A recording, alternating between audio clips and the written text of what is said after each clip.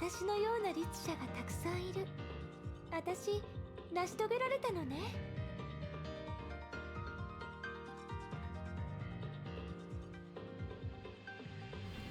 Yo, what's going on, everybody? Xanthos Voice here, and we are finally back with some more Honkai. Back there, we said good start today. Where we last left off, we had finally started the finality arc, where all of the paths are now gonna finally start to branch. And we just got thrown into a hell of a lot of shit already. Like, I thought for sure we were gonna have like an intro into this, like maybe some character perspective, or at least just seeing things start to progress there. But no, we have already gone to the next phase of Project Stigma.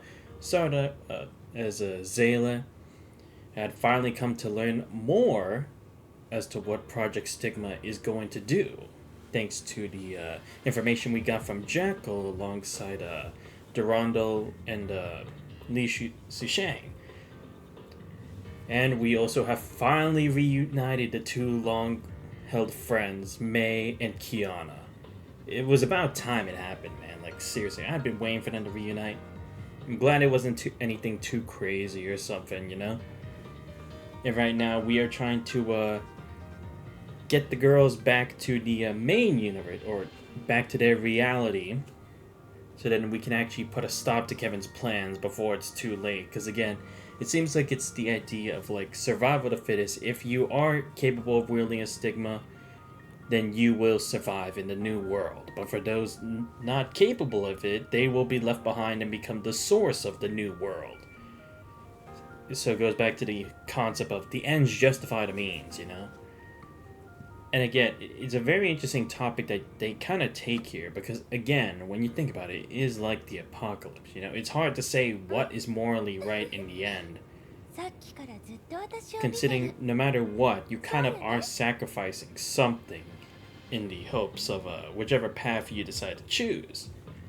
So we are going to go ahead and continue more with that, since, well, we didn't even get to finish the last chapter, so I thought, oh, it's probably going to take a while if I don't start now, so that's why we're going to continue immediately where we left off. Alright, let me check this. Oh, right, I haven't done this yet. Let's see, what do I want to do? I can accept this one, I guess. Alright, can I enhance the facility? Oh, right, yeah, I can. Speed up leveling. Yeah, good. Nice. Can I enhance it more? Oh, I actually can. Nice.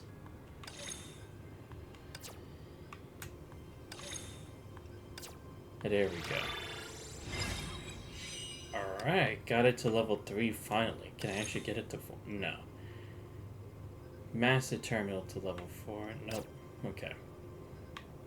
But now I can accept another quest. And sorry for any of the noise you might hear from the outside. They were doing the lawn for one of the neighbors across the street, so it's like, yeah, can't really do anything about that. So let me do this one as well, and I think that'll be it for this shit.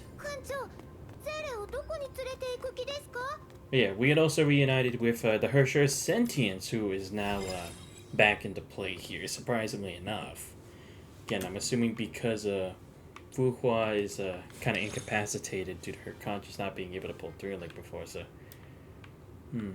Should I head... I kind of do want to explore, because it's like these quest things I might as well kind of do now before later. So let's go ahead and explore first before we continue with the main story. Because again, if I can get some of this stuff out of the way, I might as well, because... who knows, maybe it will give me buffs and the other stuff like it did for Colliston. And let's be honest, I did kind of need those buffs at the time. Because without it, I probably would have had a much harder time back then.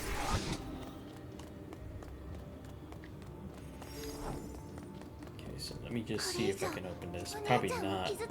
Nope. Yeah, unlocks after a certain objective. I figured as much. I just had to check anyway. Okay, so let's see. Yeah, because that was the elevator up. That was the bridge that was broken. Oh, okay, there we go. My bad, just gotta lower the volume a bit. do this now. Nice.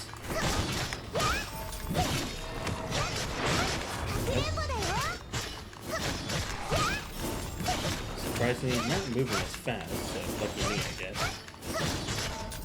Nope.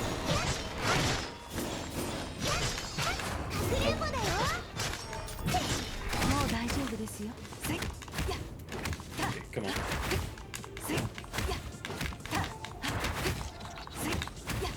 Damn, this actually is gonna take a bit of a while.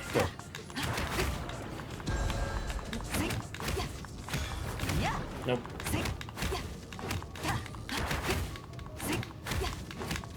Guess I might as well get a bit more accustomed to using the character I have right now. Considering these are kind of like just trial characters. Even though I do have Azure Imperia on the account, it's like I don't have her nearly as high a level enough in regards to like her skills and her stigmata, so just gonna use the trial one for the moment. Because who knows, maybe somewhere along the line before we finish the game I might get Azure Imperia to a good enough level. Because I at least have Red and Nahish or Lightning or Thunder, whichever one it was, to at least have two pretty good stigmata for her, as well as leveling up all her skills that I currently can. Nice. Alright, got that. Nothing here. Oh, this was a chest. Shit. I almost missed that. I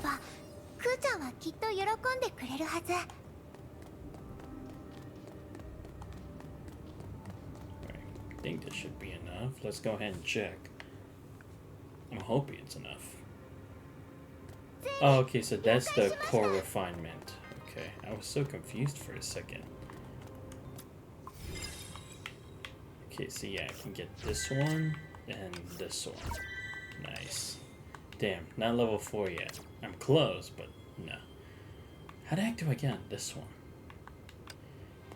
I must not be on the right location on the map then. Let me clear this now. Dark core refinement. So as long as we put Solium we find in, it'll transform then to another type of valuable item. And then we can store these products into Solium storage beside it. Okay.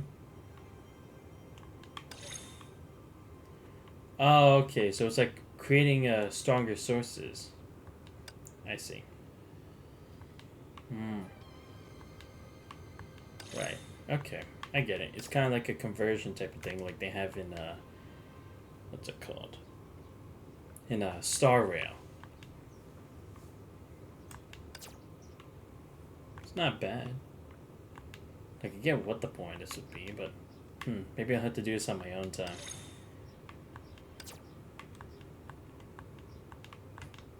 Okay. I'll just leave that be. I have a storage? Okay. Submit to a food and water storage. Oh, okay, this is where I get my rewards for doing stuff. Okay. I see. Cool. Alright, now I can just move. There's still one more. Damn it. Workshop. If anything breaks down, you fix it. Ah, okay. This is where we repair, like, artifacts of sorts. It can only utilize half its power. We can optimize its capacity. Sure, can help more people. Alright, not too bad. Alright, I'll just focus on main story. What? Wait, what? Oh shit, I think I messed something up. Shit.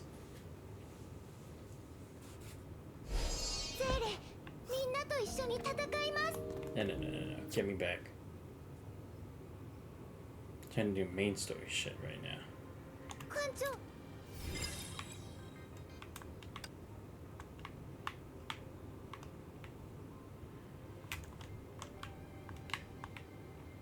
Oh, okay, I can just drag it like that. Okay, good.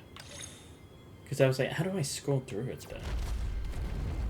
I can just click and drag. Okay.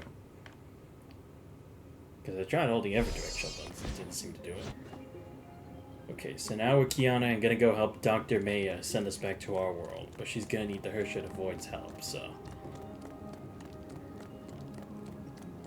Let's go ahead and see what we're actually supposed to do. Huh? Just the purple. Wait, what?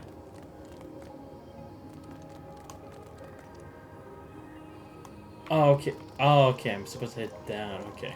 I was like, where is it pointing me to? Oh, right, jump. Keep forgetting that now I can actually do that in this map just as much as I could in Colliston. There we go.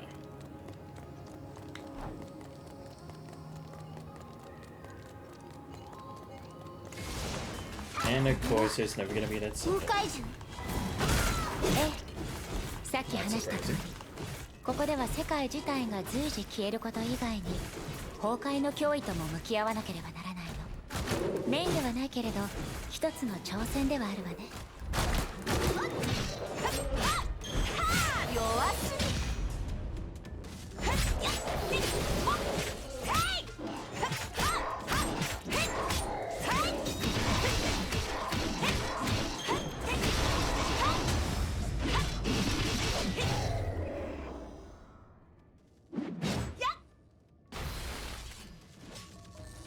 この辺に来るとはっきり見えるわね。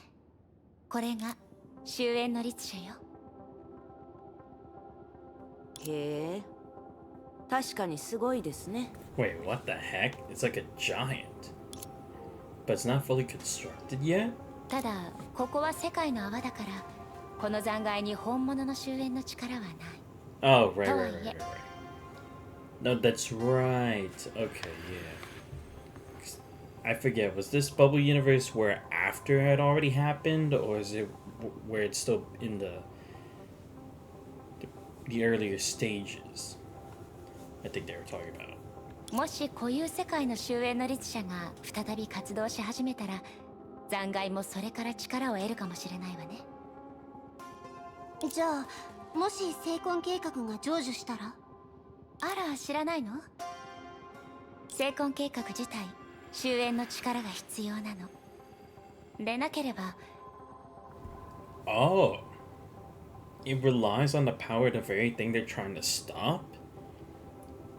Interesting. Well, I guess... Well, I mean, that's kind of the problem. Even if it is creating a new world, is that as a result? Is that going to be the result after we defeat the Hersha finality, or is that where we're supposed to be doing it before it happens? They might have made that clear, but I'm just not remembering that. That's the thing, because if it's after we beat it, then I could understand us being able to harness whatever energy is left of it before it fully disappears, and then using that energy to create the new world. Because if I had to guess, if that's the reasoning for it, because it might be that there's no guarantee this won't happen again, or that the cycle will just repeat even if they did win, because the system may consider it just tied right now, 1-1, where they took one L and they finally took one dub. Will they try again a third time in the distant future? Maybe that's why they're trying to do this now, right? Because if it really does end with the Hersha finality, why go so far with this plan to make a new world if they can already beat it at this stage, right? 人類はどうやって惑星を再構築できるような力を手に入れるの？それは。 Now that is true. You would need like the power of a god to be able to do it. Because even with all the Hersha powers that we currently possess, that's not necessarily enough to say like, oh yeah, you can shape the world exactly in your image like that. It's not that simple. And again, it's not like we have all the Hersha powers. We don't have the power of the Hersha binding, corruption, void, or at least not the power that they displayed when they were their true selves. So I can kind of see why that would be the case then. Take it from the most almighty being. とにかくあらゆる力と協力しなければこの世界の泡は消えていくだけよ。別にそのために嘆く必要はないわ。自分で運命を決められないことこそが漁師の海での常識、幻影の逃げられない運命だから。さて、ネガティブな話はやめましょう。これからポジティブなことをするんだもの。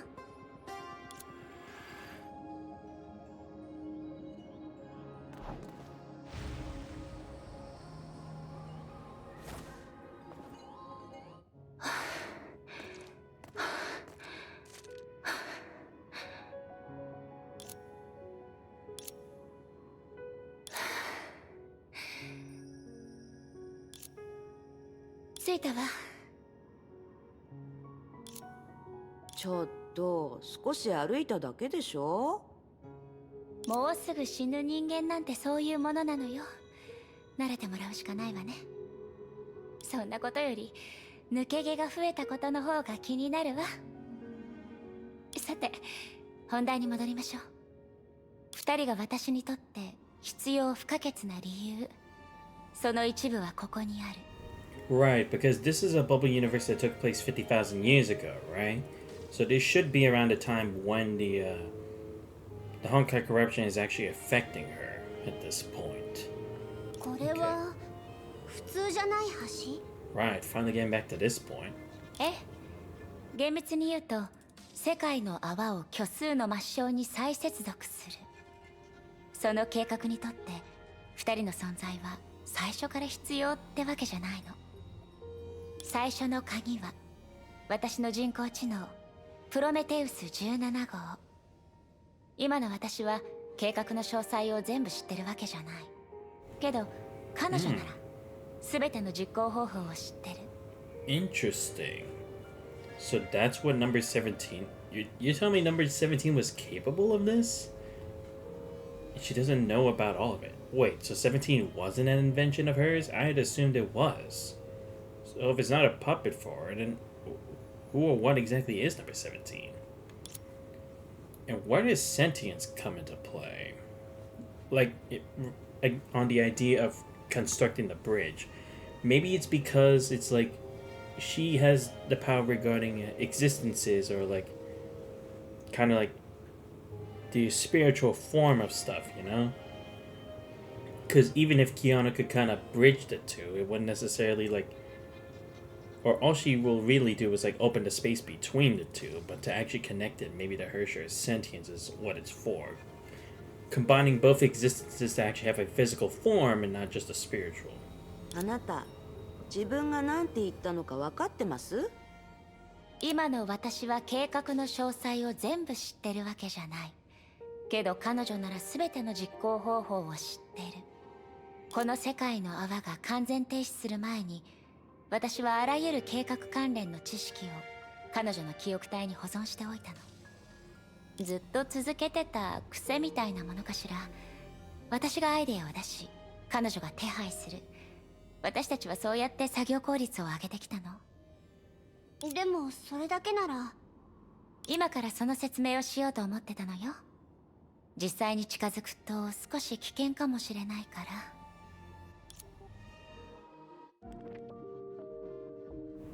Bending down, Dr. May picked up a pebble, adjusted her position, and threw it at the broken bridge. Even with the gravitational and oxygen modifications by the moths in this area that allowed normal people like Dr. May to walk freely, her strength still failed her, and the pebble landed barely halfway to the destination. ごめんなさい。あまり得意じゃないの。私に任せて。And thus Dr. May's intention became obvious. This time, the pebble was thrown to the middle part of the bridge and vanished into thin air. It didn't fall, instead it was just gone. 不思議でしょ。世界の泡と固有世界の間が浸潤してるから、あそこの空間自体が存在しなくなっているの。Yeah. Yeah, because that's the thing. This is more of an issue in regards to the space around it, not the physical thing itself. So it's like we can see what it physically is going to be, but it's almost like there's some kind of barrier. Kind of similar to like how the power of the structure makes it so you can't actually touch the physical being because your atoms will have already scattered and dissipated by the time you even try to reach the physical being in it. Or within that aura. 肉眼で橋の向こう側のエリアを確認できるけど、あそこは事実上はもう一つの世界よ。Yeah, so it's not like it's destroying anything. It's more like it's just teleporting it to somewhere completely different. そして残念ながらプロメテウスは今あちら側に閉じ込められてる。 Oh, okay. I see. Because that's why I was curious about where exactly was she? Because it definitely seemed like number 7, from the way May was talking, it seemed like number 17 still had more involvement in the plan, but then how come she's not here? つまりあんたが本当に必要としてるのは空の律者の力なんだね。でも今の状況を考えればその力を十分に活用するためにはシキちゃんのサポートも必要よ。ああ、なるほど。じっと見つめて何？心配する必要はないわ。影として私はもともと成婚計画の一部始終を覚えているから。こういう世界の執行者が明らかになった今、彼が選びそうな行動プランを推測するのもさほど難しくないわ。それに彼は一番無理をするあのケビンだもの。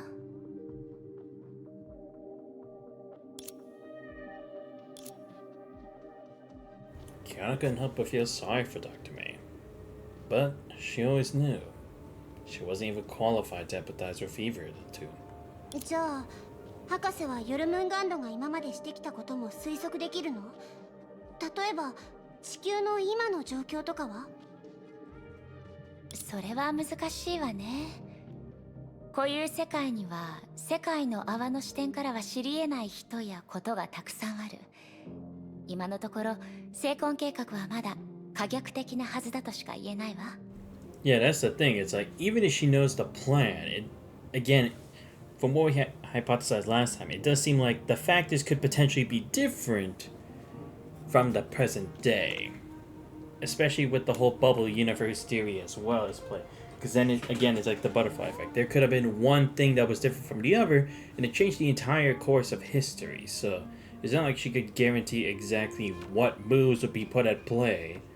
Especially since there's not someone who is like a clairvoyant, always checking through stuff every step of the way. It's not like they have an opponent or something like that in the current day either, so it'd be impossible to actually deduce what exactly has been going on. けどあなたたちの封印のほころびは結構わかりやすいものなのよ。わざと残したように見えるくらい。ほころび？そうよ。律者はみんな同じように力が使えなくなってるけど、シキちゃんは比較的多くの力を持ってる。その多さがあなたたちを私のところに来させたの。だからその一部をもとに推測すれば一つの可能性を教えられるわ。精神の枷よ。それって私たちの力は精神的な面で封印されてるってこと？ Yeah, that's what it is. The balance within their powers spiritually. Again, makes sense for the Hersher of sentience to actually be able to use their powers more effectively compared to the others. She's practically the master of it, both as the regular individual and as the Hersher itself. So if anything, we can just guess it was a happy circumstance in that situation. はい。意識の律者の精神面を封印する？冗談じゃない。They probably didn't expect it to. 信じられません。だってありえないでしょ？確かに不可能なように見えるけど、別に前例がないわけじゃないのよ。例えばスーがもう一人の式の律者にしたことと比べて、ケビンの手段はあなたの力を殺したわけじゃない。彼があなたに狙いを定めた場合。That is true, because it's true, he could have done it based on the records, because again, they had faced all the Hershers back then, but the difference was they had eliminated them in the past, with the present. And it would make sense that with information he could have gotten from Sue to do it, it is definitely possible for the same situation to happen here. Especially since Sue was a psychic flame chaser, and he definitely saw more of the soul than meets the eye in regards to a person every time we had discussed with him on the matter. 他人に暗示をかけるどころか、自由に行動することすら難しいと思うわよ。Yeah, it's like, considering the types of flame chasers we had on the team, he could have definitely found a way around it to definitely keep the Hershey sentience contained if he wanted to. それで現状はそんなに悪くないって伝えようとしてます？ But now the question is that a miscalculation or did he do it for a certain reason? It definitely sounds like Dr. May saying that Kevin let that happen for a reason. スーやアポニアがここにいるなら私たちの難題は解決できるでしょうね。 Yep. でも精神感受型の選手がいない今。仕方ない. Purposefully or not, she do never glance at the Hershey sentience. ああ、難しいわね。一体どこに行けば都政の羽が見つかるのかしら。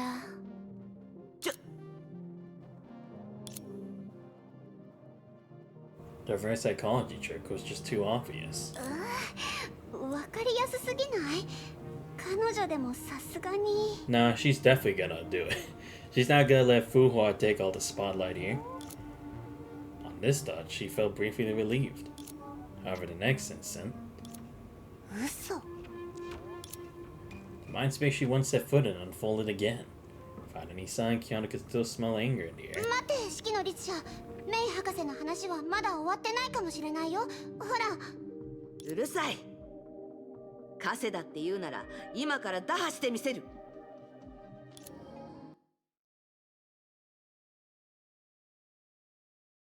待って、その打破って一体どういう意味？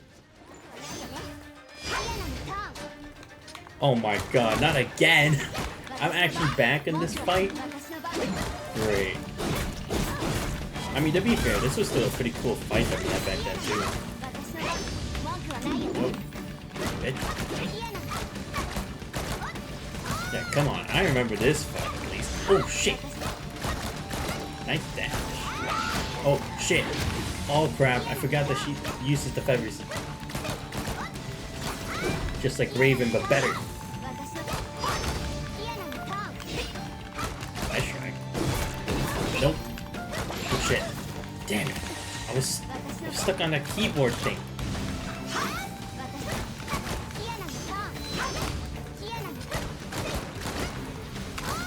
Nope. Not gonna happen. Come on. Oh shit. Okay, that was on. Shit. Oh, here we go. Okay, just gotta be more prepared for that. Nope. Come on. I love how it just immediately puts me into this boss fight anyway, without any warning even. That's what you expect at this stage. Battle of Hershers wouldn't be uncommon before facing the final one. Nope. Nope. Oh, I thought for sure she was gonna unleash the feathers again. Damn.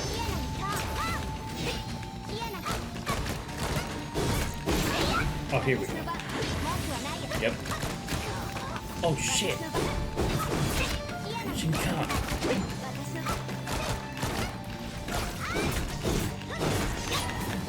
Oh shit. I'm already losing too much health. Come on. There we go. Nice. Oh, she's actually gonna go to the next level? ないなら続けて。 Oh, okay, that's what she's doing. Undoubtedly, the mental trick that wouldn't work on anyone else worked on her like magic. Wouldn't be surprised to see this Hershey do anything. That's how she knew exactly what Dr. May was up to, just like Kiana. She was just taking the chance to let out steam. でも、彼女がここまで本気になるなんて。 Kiana examined her own status. The sudden and pointless battle took a toll on both sides mentally. However, oh, okay. We're fighting in the spiritual realm, I see. That's what she's trying to do. She's trying to push Kiana to her furthest so then she can use her sure void powers. Clever. Examination revealed something unusual. 待って、まさか。しきちゃん、もう一撃ちょうだい。もっと力を込めて。は？あなた変態なの？ Oh my god, what'd she doing? 決戦の時は here we go. やっぱり Yeah. 精神が弱くなると Just gotta get her accustomed to having to need it to use it in a time of need. わざとそう言ったのかな。キアラ Oh shit. 何してるの？ Come on. Have at me. Oh shit. Oh shit. No! Damn it. Oh shit. That's right. She can do that for a number of instances. Oh crap. Oh crap. Oh crap. No. Nope. Oh, right. She has multiple Bunchi. Damn. That was just a terrible corner to turn into. Crap. Nope. Nope. Hit it. Nope. God. Oh my god. Nope. Come on.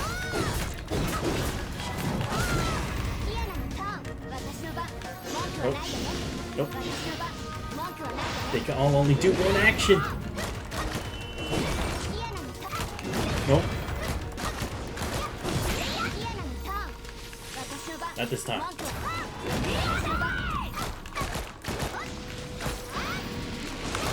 Nope. Nope. Nope. Nope.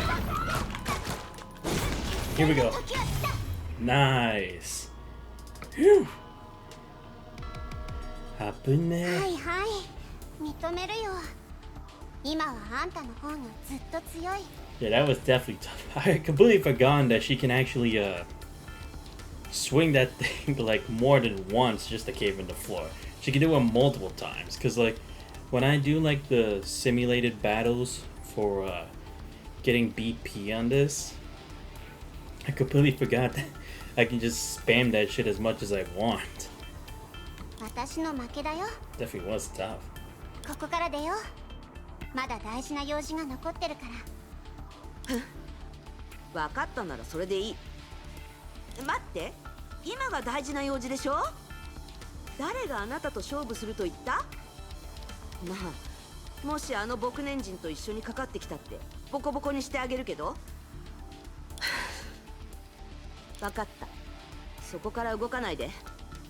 その枷を解くことができるかちゃんと試すから。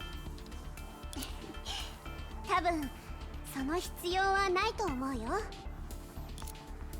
まずはここから出よう。さっきのメイ博士の態度は適当すぎるって思ってたけど、彼女の本当の意図は私たちが考えてたものと違うみたい。ちょっと出ると言ったら出してもらえるとでも思ってる？私の立場はどうでもいいの？私自力でここから出られるみたいだよ。は？何を？ Fusion space that devoured the two scattered. Kiana wore a smug face while the Hershey sentience looked like she just ate something foul.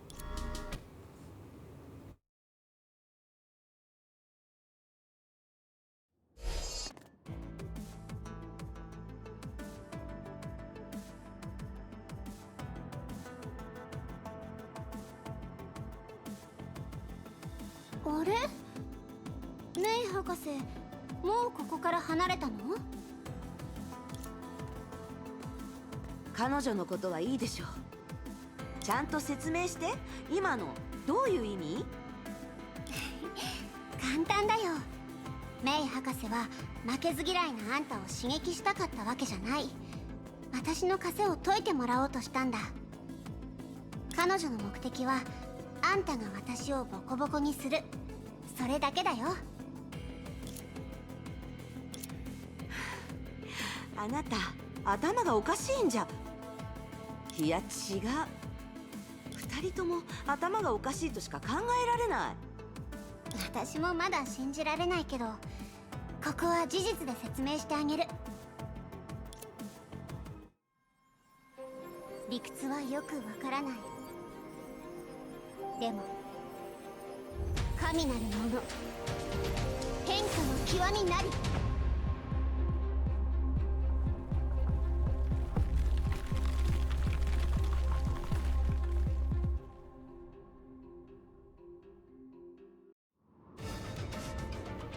やったって本当にどういうこと？元凶で戦ってた時、私の精神があんたに削られたことによって律者の力の枷も弱くなったんだ。それに理由はわからないけど、大挙剣気自身の力もあまり枷の影響を受けてはいなかったし、だからあの時あんたにもう一撃ちょうだいって言ったんだよ。そう、剣気を使って枷を回避するコツを見つけるためにね。そんなに簡単ならとっくにやってあげてるし、あなたが手を煩わさなくてもよかったんじゃない？それはうまく説明できないや。私にとって偶然できたみたいな感じだから。でも確かにあんたのおかげだよ、シキちゃん。精神空間で他人を弱くする能力はあんたしか持ってないからね。だからそんな風に呼ばないでって言ってるの。どちらが年上かもわからないし、おかしいでしょ。たまたま運に恵まれただけだよ。あなたをボコボコにするのが私の唯一の目的だったんだから。はいはい、まぐれかどうかはおそらくメイ博士だけが知ってると思うよ。今はメイ先輩たちと合流しよう。多分博士もそこにいると思う。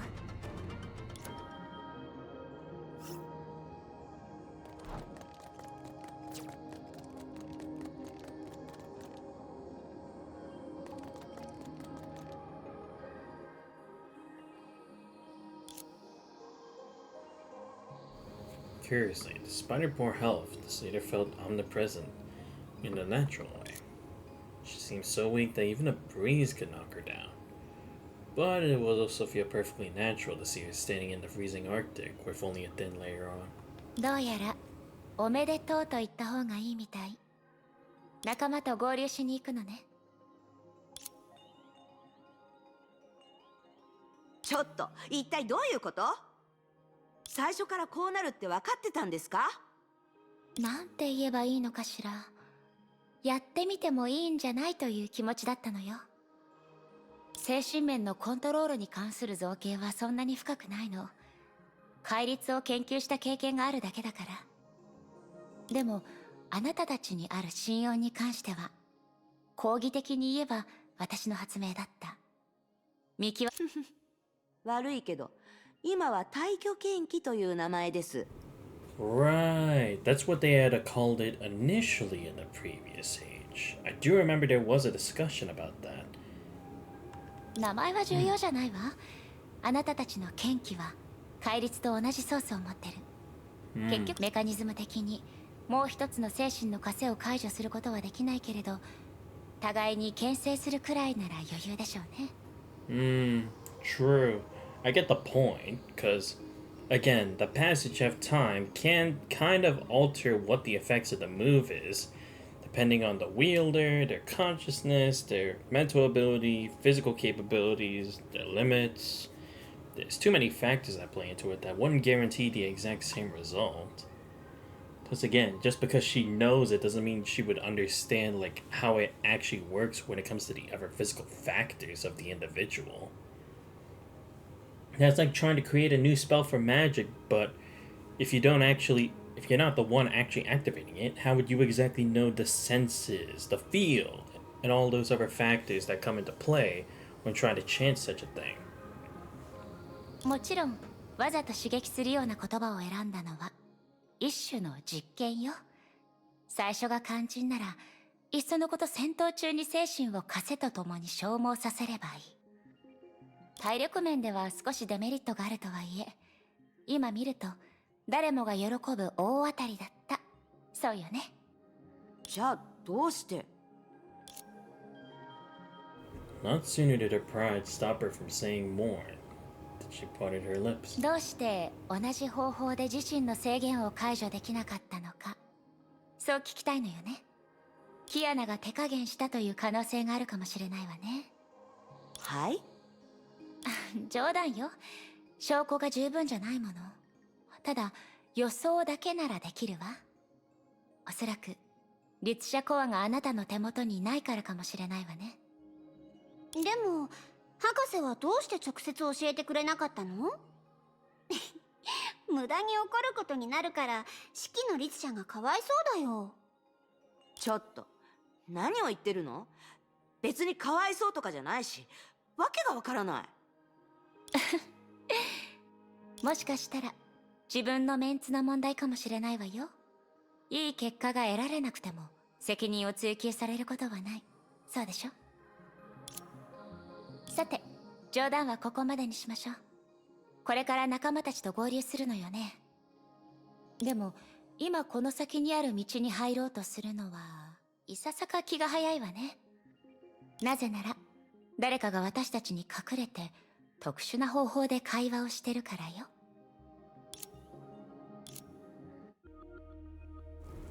A moment ago. 手分けして行動するための言い訳だと思ってたけど、 What, you tell me there's someone else on the moon? まさか本当に話があるとはね。じゃあ律者の力を使えない今でも30万人の声が聞こえたりするの？いえ、ですがコアが反応しなくなってから彼らを感知する力はより鮮明になっていました。そしてその過程の中で伝承というものは消失を通して存在を証明するものだとブローニャはようやく理解しました。確かに彼らの声は消えましたが、その意志はより明確なものになりました。何かを決めるとき、その考えは自分のものなのか、それとも彼らのものなのか、時々ブローニャ自身にもよくわからなくなります。今日式の律者に無意識のうちに考えを誘導された時みたいに。でもこの話だけなら別に式の律者がいた時でも話せると思うけど。 True. I mean, I understand her worries, but again, we know the logic already. Like they said, the Hershey sentence is the best when it comes to communicating with the psychological self. So it wouldn't be too surprising that it's much so that she can feel their presence more than just like actually physically hearing them. 確かに、何と言えばいいのでしょう。この場合、ブローニャやメイ姉さんというより、ここに立っているのはまず2人の伝承者だと思います。No, not without detours. Two eras had bestowed one of their greatest legacies upon two girls. 確かに厳密に言えばまだみんなに英傑と古の楽園の話をしたことはないけれど、やっぱりブローニャちゃんはブローニャちゃんなのよね。キアナもバカじゃありませんよ。ただ彼女はきっと慌てて自分の話を語ることなんてしたくないのでしょう。2人ともそういう人ですから。それでブローニャちゃんにとって。確かにヨルムンガンド側にいたメイ姉さんの経験はよく知りません。リタが入手した情報を加えたとしても同じように得ることはないでしょう。ですがブローニャたちに共通事項があるせいでしょうか、再会してからなんとなく感じたんです。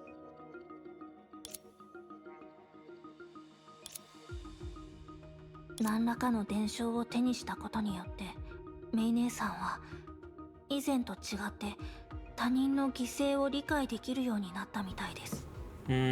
No, yeah, that is true. Because if this was definitely the May of the past, she definitely wouldn't have gone for it.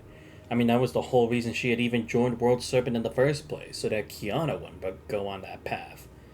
But it's true, when you start to think about everything the Flame Chasers have worked for, their struggle, their determination, all those other factors, it kind of shows that it isn't just so simple as like her not caring about her life. It's more than that. Hello Twitch buddy. Hey Yuki, I saw that you were streaming Hack Link again today. Sorry I couldn't check it out. I was supposed to focus on watching a movie in class because it was based on a reading that we had finally finished, so couldn't check it out. My 以 apologies. 前と違って理解できるなんてね。ブローニャちゃん、私その件に対して私はブローニャちゃんが私を信じてるようには自分を信じてないの。 It's chaos turn again tomorrow? Okay. Depending on what time it is, I'll try to make sure I can actually hit it up. But again, that's pretty hard because, again, not used to like the whole time difference thing for you. でも彼らから英傑たちからあることを学んだわ。変えられない時が来るまで自分がどういう人間なのかはわからないものだって。ところで今のブローニャちゃんの口ぶりだと過去に対する非難が含まれていないように感じるんだけど。もちろんです。千葉学園の廃墟にいた時もメイ姉さんは何一つ間違ったことをしていません。それに伝承というのはとても複雑なものだとブローニャはメイ姉さんもブローニャもキアナもリタもデュランダルさんもそして委員長や学園長も実際は違う道を歩いて同じ場所に帰っただけですから。 True. Because she is inheriting the will of all those 300 wielders of, or those souls within the Hersher of Reason. And May is inheriting the flame of the Flame Chasers. So it's not entirely inaccurate to say that they can understand that. Kind of like feeling two different sides to like one main concept. 例えば犠牲に対してメイ姉さんとキアナはそれぞれ真逆の道を選びました。 Yeah. ですがその2つの道が真逆だったからこそメイ姉さんとキアナのように真逆な2人は本当の意味で心を通わせ互いのことを理解できたのだと思います。ブローニャちゃん。メイ姉さんだって気づいているでしょう。この半年間でキアナはまた成長しました。友人として2人の意志が再び肩を並べるようになったことをブローニャは心から嬉しく思います。ブローニャから見て今のメイ姉さんとキアナは本当の意味で仲直りできるまであと一歩というところだと思いますが。なるほど。確かにこれは他人に聞かせたくない話題ね。ありがとうブローニャちゃん。どういたしまして。でもそれならメイ姉さん、同じように成長したと自負しているブローニャと少し手合わせしてみませんか？いいわね。けど手加減なんてしないわよ。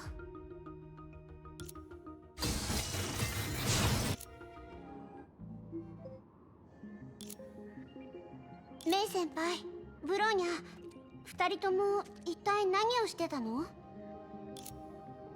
なんでもないわ。少しおしゃべりしただけ。そうよねブローニャちゃん。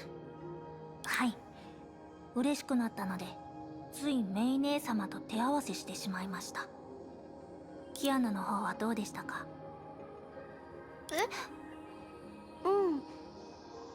メイ博士のアドバイスは確かに効果があったよ。今は空の律者の力を一部使えるようになってる。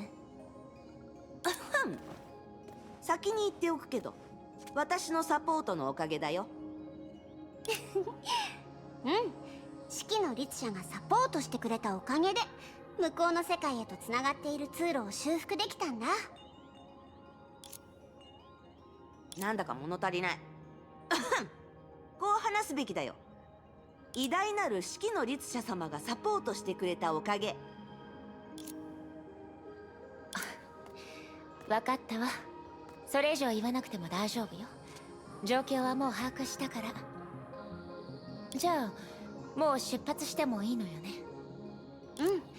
二人がおしゃべりしてた時にメイ博士がプロメテウスに合流のメッセージを送ってたから。でも向こうのエリアは想像よりもずっと広いから手分けして探した方が効率的だと思うんだ。4人。ちょっとそんな些細なことに私も入れないで。じゃあ私たちの思考をつないでもらってもいい？一応未知のエリアだし、それにあんたにしかできないことだから。私をこき使うつもり？通信機器を使えばいいでしょ。でもここは月だよ。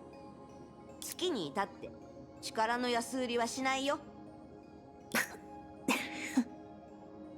もう大丈夫よキアナちゃん。3人でも十分だと思うわ。善は急げ。すぐに出発しましょう。Oh, okay, we're actually a team. Nice. Good to have the trio back. Alright, let's see what we can do here. This time I'll go as May. Need to get a bit more practice in this form, even though I did defeat Alicia in this, but it was still barely anything. Oh, right, this one. Oh, wait, no, this is actually fixed now. Okay, good. Then where is this level I'm supposed to be doing? Was this the same one or different? I'm Yes. so lost. ここからは手分けして行動しよう。 Oh, no, right, yeah, that was the same one we were 気をつけていきましょう。もちろんです。 Ah, damn it. I was hoping we'd all work as a team.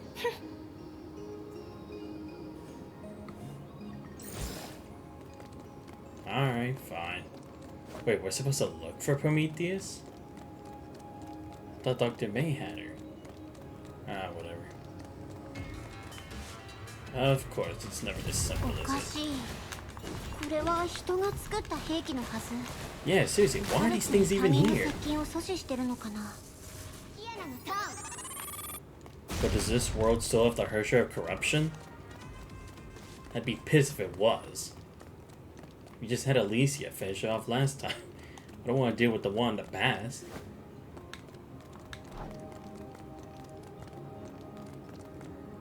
Still, interesting that this is the Hersher finality. Doesn't look like anyone we know. Maybe it's not that important. Ah, fuck. Seriously, who's... Wait, what? Oh, you gotta be kidding me. There's still something going on. Is it because I'm close to the statue? Oh, is it maybe trying to take Kiana's energy? Maybe that's it, right? It's trying to reform itself. This is gonna be annoying. Wait, what? Oh! No. It's that puddle thing, right? Is it? Or is this something else I'm doing wrong? 厄介なことになりました。 Wait, oh! これらの工業製品はあなたたちの接近を阻止することを唯一の目的としていましたが、それは Oh, むしろあなた自身を守るためでした。 Prometheus. ここの抑 Or I 制 guess 装置 number が設置され 17. てから人為的にオフするのはこれが初めてです。 見知らぬ律者、起源の後継者。あなたは将来重大な事故の責任を取ることになるかもしれません。彼女の体。プロメテウス。17号という呼び方の方がより正確です。ここから離れてください。抑制装置を再起動します。ただの残骸でも、私のような幻影になったとしても、それから滲み出る崩壊エネルギーは決して無視できません。あなた、それ以上危険な真似をするつもりなら先にその腕を失うことになるわよ。メイ先輩？何と言えばいいのでしょう。結局指揮の律者はブローニャたちの思考をつないでくれました。キアナが気づいていないだけです。そうだったんだ。でも彼女は私に危害を加えようとしてないよ。それに彼女こそが私たちの探してる人だから。 Hearing the word person, Prometheus tilted her head, indicating her perplexion. かなり理解しやすい理屈だと思いますが、一応お伝えしておきます。腕を変えることくらい簡単です。しかし私がすぐに抑制装置を起動した場合、メイ博士のスケジュールに3回分の葬式が増えることになるかもしれません。待って、私たちはそのメイ博士の依頼でここに来たんだよ。はい、メッセージは受け取っています。ですが衝突が発生しうる場面ですから、生死を決められるように優勢を確保しなければなりません。少なくとも共倒れを可能にしなければ。あなた。ですが私は悪魔ではありません。状況は明らかになっています。このまま私と対峙するか、それとも場所を変えて友好的な話し合いをしますか。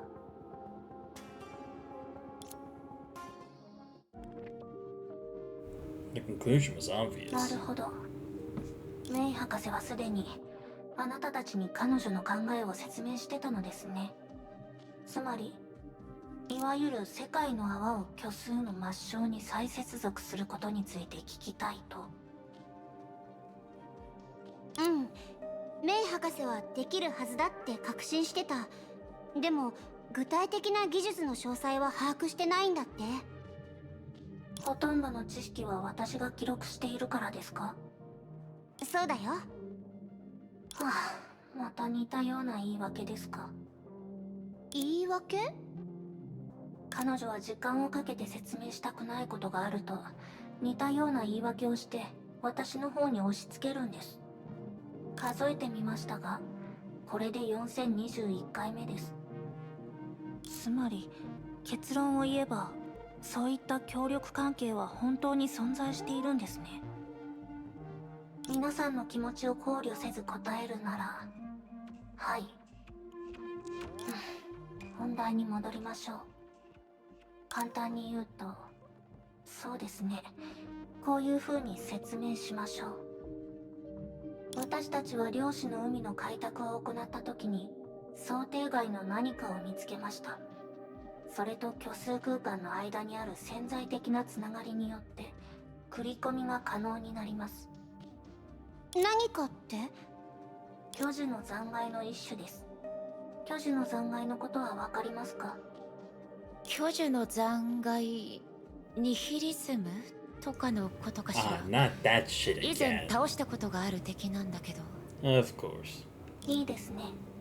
神秘主義とニヒリズムは似たようなものですが少し強いですから、実存主義と比べれば簡単に倒せます。それは哲学の話ではなく巨樹の残骸、ニヒリズムのような名前の話ですか？はい。あなたは私の表現をよく理解できていますね。ですが一つわからないことがあります。巨樹の残骸はどうして漁師の海に現れたんですか？常識では考えられません。その点に関しては実は私もよくわかりません。The mechanical girl blinked suspiciously. She was human. This would surely be a sign of lying. なんと言ってもそれはもともと消える寸前の状態でしたから。あの断橋みたいに？はい。干渉しなければそういう運命になるでしょう。ですがあなたがここに来た以上成り行きに任せる必要はありません。それを御する具体的なプランはまだ演算中ですが。御する？さすがに上に乗るっていう意味じゃないよね。ああ、やはり説明が必要でしたか。面倒です。いえ、もっと簡単に説明します。巨樹の残骸は一種の死体ですが末梢とは微弱なつながりを保っています。つまりハッキングが可能だということです。だからそれを壊すと同時にそういうつながりをキープできれば使い物になるという意味ですね。はい。この世界の泡の些細な大量なら巨樹の残骸の帯域幅を使い末梢に再接続することができ、同時にあなたたちも固有世界に戻れます。簡単そうに聞こえるね。つまりその巨樹の残骸をボコボコにすればいいってことでしょ。しかし一連の作業自体は言うほど簡単ではありませんよね。当然です。今のあなたたちの力ではたとえ神秘主義を倒せたとしてもそういったつながりはコントロールできません。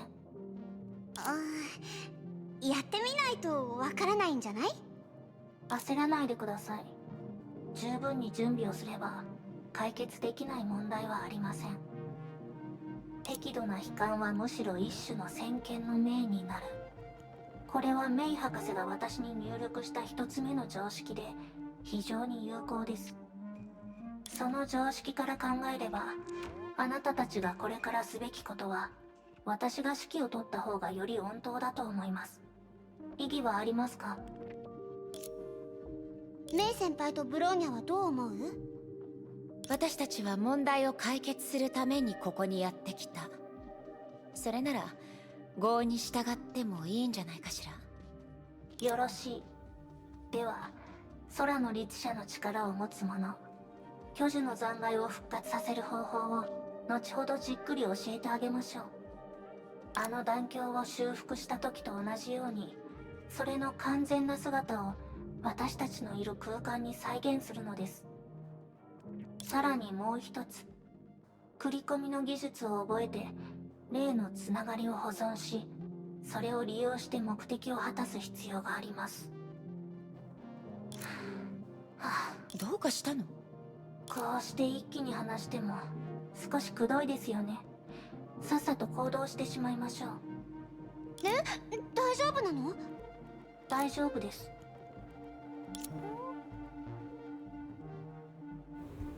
Mechanical girl suddenly pulled out two slips of paper, then began putting down diagrams and numbers on them at a speed almost too fast for the human eye. キアナは中央のホールで待機、ついでに目標を把握すること。メイとブローニャは雑用係として必要なビーコンを確認してください。その後私はメイ博士を連れて合流します。何か問題があった場合、例の式の律者チャンネルを使ってください。メイ博士が私も追加してくれるはずですから。以上です。解散。彼女どうしちゃったんだろう。わかりません。急に疲れたのかもしれませんね。ロボットも疲れるのかしら。重装ウサギは疲れます。ですが今は彼女が残したメモを確認しましょう。ふむ、文字での説明は結構詳しいですね。彼女は単に口頭での交流に飽きたんだろうね。テスラ博士にもそういう時期があったみたい。テスラ博士もですか？そうですね、想像できます。でもプロメテウスはもう勝手にどこか行ってしまったし、ここで彼女の性格を分析しても意味はなさそうね。そうだね。まずは彼女に言われた通りに動こう。他に選択。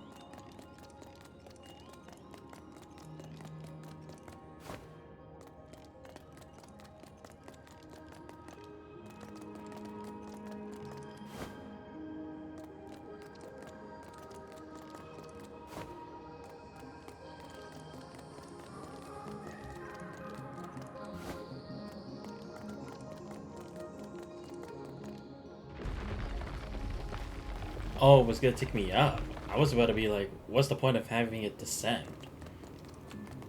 Whoa, what the heck is that? Sheesh, man. I'm gonna look for stuff first. There's a path. Oh, okay, not really a path there. What about the other side? Gotta be something. Oh, teleporter. Oh, but I can't activate it yet, right? Or maybe it's just for decoration. Oh shit, wrong button. There we go. Ah, great it is. Terrific. どうやらあいつが例の巨樹の残骸みたいだね。 Although her discernment had proved much, she still failed to realize what she confirmed was strangely suspicious. Due to how cautious Prometheus was about work, she wouldn't most likely let the truth, however significant it may be, behind it go. Fortunately, when trying to repair the bridge, she used her power well enough to give certain patient observers a chance to transmit their voices along the fleeting connection and through the world's boundaries to hear. キアナさん、キアナさん、聞こえますか？キアナさん。 Hmm? What? Who's she getting a transmission from now? Meanwhile, どうやら彼女たちはあなたを見つけたようね。17号。あなたがフォローする必要なんてないくらいに事態はスムーズに進んでるの？ was that Durando's voice that Kiana was hearing, or was it someone else? そういうわけではありません。しかし総合的に見て一度ここに戻る必要がありました。知識で説明できないものが少しありましたので、人類のいわゆるむしゃくしゃした感情だとでも思っておいてください。あら、終焉装置の残骸に何か異常でもあったの？外に浸透する崩壊エネルギーを抑制するための抑制装置は一時的にオフになっています。ですが、その点に関して特に問題はありません。私が理解できないのは、博士、どうしてあの子たちを騙したんですか？それが優しい嘘だというのはわかります。ですが、博士が世界を裏切るために何も知らない彼女たちを利用するなんて、あまり誇らしいことではないと思います。その非難は少し大げさじゃないかしら。あなたも知ってるでしょ？この世界の泡が起動してから破滅は逆らえないプロセスになってる。裏切りというより順応と言った方がもっと正確でしょ？分かっています。人はいずれ死にますから。ですが、メイ博士、40日後の消滅と恋に今日死を求めることはやはり違うと思います。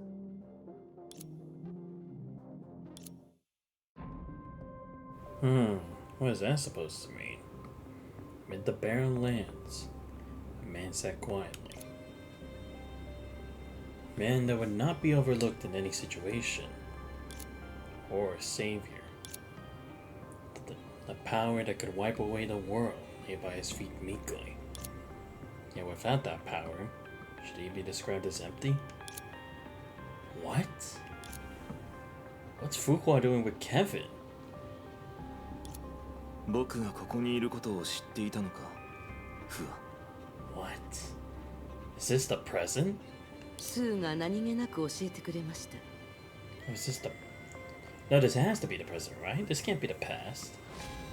あれは2000年以上前のことです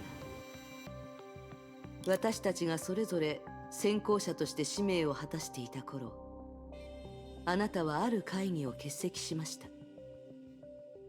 スー曰く、毎年この日になると、あなたは他に大事な用事があっても、体に負担がかかっても、第二の神の鍵を使って一人でここに来る。そして終焉の律者の痕跡を眺め、一日を過ごすと。これは約束だ。僕だが、君がここに来る必要はない。君も見たはずだ。聖婚計画を遂行している間、ヨルムンガンドは君のために休憩場所を用意した。確かにあれは現実よりも美しい大巨山でした。ですが私が忍者としての生活を求めているわけではないこともあなたは知っているはずです。それは過去による習慣に過ぎません。それだけです。とにかくできる限り君と戦いたくない。私があなたを止めると思っているんですか？そう、かつてスーがしたように。 Really? Sue had gone against Kevin.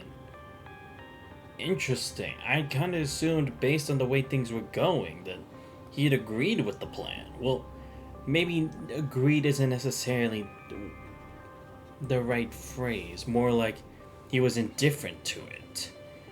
Because again, it's like, regarding stuff like Project Stigma, again, although people did loathe that plan, it's not like they completely denied it, but to think that Sue had actually challenged Kevin. That's actually very interesting considering how close they were with one another.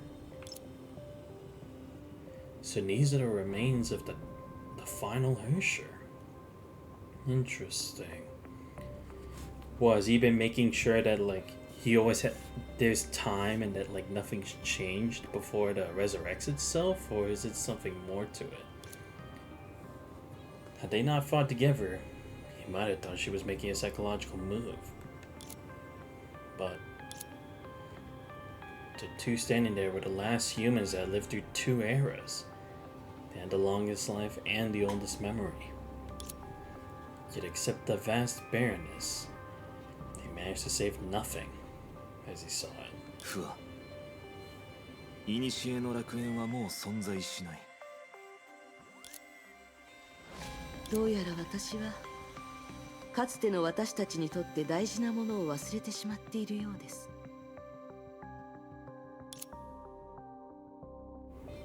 He shook his head lightly, as if uncertain of the words he was to say. 構わない。今の君にとってそれはもう重要なものではなくなった。 Right, because Fu always had a problem with like remembering the past, and with all her many lives, it is kind of hard to remember all of the details. His tone remained the same, without a trace of emotion. 見るといい。この場所こそが宇宙で最もありふれた景色だ。まるで墓のように何もない。そうですね。He answered with silence. ところで、こう考えると少し薄情すぎる気がしますが、ですがケビン、あなたにとってこの世代の人々は私たちと同じ種ではあってもあなたの同類ではないのでしょう。 She thought of creatures that died out as time flowed on, such as strange and precious fish. The world flourished, but there would never be another creature that could understand its language. The loneliness persisted, like a glacier that would not melt for eternity. いや、不破。彼らを同類として考えることはそう難しくはない。本当に難しいのは放っておくことだ。Her partner in combat was, of course, right. Viewing everything as an object, like made during her work. Little to do with the sense of belonging. それは分かっています。だからこそ私はここに来たのです。彼女たちのために。いいえ、まずはあなたのためです。少なくとも私から見て、この瞬間あなたには自分の言葉を理解できる同類が必要だと思ったのです。たとえ何も言わなくても対立することになっても。不破。ええ。それ以上は必要ない。ケビン、まだあの時と同じように自分を憎んでいるのですか？わからない。Maybe 5,000 years was enough to have changed what? Kevin. Still the same old Kevin. The last of his partners had finally been integrated into a new era. All that existed of that once glorious civilization was now an epigraph called Kevin. Kevin and Fuhua both looked up at the dark sky. The names that have now faded, even as she remembers, even if he forgets, there's no going back to it all. And all of it can never come back to them. Many years from now, when those girls have passed on, the songs I sung about them will remain. You can take away all my songs. I only need one living girl to come toward me. The singer they once had known so far in the past had perfectly captured how they now felt. 私を見ると個人を思い出してしまうのなら、あなたの最後の夢の話をしましょう。あなたは成し遂げました。終結を阻止した結果、もう一つの終結がやってきたとしても、少なくともあなたから見れば人類は崩壊に打ち勝ったと言えるでしょ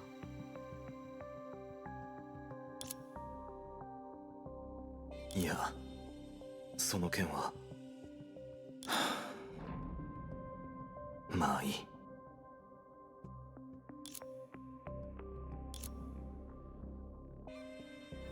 His sigh made her all the more surprised. It was as if, at that moment, it wasn't Kevin. It's someone else. A friend and decent harmonica player. Cosmo. ごめんなさい。こんな時なのに。あなたとの会話にもっとふさわしい人を選べたらよかったんですが。君が悪いわけではない。だから謝らなくてもいい。じゃあ今後はどうするつもりですか？過去がそうであったなら未来もそうなるだろう。一人のヒーローとしてですか？ He felt silent. Sort of silence that could have lasted an eternity, where he's speaking to someone else. Right now, she's the only one that can talk to him as his peer. うわ、それは一度も実現しなかった呼び方だ。そして実現する可能性は今後もない。ならば一人の罪人として。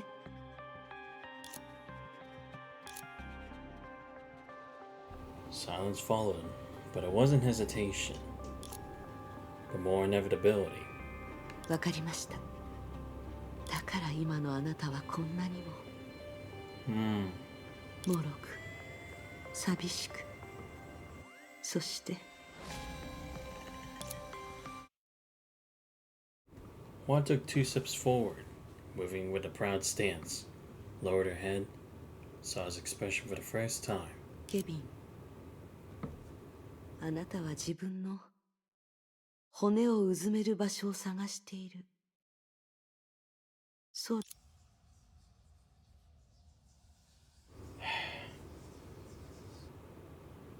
Interesting. So Fuhua's with Kevin in real life, but then how did the...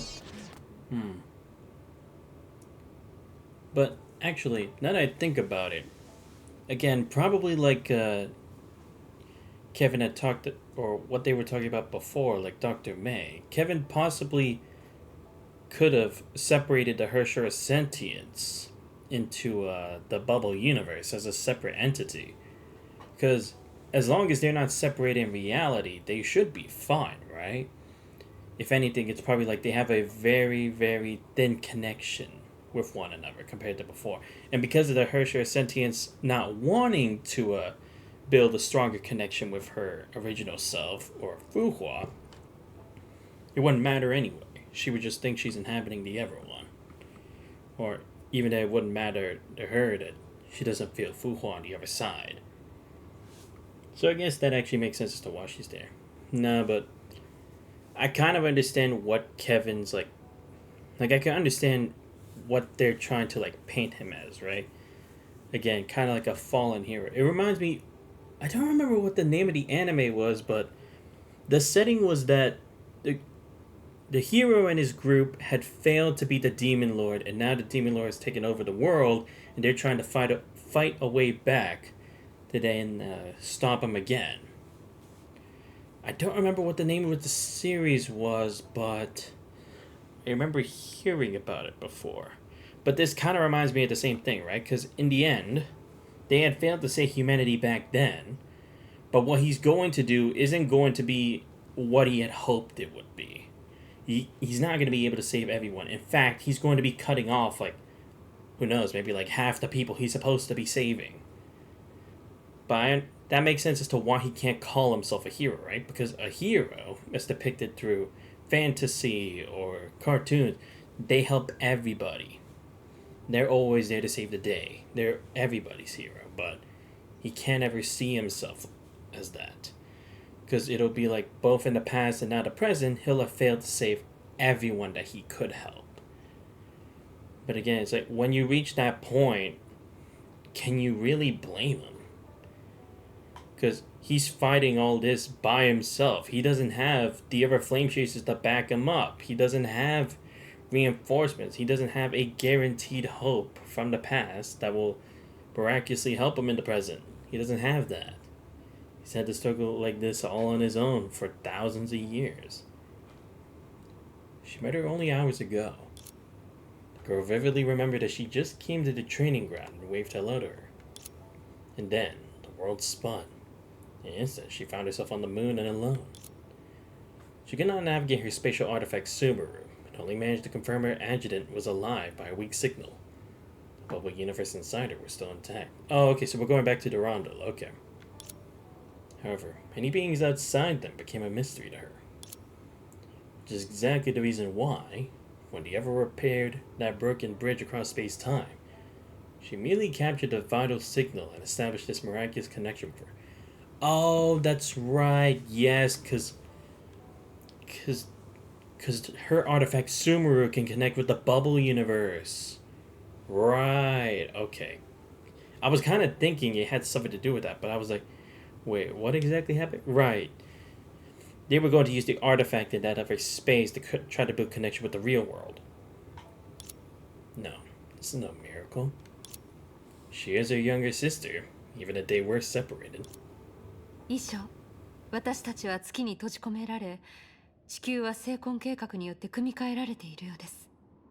ヨルムンガンドはそれを崩壊に勝つ唯一の方法だと思っています。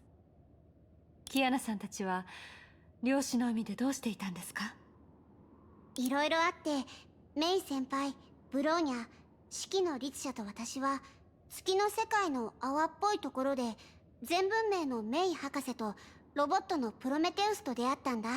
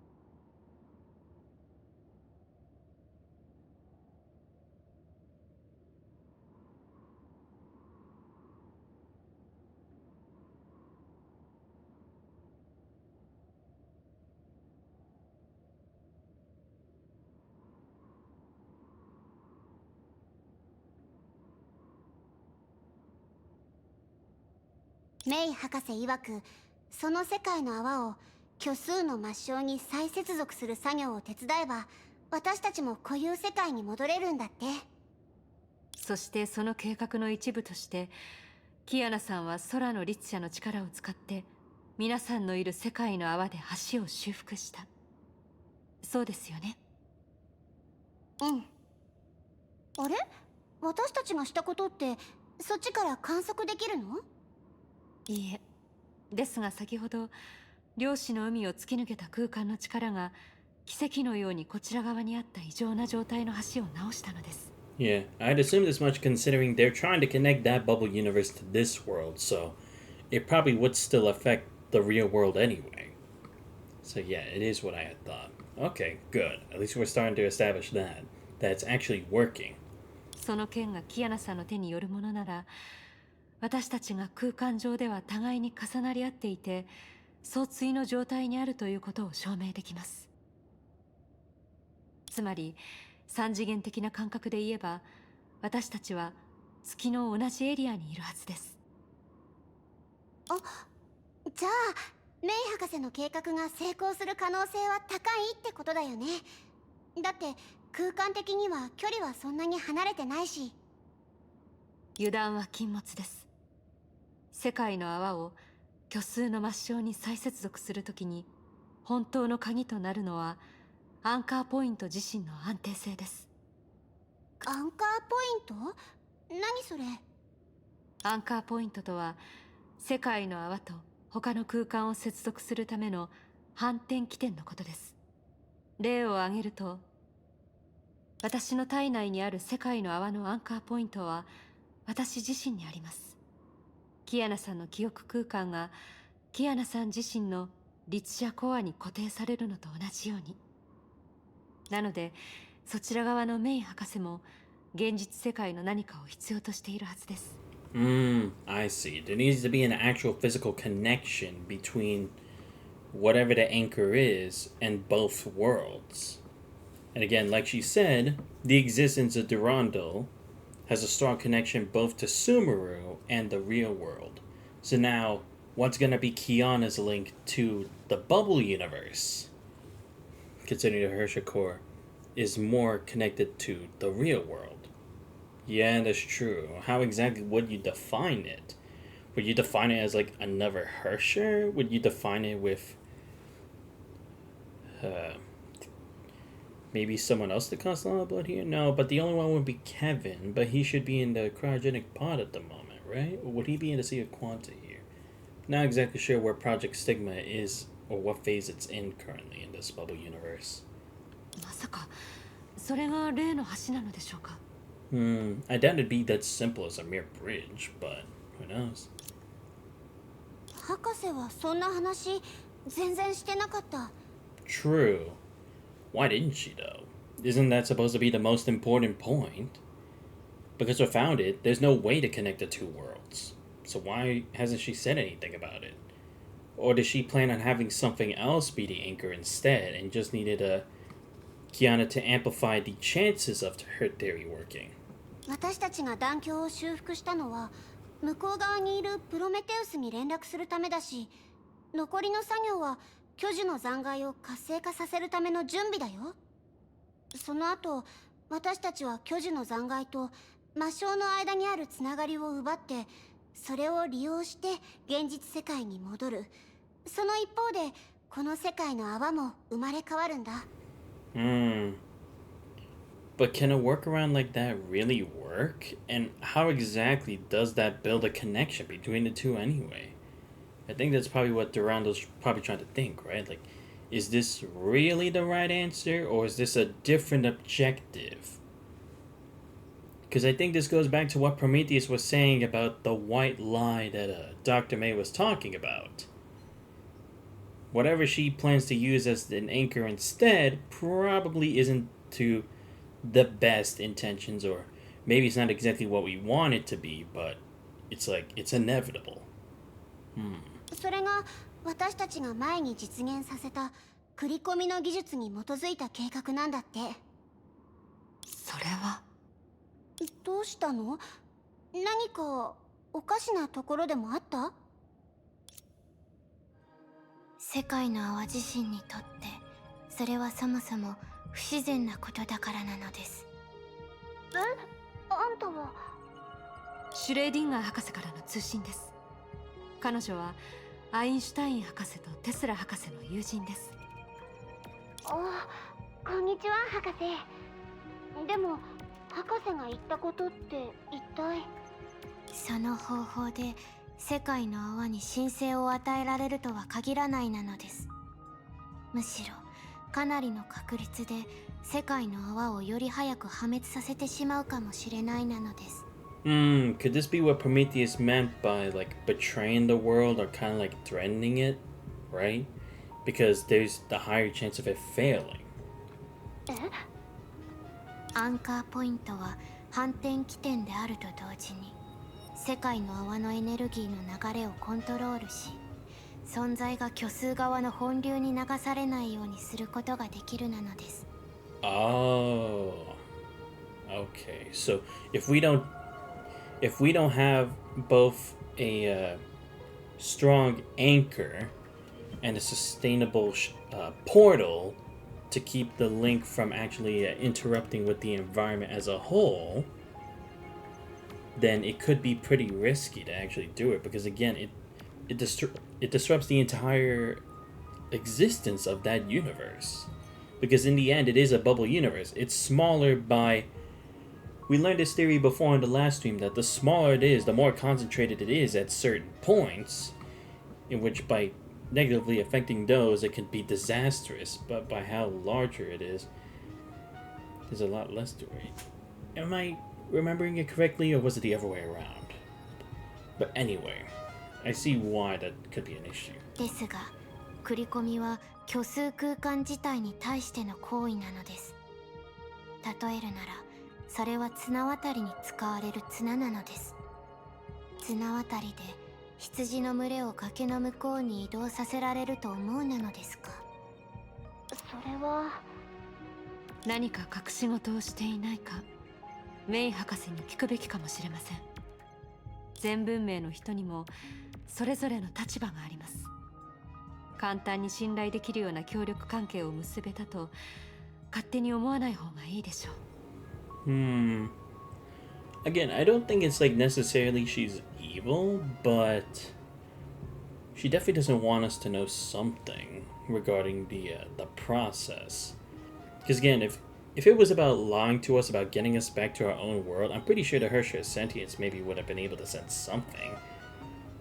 Or May and Bronya would have been smart enough based on the people that they've been around and how many people's souls they felt and lived and seen through, that they would be able to tell if she was lying or not. But then what is it she's hiding from them?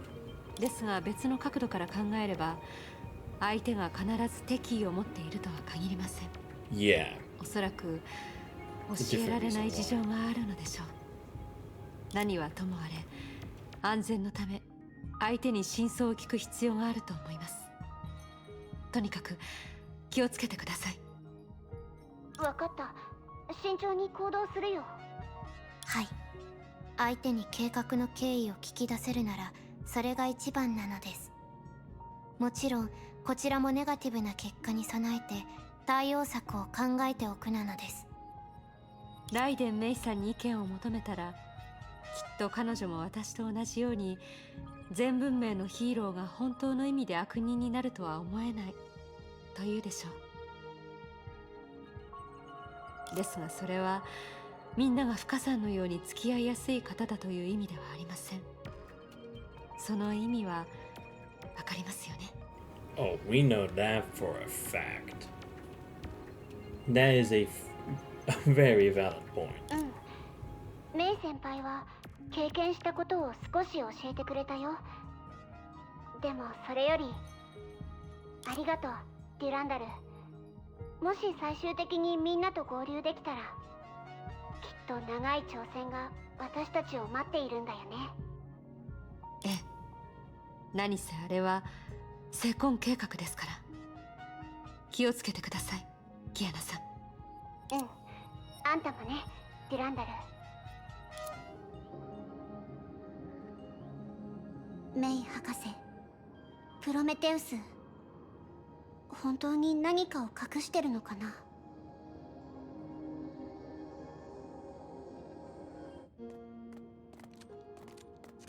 キアナちゃん、何があったの？大丈夫だよ、メイ先輩。外にいるデュランダルたちが私の律者信号を補足してくれたから、律者コアを使った特殊な通信方法で話したんだ。デュランダルさん、彼女はまだ天命本部にいるんですか？うんうん、彼女とゼーレ、それからリース将は聖婚計画のせいで現実世界の月に飛ばされたんだって。そして向こう側で私たちと同じ位置にいる。そこにはニューアトラという大型避難所があって、ヨルムンガンドによって強制的に選ばれた多くの聖婚覚醒者がいるみたい。さっき私たちが橋を修復した時に外部の現実にも影響を与えたみたいだから、デュランダルと一時的に連絡が取れたんだ。ニューアトラ？渡りガラスからその地名を聞いたことがあるわ。けどまさか月にあるとはね。それってまさか。ええ、あの時クーちゃんたちはヨルムンガンドの手配によってニューアトラでバカンスすると彼女はそう言ってたわ。クーちゃんのことは覚えてるわよね。Oh, so I see. Right. It would make sense. Yeah, because like at the start of it, I was like, why the fuck would she put her summer damages here? But it's in fact, this is the only safe place. Because if they're going to reconstruct the world, it's going to change everything about it. All the data in the world, all the people who are still left there. So, of course, she has to take all of them here so that they don't become a part of that rebuilding process. Okay. 覚えてるよ。あの時長空市でメイ先輩は彼女たちにパプリカカレーを作ったんだよね。私も結構食べたけどは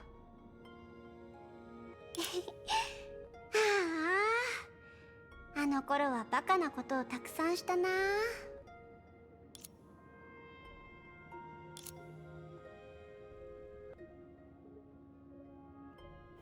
Conversation unconsciously touched on a melancholic past. But this time they would face each other with a smile, as if those memories were simply embarrassing childhood mistakes that they can be easily and sincerely accepted now. 本題に戻りましょう。つまりこの世界の泡を突破したら、少なくともデュランダルさんたちと合流でき、次の行動を一緒に考えられるんですよね。うん。でもデュランダルはある心配を口にしたの。メイ博士に関することなんだけど。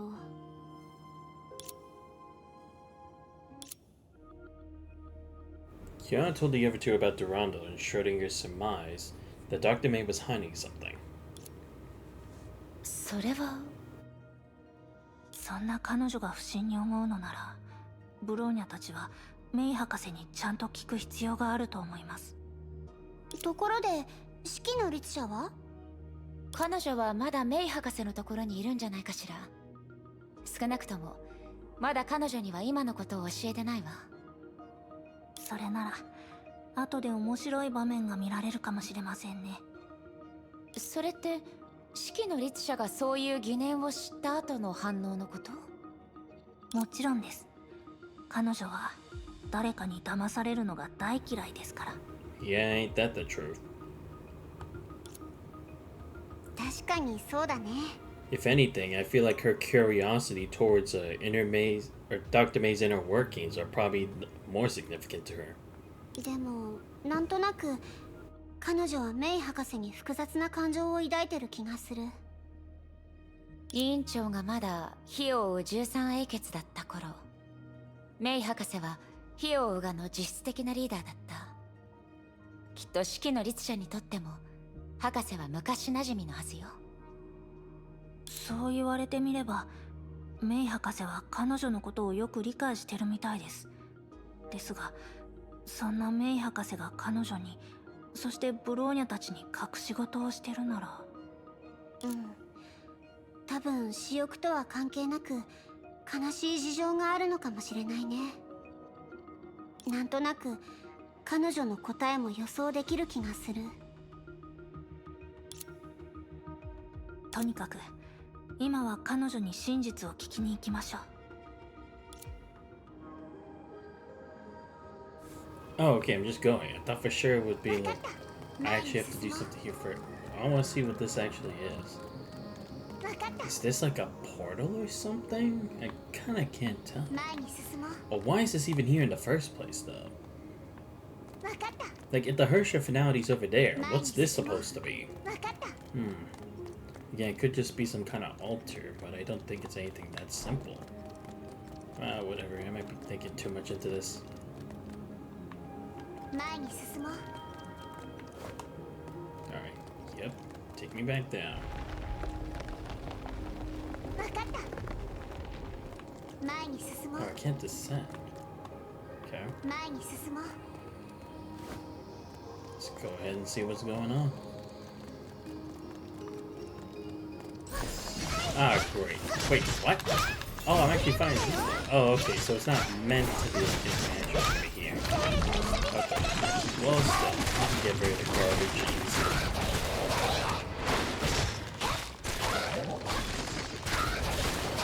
Okay, come on, please get rid of this garbage. Oh, I need to get rid of this first.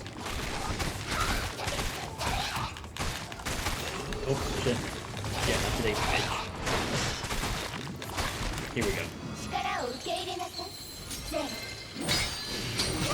どうだ Come on. Damn. Nice. Come on. Come on. Oh shit. Oh, nice try, bitch. Wait, that's still alive. Shit. I thought I was done with this shit. Alright, let's go.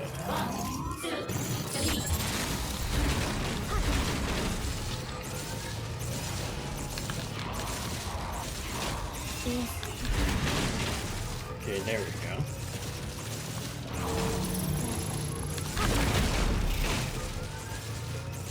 Okay, so it is still alive. Damn. I'm for sure I was done with that shit. Alright, change it to 1x. Go the Azure Imperial while I can. Oh, here we go. Nice. That was cool. I swear, it always is kind of annoying that it takes a while for me to activate those ultimates where it's like, it just does a certain action instead. Don't get me wrong, I like the diversity in it, but still. If they're gonna do that, at least have another button where it's like you charge up for that by using that other button first. I don't know, that's just my personal quip. その後、あの牧年人はまた重傷を負い、意識を失ったんです。バカだと思いません？そのせいで彼女自身もあのオットーというやつにヨーロッパに連れて行かれたんですよ。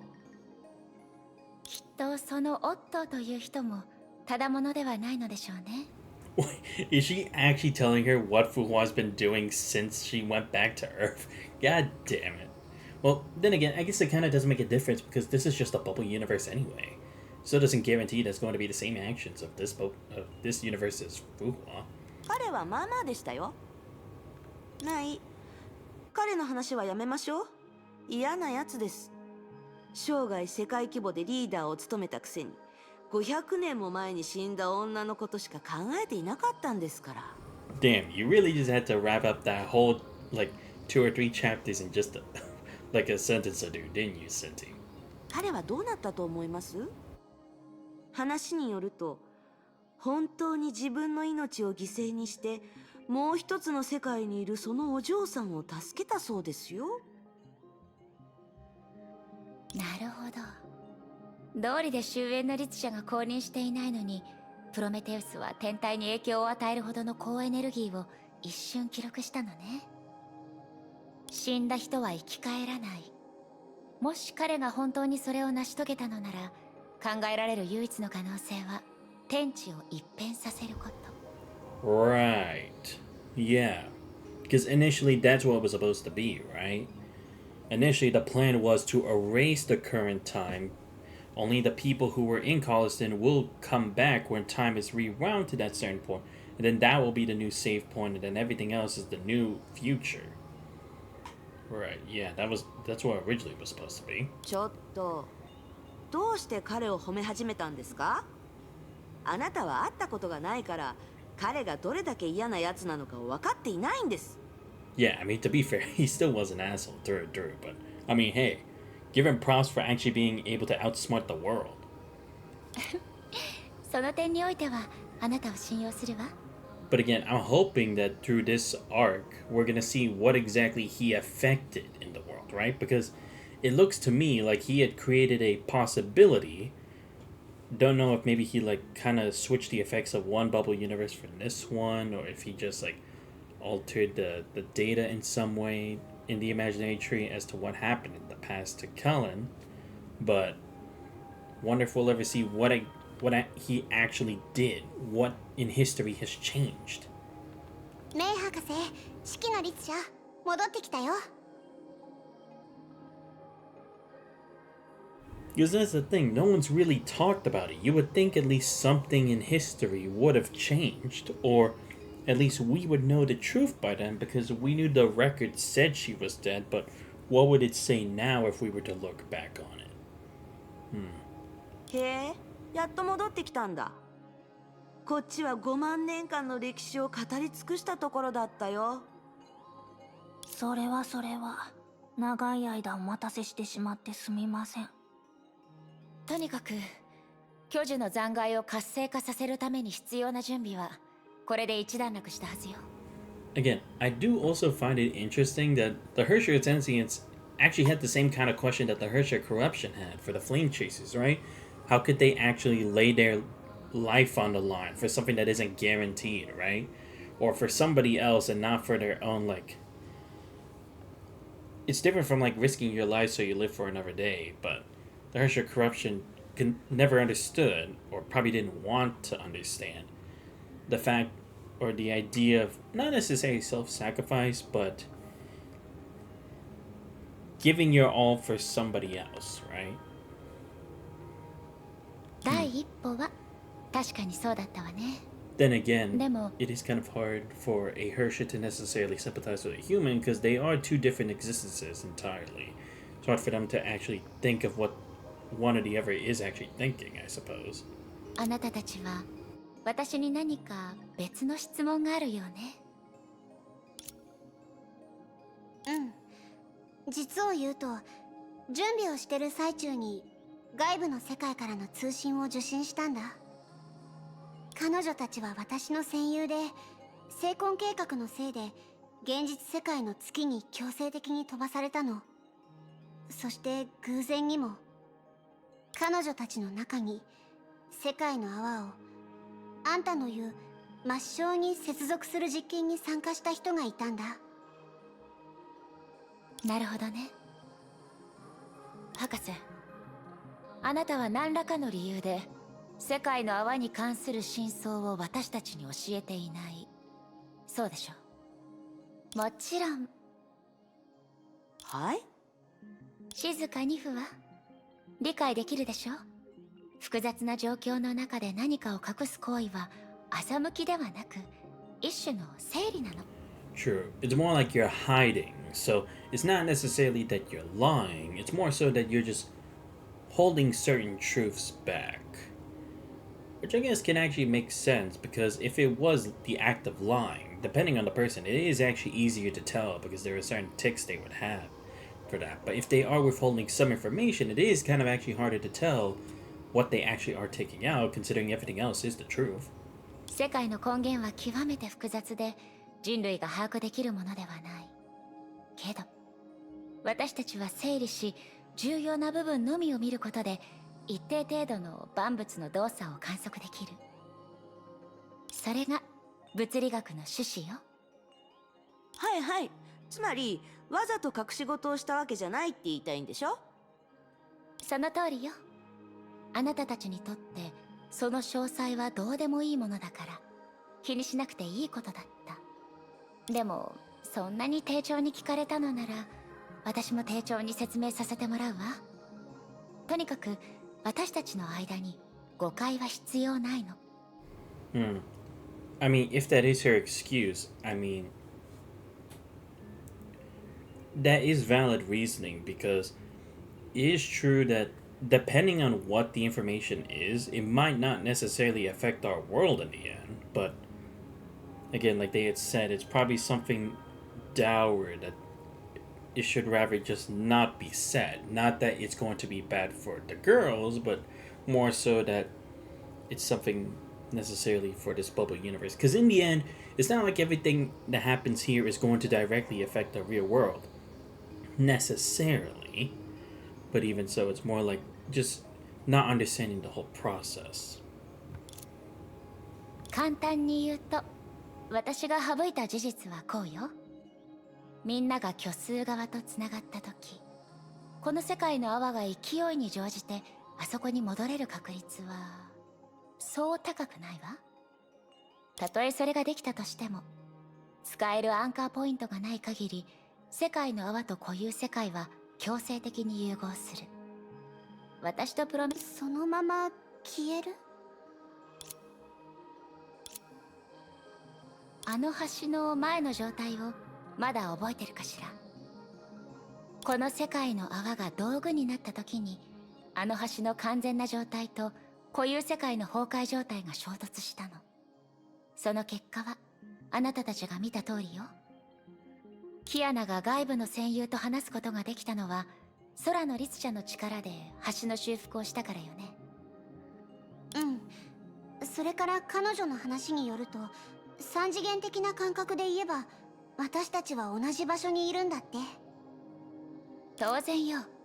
ケビンが成婚計画を始動させ、みんなをここに封印した。その行為によりこの世界の泡は浮上して、そういった結果をもたらしたの。事実、私たちの計画の中心となるあの巨女の残骸も、成婚計画がこの世界の泡を選んだからここに現れた。あなたたちもプロメテウスに尋ねたでしょ。そういう存在がなぜ漁師の海の奥に現れたのかって。待って、それってつまり私たちが何もしなくてもこの世界の泡は最終的には外の世界と融合するってこと？その通りよ。そんな状況でもあなたたちは現実世界の月に戻れるけど、その時にはもうすでに成婚計画は成就し、あなたたちの律者コアもダメになると思うわ。ほら、あなたたちにとってこの世界の泡自身の運命はそれほど大事なことじゃない。そうでしょ？ Yeah, because that's kind of what I thought too. Because again, in the end, it's still going to get them back to their world. That part she wasn't lying. But it's just about whatever happens to this world. And is, although not exactly the best thing to say, but it is true that whatever happens here does not necessarily directly affect the real world, so I guess it is kind of fun for that information to be omitted at the time. 何ですかそれ。つまりあのヨルムンガンドとやらと同じように、あなたたちを道具として扱ってほしいってことですか？私たちをどう扱うかはあなたたちの自由。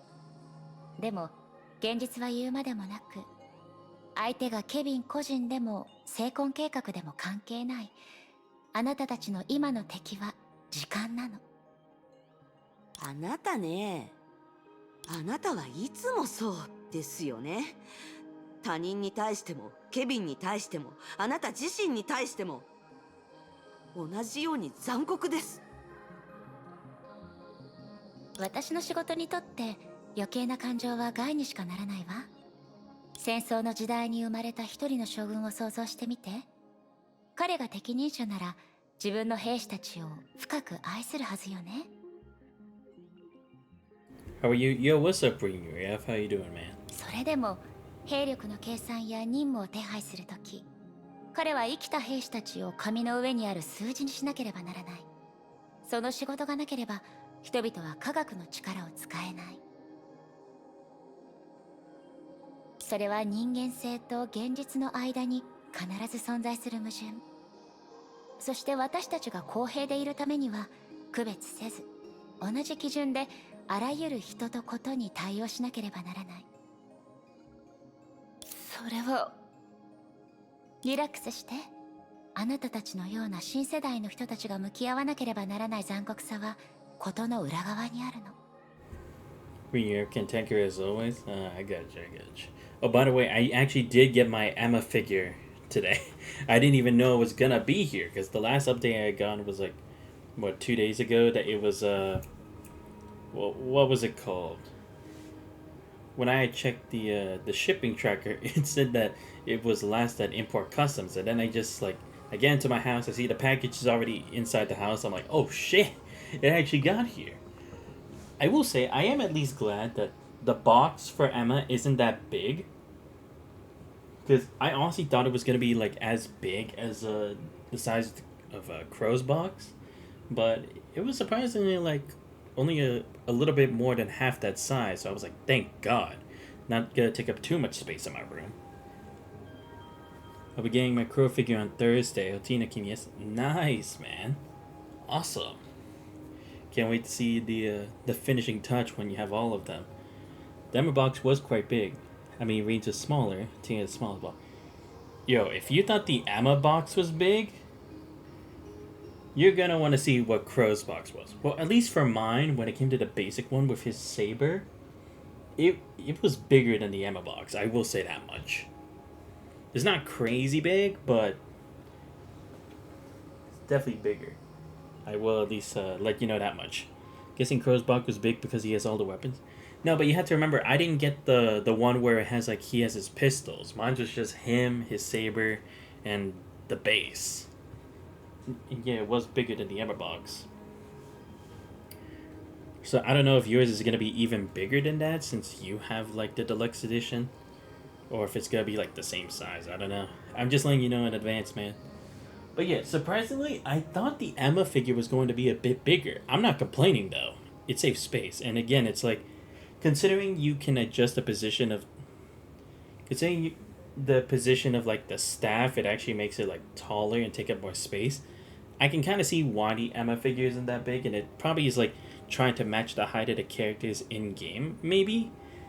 But aside from that, everything's pretty good about it. Easy to put together, looks really nice. The colors are great. It matches how she looks in the game, so I say that's a dub. Ready to hear more of that awful takes? Yeah, hit me with it, man. 歴史の運命を思って感傷に浸るより、あなたたちがすべきなのは未来を導くことでしょ。確かにそれは私たちの使命だよ。でも使命は人生の全てじゃない。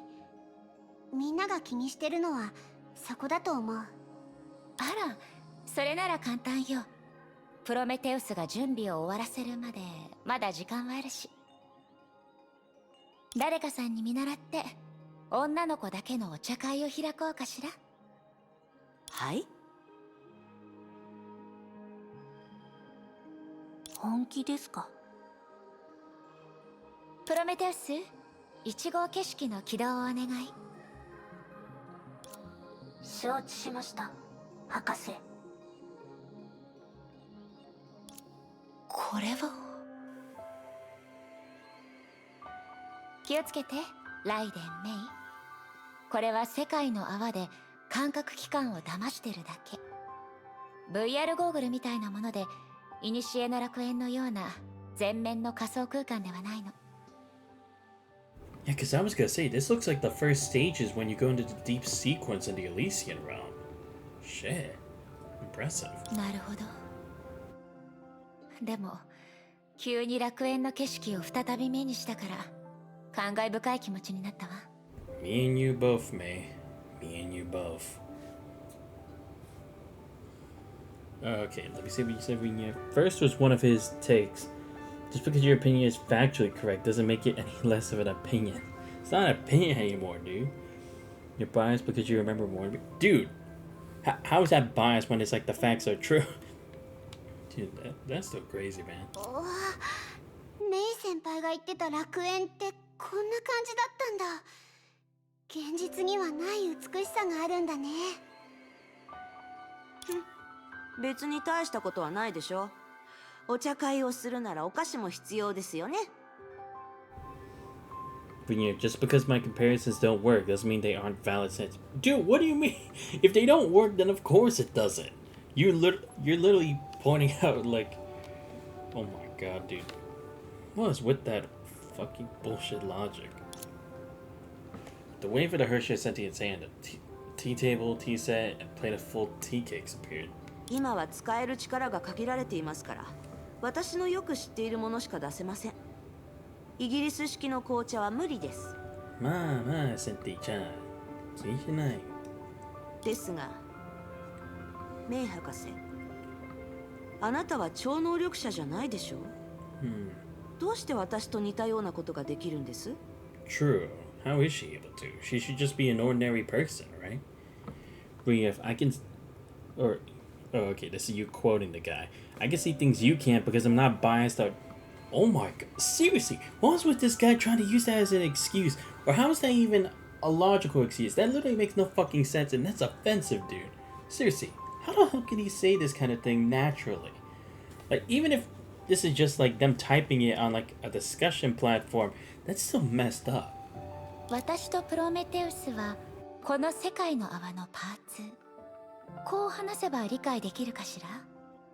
この景色はプロメテウスが自身を使い構築したホログラフィーよ。私たちは世界の泡の一部。だからこそあなたたちと同じ方法でここから出られないの。Right, the strongest existences in a small bubble universe will have the most effect on it. Right. Okay, that makes sense then. あら、このお茶菓子とお茶の組み合わせは悪くないわね。当然です。この雲霧茶は毎日飲めるものじゃありませんよ。ブローニャは遠慮しておきます。緑茶はあまり得意ではありませんので。つまりメイ博士はこの世界の泡に関することに介入してほしくないんでしょ？ Green I'm not using as an insult, I'm just using it as an explanation, quoting the guy from before. Wow. They really think that by saying that doesn't count. Dude, it literally sounds like that's exactly what he or she is trying to say. What the hell? もちろん、あなたたちのしたいことは何の役にも立たない。むしろ、そのせいであなたたちは極めて高いコストを背負い、何の収穫も得られないかもしれない。忘れないで、ケビンと成婚計画にとって時間は味方。つまり、あなたたちの敵よ。巨樹の残骸を利用すれば、あなたたちは最短で現実世界に戻れるわ。もちろん博士の判断を信じるよ。でも個人としてあなたたちは私たちを放っておくという結論を受け入れられない。そうよね。何か努力できるチャンスがあるなら試してみたくなるものでしょ。博士が話した状況をどうしても受け入れられないというわけではありませんが、少なくとも気持ちを消化する必要があります。3人とも本当に分からず屋ですね。船長が沈没した戦艦を捨てられないのは世の常です。リラックスして片時の安らぎを満喫するのも悪くはないでしょう。それにキアナはこれから橋の修復よりずっと難しいものに挑む。そうでしょ？ええ、案外その面においても鋭いわね。意識 Creative Division got rid of the nostalgic elements, leaving the creation to give off the smells of tea. No, yeah, because that is true, because in the end, this is all just according to Kevin's plan. Because again, it's like, if he wanted to eliminate the Hershers, he probably could have already done so, but the fact that he doesn't means that he still needs them for something. So it's just only that time he's really focused on at the moment, so... And like Senti said, she does have to focus more on what lies ahead. So it's not necessarily the best thing to be distracted of everything, but that doesn't mean you can't feel for it. I mean, yeah, the funniest one, I don't think you're stupid. We just agree. Point out how that's insulting to say unprompted. I'm saying this so you don't think I'm calling. And it's just playful ribbling? Okay. Or ribbing? Okay. It doesn't work when you fight with someone. Exactly, dude. Like, you can't make it seem like, oh, that's just like one of your basic friendly conversation when it literally wasn't. もちろんです。実力がないのに大口を叩くような人間ではありませんから。つまり一体どういうこと？まさか。繰り込みの成功率に関する問題？成功率？だってキアナちゃんはあのオットーの前で。なるほど。あの時私は100人分の力を借りてようやくできるようになったんだもん。確かに今のキアナは退去研究のコツによって律者に対する封印を回避しているだけです。オットー戦の時と比べればまだまだ万全な状態とは言えません。悪くないね。さすがは断りの律者だ。メイ博士の予定目標をクリアするなら退去研究だけでは妥当とは言えないよ。だからキアナ、あなたの精神世界に別の人を受け入れ、成婚計画による枷を振り切るのをサポートしてもらって。そんなこと可能なの？もちろん。退去研究で律者の力を調整できるようになったんだから、それを突破口にして誰かのサポートを受け枷を破ってもらえばいい。わかる？あなたたちが忙しくしていた間、こっちだって頭を動かしてたんだよ。ただメイ博士にホラを吹いていただけじゃなかったんだ。つまり成婚計画は律者自身を利用してその力を虐殺してるだけ。その段階でもう一つの律者の意識があれば精神の枷を容易に壊せるわ。そしてそれができればサポートしたもう一人の律者の力も一定程度回復するはずよ。わかった。でも誰かにサポートしてもらうって具体的にどうすればいいの？ Wait. I want to go back to that other point. Hersher constricting another Hersher's power. But how is that working, though? Who's the Hersher that he's using? The other ones have already been defeated, right? Unless Kevin has a way similar to like what Otto did and is able to use the powers of a different Hersher from the past, or maybe like using their core to cause this to happen, but I don't see how that would work though. Or maybe he's using like no, maybe that's it. Maybe he's using a Zenet instead in place of it, because Zenets were still powerful enough for the Flame Trees to actually combat the Hershers, so maybe. 律者ならさほど難しくないわ。私も四季の律者もあなたたちをその状態に導くことができるから。私は遠慮します。私があんなことをするように彼女たちを導くなんておかしいでしょ？おかしい？後でわかるから。あまり照れすぎないように。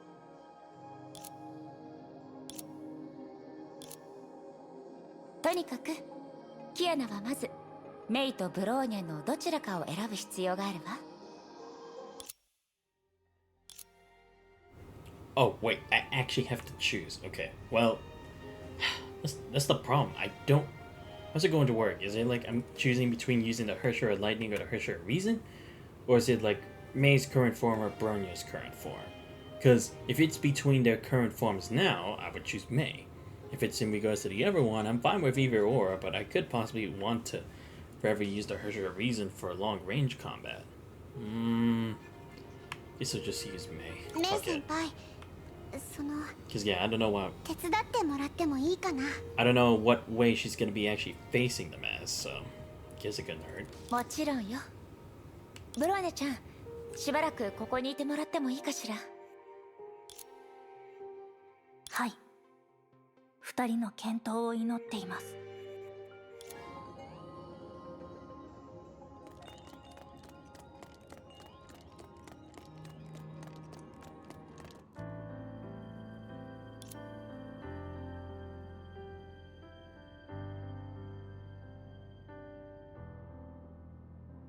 ここにしましょう。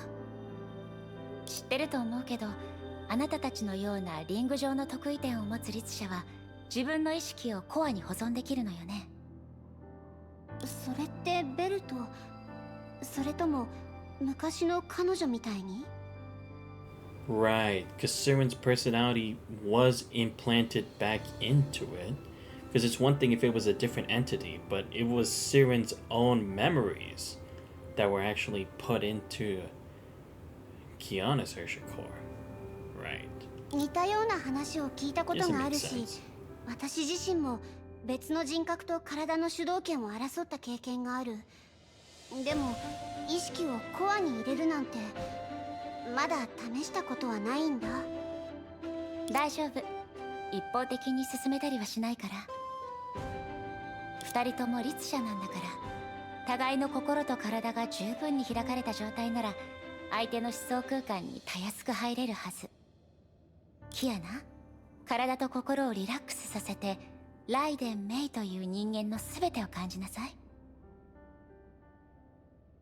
そしてメイは古の楽園に出入りした経験を生かして自分の意識をキアナの体内に入れるようにする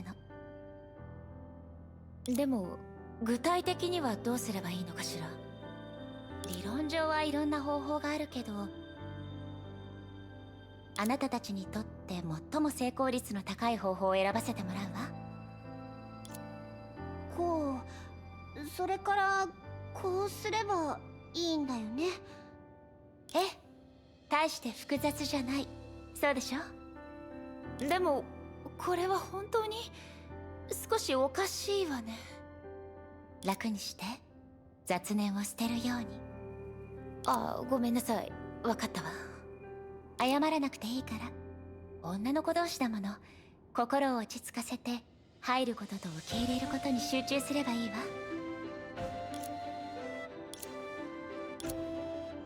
I love how the narrator doesn't even know what to say. I'm just moving along. I'm not bothering whatever the context is for that. Alright, let's see if this works.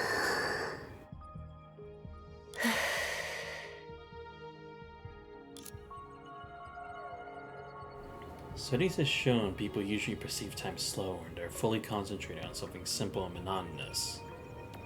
For example, at this moment only 3 minutes have passed, but these two are very anxious. For as time stretched, it showed that prolonged separation was the most important factor of what exhausted chemistry, even if they still trust one another. こんなに時間が経ってるのにメイ先輩はもう私の思想空間に入ったのかな。どこか違和感があるような。To check, Kiana added some pressure to her grip on May's hand.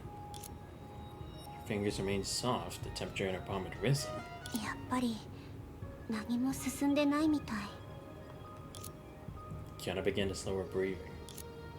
To quiet her mind, she relied on the same sleep aid techniques of that famous insomniac. 思想空間に入る、思想空間に入る、思想空間に入る。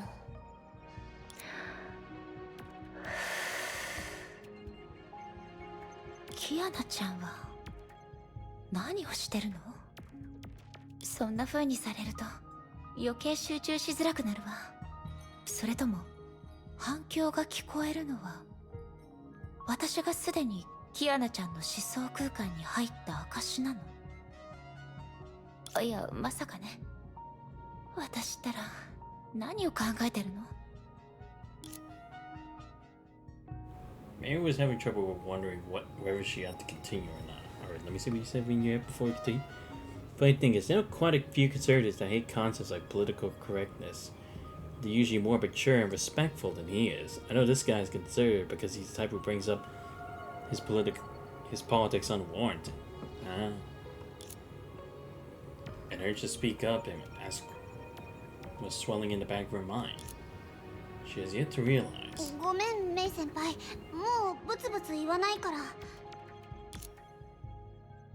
All of her hesitation and doubt became clear when their consciousness had connected. I tend to hate people who make politics a big part of their personality. How does that work? Because I'm not saying they don't. I'm just trying to get a better understanding as to like how they do so. 私の考え事もキアナちゃんに知られたんでしょ。これでおあいこね。でもそう考えると私たちはもうすぐ成功するってことかな。わからないわ。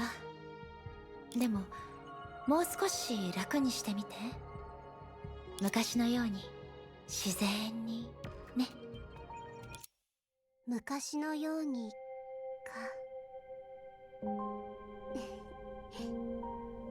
本当にメイ先輩にしか口にしない言葉だよ。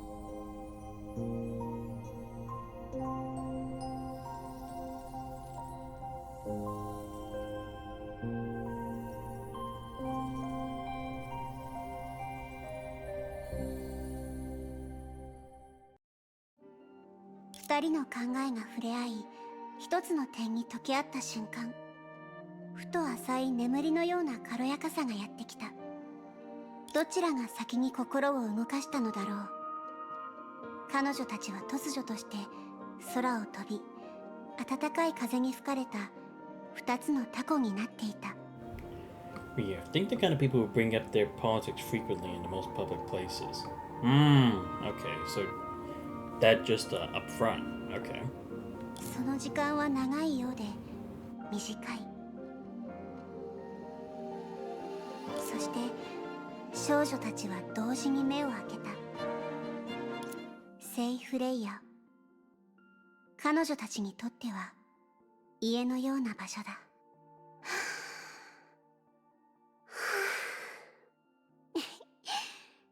まさか最初の場所がここだなんて思わなかった。彼女たちはやっぱりいないんだね。Right, so this is Kiana's mental space. Makes sense because this was the same thing for when Himiko was in her mind back then. Of course. I also hate a lot of anime JRPG communities, but that should be a surprise. Nah, don't worry. I know you, man. She gazed a few feet in front of her. There was now nothing. キアナちゃんは支配劇場にいた時に姫子先生に会ったのよね。うん。プレイグジェムに記録された世界の中でね。でもメイ先輩は相変わらず鋭いな。私が経験したことすぐにわかるんだね。あの時ここで別れを告げたんだ。その後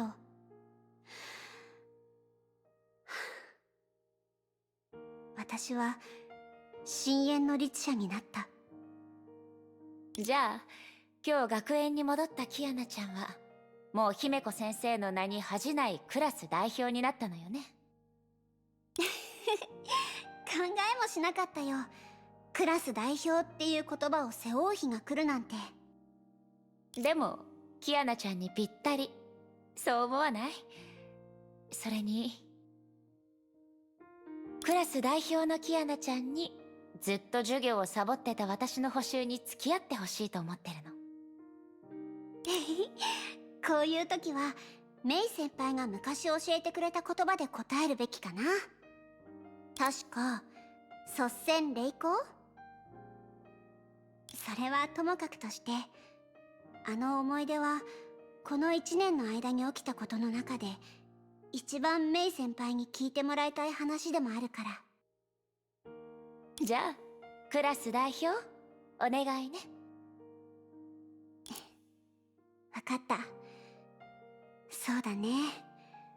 どこから話せばいいのかな。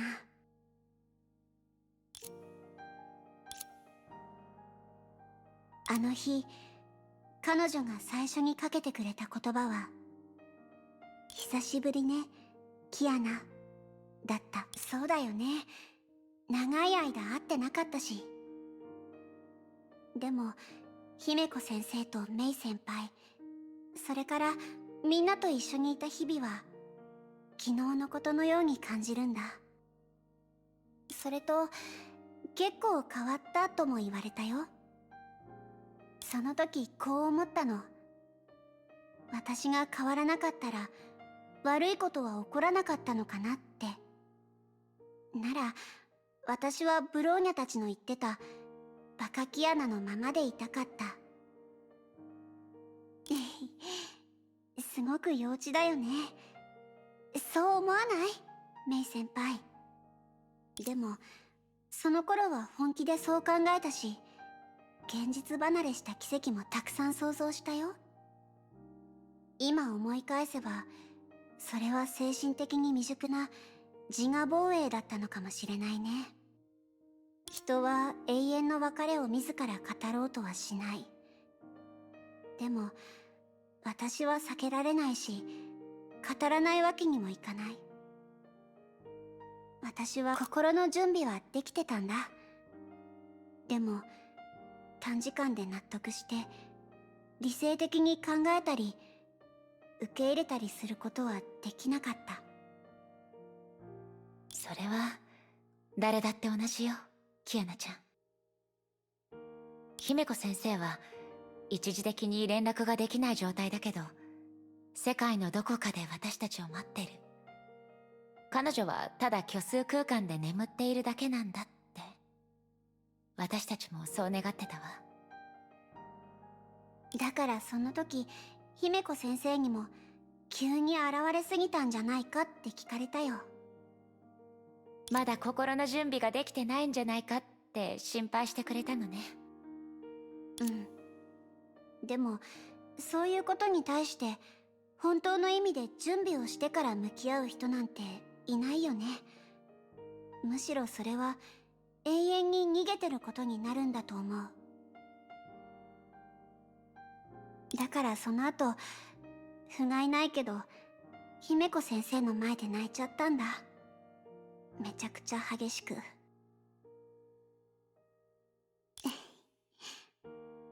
でもそれも成長に必要不可欠な部分だよね。ええ、そうね。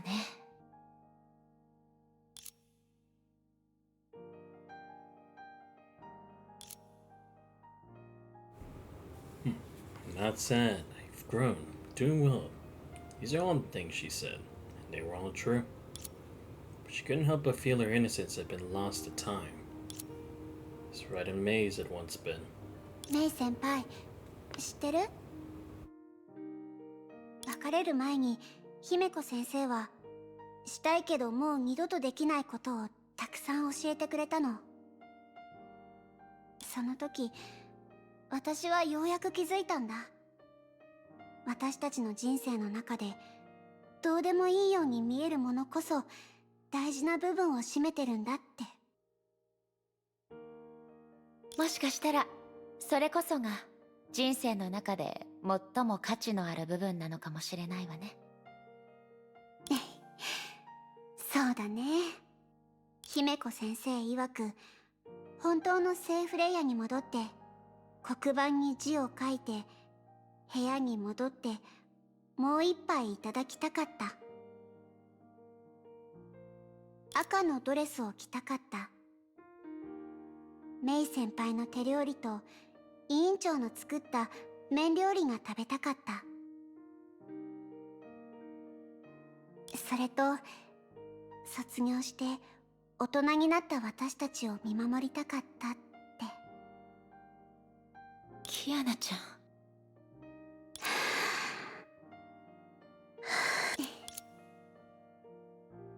やっぱり涙より笑顔を覚えているべきだよね。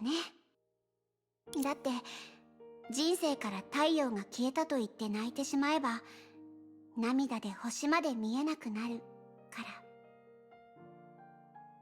それはタゴールの詩かしら。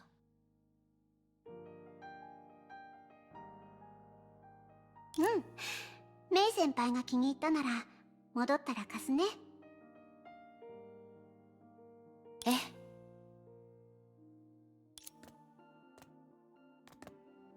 そういえば少し前に似たようなことを言ってくれた人がいたの。過去と別れを告げるときは笑顔でってね。古の楽園、それはヨルムンガンド幹部の試練の地で、記憶と記憶体で構築された世界だった。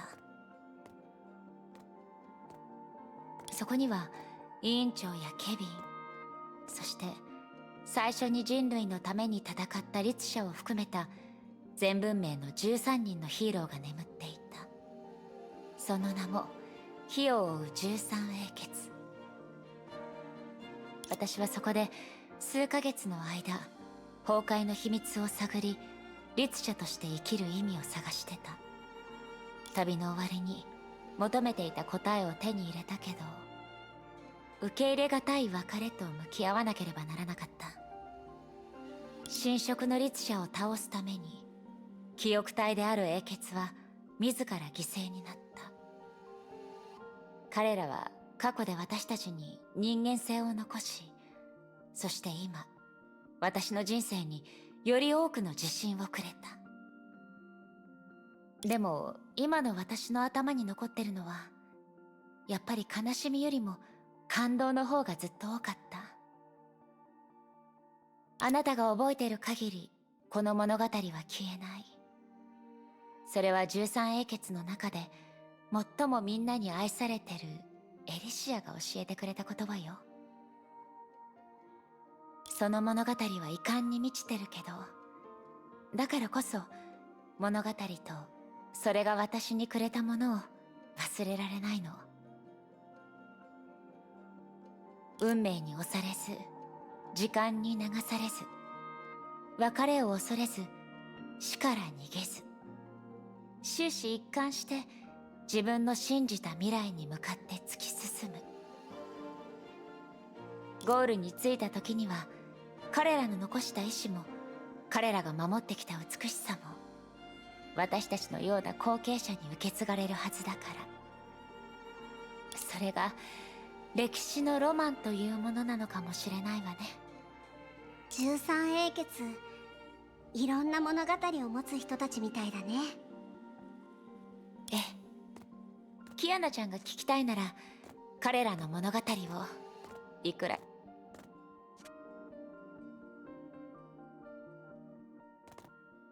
ここまで結構長く話したと思うんだけど、変わった現象なんて特にないみたい。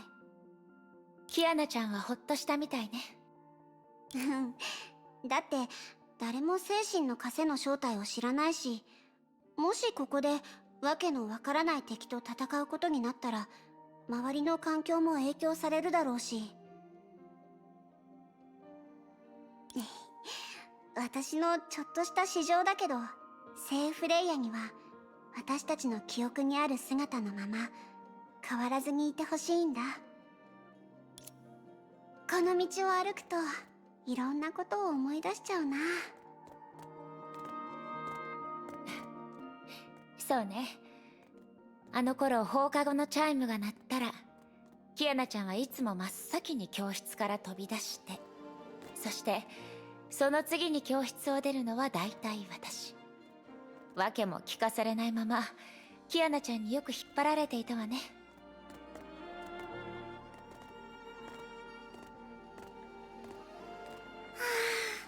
だってメイ先輩の料理があまりにも美味しかったんだもん。授業中も放課後になったら早く帰ってご飯を食べようって思ってたよ。キアナちゃん、それって授業中にぼーっとしてたのは私のせいだって言いたいの？違うよ、私のお腹のせいだよ。ずっとグーグー鳴ってたからそうなっちゃったの。そういえばあの頃のブローニャは冷たく見えたし、寮にすぐ帰りたいって感じじゃなかったけど、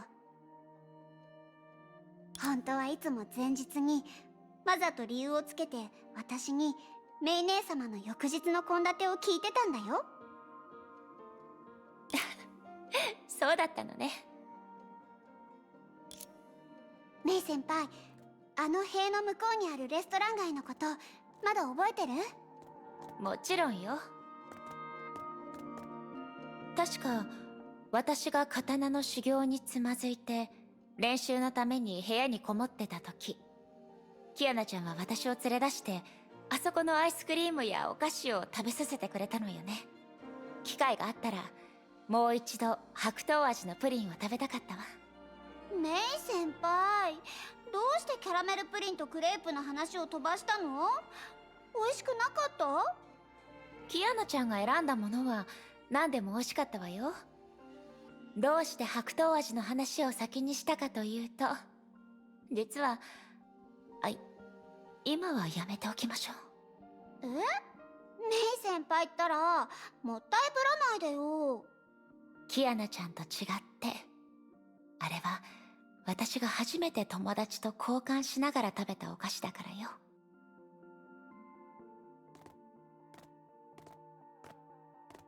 気がついたら訓練場についてたね。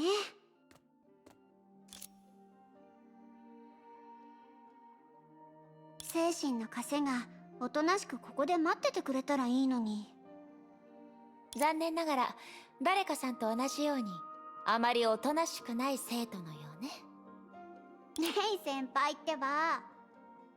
確かあの頃のキアナちゃんはいつも前に出て最強のバルキリーになるって言ってたわよね。でも授業中は居眠りばかり、テストの復習もちゃんとしない。さらにゲーム機を持っていつも満点を取るブローニャちゃんのところに遊びに行くんだもの。ストップストップ。メイ先輩、どうして急にそんなことを話し始めるの？それ以上話したらまたメイ先輩に耳をつねられちゃう。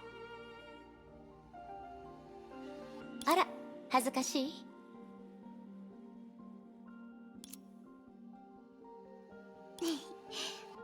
メイ先輩、私はもう子供じゃないよ。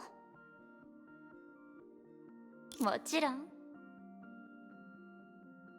今のキアナちゃんは私やブローニャちゃんがいろいろしなくてもちゃんと自分のすべきことをする。むしろ恐ろしいほど自覚してるんじゃないかしら。そこまでじゃないよ。デュランダルに比べたら私は緩いくらいだと思う。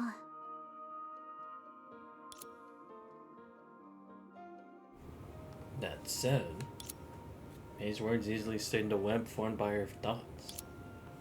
When that web stopped wobbling, the thread of thought naturally stopped there. That's right. Kiana knew full well that day she wouldn't get around to discussing with May what they needed to talk about. After that thought, her mind fell into deep silence like a computer powering down. And yet her mind was working overtime to rebuild everything at a breakneck pace.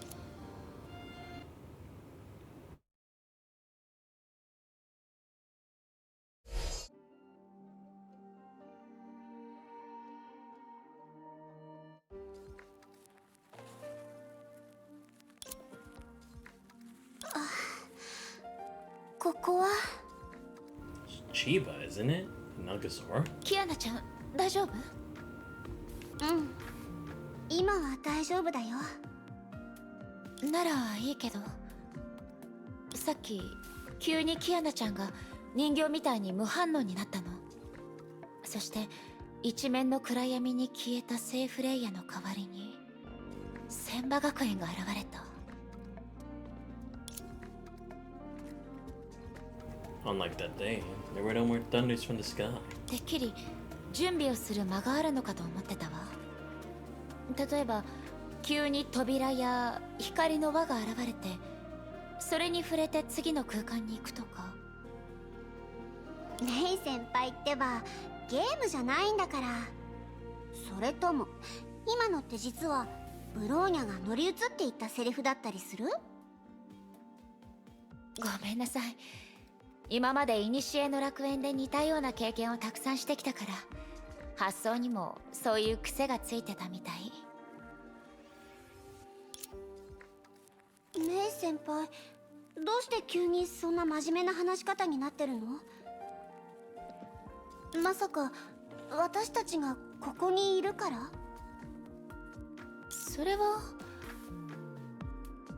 いいえ、キアナちゃんの言う通りね。かつての私はここで起きたことを思い出すのが怖かった。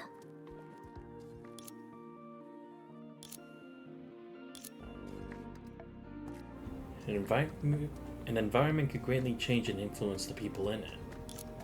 Unlike in the previous thought space, she constantly hesitated over what to say, what to do, and what emotions to express. Silence surrounded them and separated the two with a comfortable distance.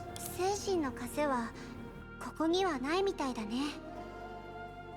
ええ、私たちの他に何もないわね。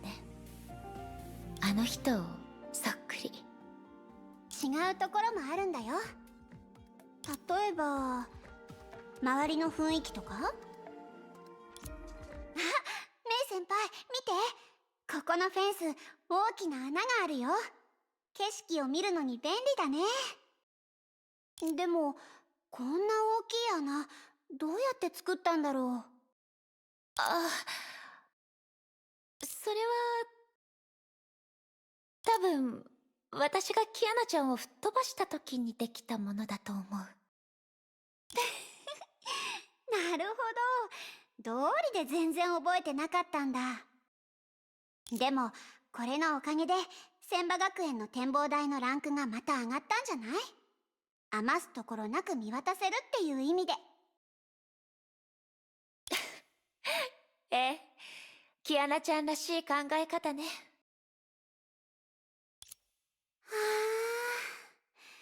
あ、ここは見晴らしがいいだけじゃなくて気持ちいい風も吹いてるね。残念ながら当時の私たちにはこの景色を楽しむほどの余裕はなかったわ。じゃあ一気に目に焼き付けていこう。次の空間転換はすぐには起こらないと思うから。私の考えが正しければそういった転換は私の感情の波と関係があるんだと思う。感情そのものか、それとも波の強さ次第なのかはわからないけど。構わないわ。キアナちゃんの思想空間にいる以上、成り行きに任せるのが一番いい方法なのかもしれないわね。うん。After that, they spoke no further, so they gazed into the distance together. Normally, most people would prefer to avoid silence between conversations, as if it were a pair of scissors that would snip the friendship apart. Conversations would lose their meanings after too much silence. But for them, some silence ironically helped to merge their thoughts and experience each other's emotions. メイ先輩。なんでもない。急に呼びたくなっただけだから。じゃあキアナちゃん。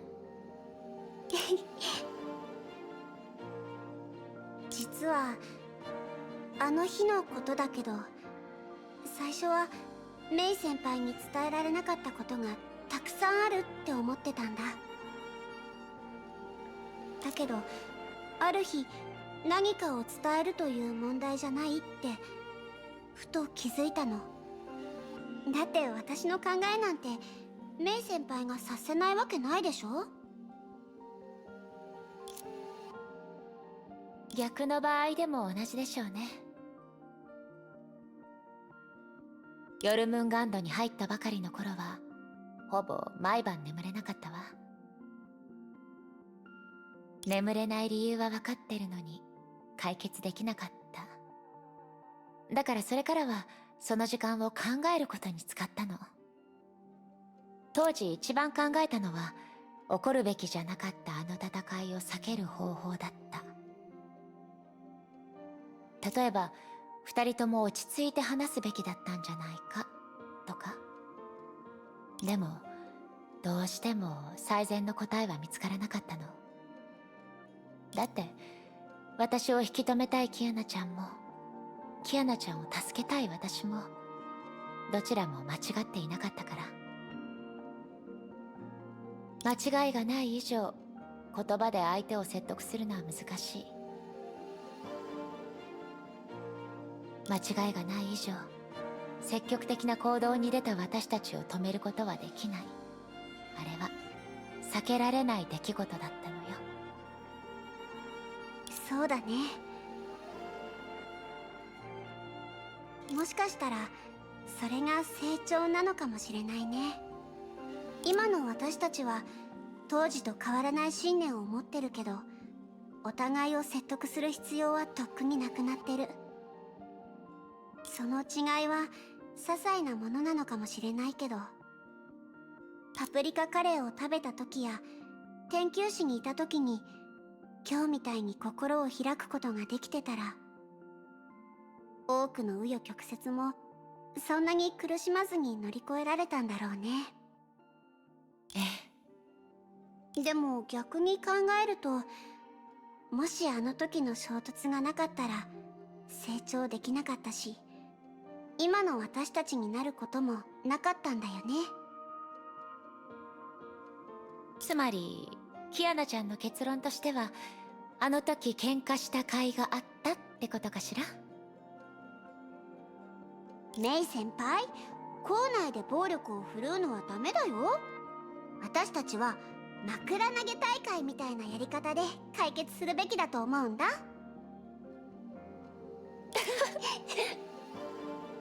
二人は笑った。目が合った瞬間、彼女たちははっきりと感じる。その最後の瓦礫も笑い声とともに消えていった。メイ先輩。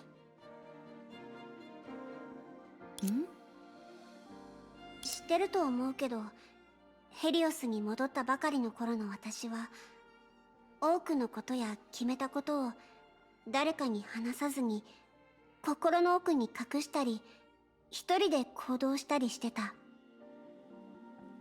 そのたくさんの誰かの中で一番共有したくない、する勇気がない相手はメイ先輩だった。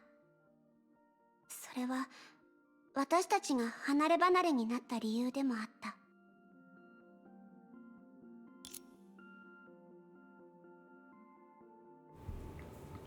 She suddenly stopped talking as though an invisible gag had been placed over her mouth. After going over the words in her head, she began to speak again. 分かってるの。私のことになると、メイ先輩の感情の波は他の人たちの時よりずっと大きくなるって。でもメイ先輩はそれを見せずに、ただ私の全てを包み込んで受け入れて、そして必要な時に導いて助けてくれた。初めて会った時からずっと。美しい世界のために戦う。それは私の信念で、姫子先生との約束でもある。そして私にとってメイ先輩はその美しさの中で最も特別な存在。特別だからこそ、私や世界よりもメイ先輩自身のことをもっと大切にしてほしい。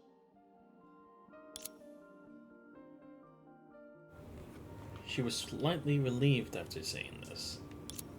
She could never forget the words once said to her. You're more important than the world. She'd been waiting for an opportunity to respond. Not that she needed to, but she wanted to. She knew if she spoke her mind, it wouldn't be the answer May wanted to hear the most. But at this moment, she still wanted to let May know how she felt in this way. メイ先輩、それで今はどう思ってるの？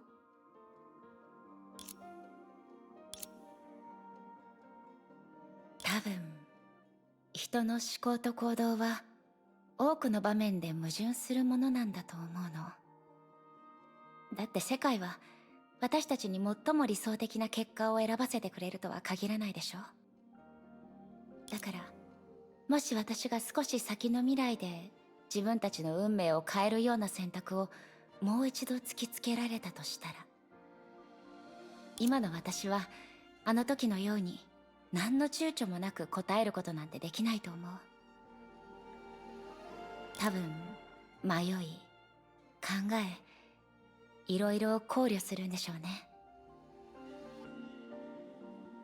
それはきっとキアナちゃんと一緒にいることで私の中の世界の重みがどんどん成長してるから。でも結局のところ、そんな風に私が世界を好きになるきっかけをくれた人はキアナちゃん、あなたなのよ。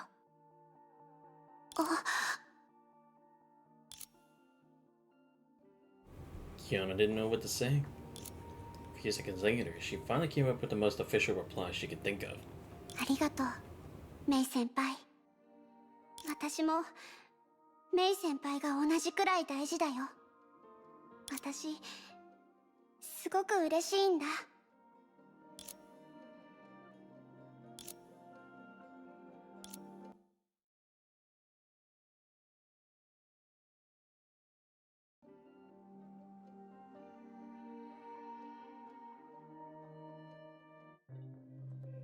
あ、また変わったね。Interesting.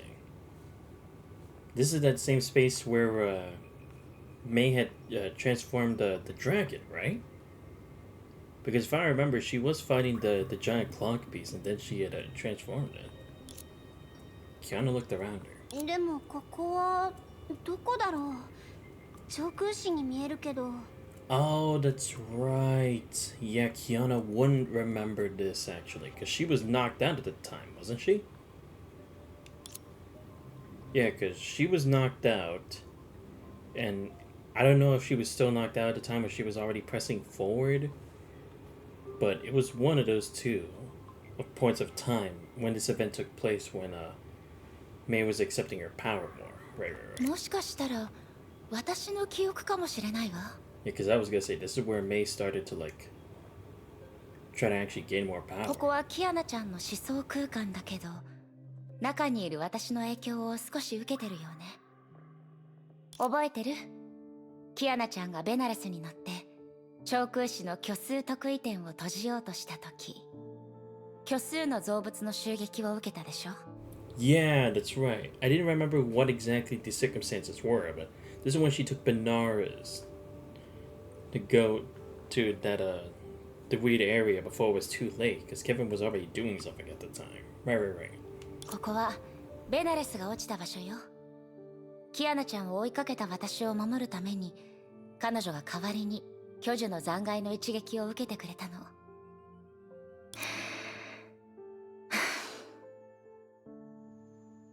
その後彼女の意識は完全に消えたわ。やっぱりそういうだからクリカラが生まれたんだね。ええ。ベナレス。ベラって呼んだ方がいいかも。 Yeah, because that was her real name before. 空の律者と対峙した時、ベラには何度も助けられたんだ。彼女がいなかったらトラウマを克服して空の律者に勝つことなんてできなかったと思う。 Right, that's true. I'd almost forgotten that it actually happened. でも最後は律者コアに残る幻影として召喚者と一緒に消えちゃった。ベラにはありがとうって伝えたかったな。 Right, that was when yeah, because this arc kind of took place in the middle of the Herrscher domination thing, because domination was trying to ally itself with Siren at the time, of course. 私もよ。今思い返してみればシンプルな理由で助けてくれたのかもしれないわね。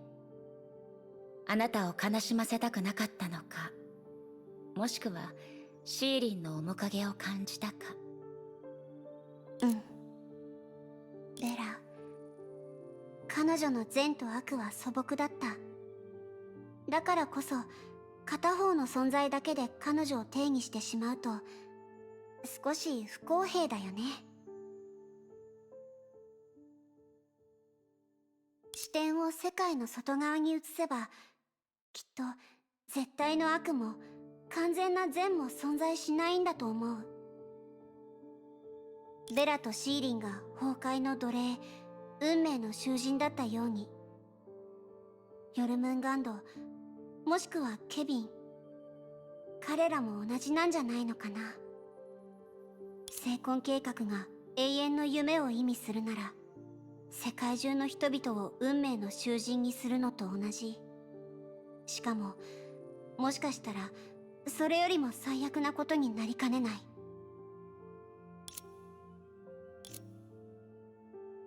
Kiana clenched her hands, being held prisoner in a dream space built by someone else. Kiana was no stranger to such an experience. She knew exactly how terrible it felt. ヨルムンガンドは運命から人類を解放するって言ってるわ。でも結果的には火を追うがの暗部を受け継ぎ、一般人の運命を無視し、文明を崇拝しながら命を軽視してる。Yeah, because again, this is for the collective known as humanity. Humanity isn't necessarily every individual. It's not a specific individual. It is the collective, and that is the whole purpose. And again, it is a very interesting scenario because unlike when they did in Code Geass, where it was like at the end we understood that that was the point. Well, kind of. But this one is like we already understand it. We have come to be able to acknowledge this, but it's that it still isn't right to do so. 例えるなら、仮に私たちの目の前に階段が存在するとしましょう。Although that isn't to say that it doesn't come without merits. 階段の上にたどり着けば崩壊と戦える。天命とネゲントロピーの争いの数々は一歩一歩登っていく過程で生じたもの。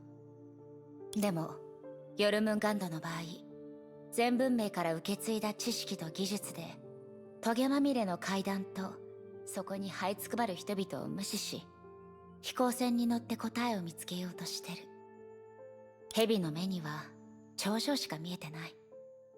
だからこそ階段で必死にあがく一般人はチリアクタも同然で、それらに目を向けたりしないんでしょうね。Yeah. And again, that is a very interesting viewpoint because it is the truth. When it came to anti-entropy and Shixel, it definitely seemed to be the case. It's not to discredit anything the members of anti-entropy had done, because think about it. Dr. Tesla, Einstein, Welt, they had actually been working with us the whole time to make sure we got rid of Hershers and protect the people. But again, that conflict did take a lot of anti-entropy's focus, but the main concern should always be save humanity. And heck, even that little slight arc we had way earlier with Cocolia trying to use her means as to like saying that her research would benefit it, even when it came at many costs as well. After what it did to Wendy, what it was doing to Brony and everyone else, throwing the gem or whatever into the Sea of Quanta. It's like when you add up all this kind of stuff, it's like we were all kind of taking our focus away from the main point, which should be protecting as many people as we can. But then again, it is wishful thinking at the end of the day because it's hard to do it. なら、私たちにできることもシンプルだよね。トゲだらけの道を一緒に切り開いて、幸せを目指す美しい道をみんなに見せるの。ええ、キアナちゃんの言う通りね。現状から見ればヨルムンガンドと私たちの間には大きな分岐が存在してる。私たちはこれから彼らを超えるより良い答えを導き出さなければならない。難しい問題だね。でもそれもすごい挑戦なんだと思う。ヨルムンガンドが終焉を超え未来へ飛び込むことができると信じてるなら、なおさら私たちにだってできるはずだよ。Hmm, true. そうね。 It's fair, but now the thing that we're kind of missing in order to do so is like, why did things end the way they did? I think is probably what should be the most pressing matter that we should be thinking of. Like, why did history end like that? Why did we have to give up? Was there really nothing they could have done? What were the... That's the thing. It's like, what were the most important factors that they could have improved on that weren't plausible back then? I feel like it is. Is it time? Is it power? Was it a certain key? That's why I feel like that should be the next thing we should try to understand. What was it that they were missing in the past that the Flame Chasers did not have that could have overcome it? I would assume it's kind of like having a Hersher on their side, but then again, it's like they had Alicia. Surely they didn't have to go the route to proclaim Alicia as the 13th Hersher, but the fact that they needed that to be a reason is like, why? Why did they need to proclaim her as such? Was it because they didn't know that a Hersher finality was going to descend onto the earth and they needed a way to prove that? Or is it to the idea that we would have her take place of it in the end? But even then, it's like they still fought it and they still lost, so why couldn't we have had Alicia help us out at the time too? It's like there are many things that we still don't know, which could kind of help us figure out what the situation was and make sure we don't repeat history again. Where there's a will, there's a way. They lowered their eyes and touched their blade. As if alive, the handle became warm and glowed red faintly. そうよね、ベラ。メイ先輩、気をつけて。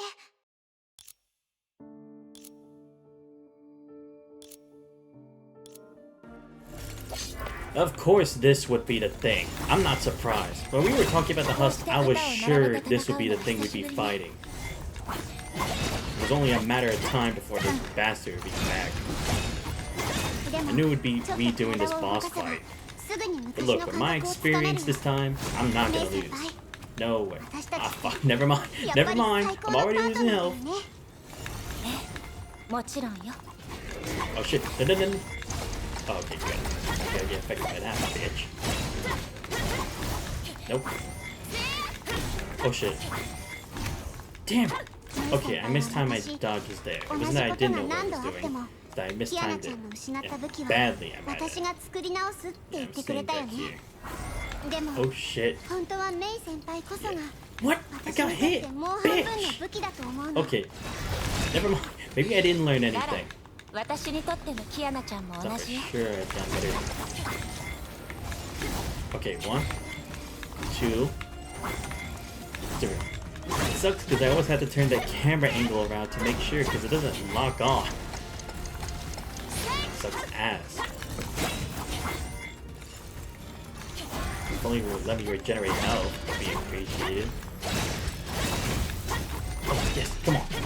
My time to shine, bitch. No, I was so close to finally. This is the ultimate. Nope. Here we go. Shit. Messed up the finishing move. Oh shit. Damn it!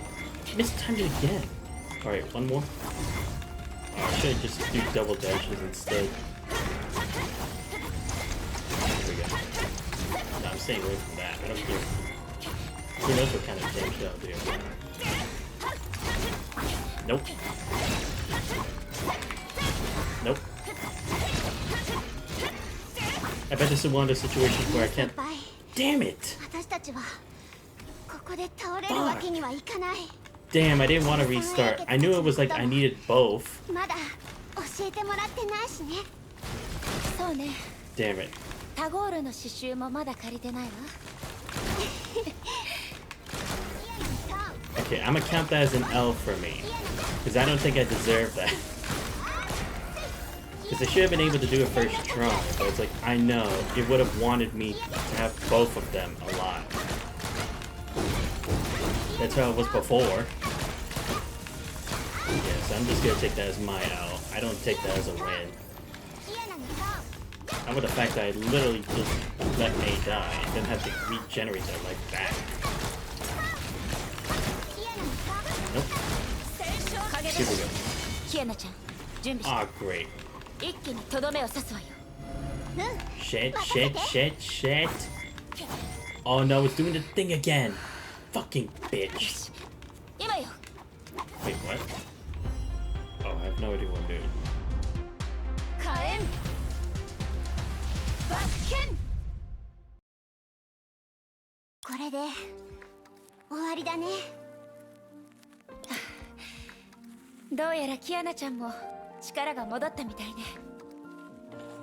メイ先輩もでしょ。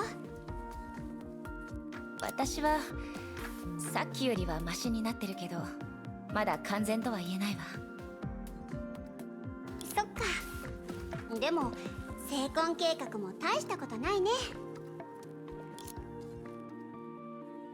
でも強いて言えばメイ先輩がいたからこそ全部うまくいったんだと思う。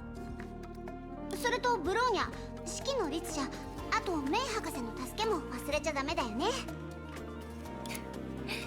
そういうところは昔のままねそういえばメイ先輩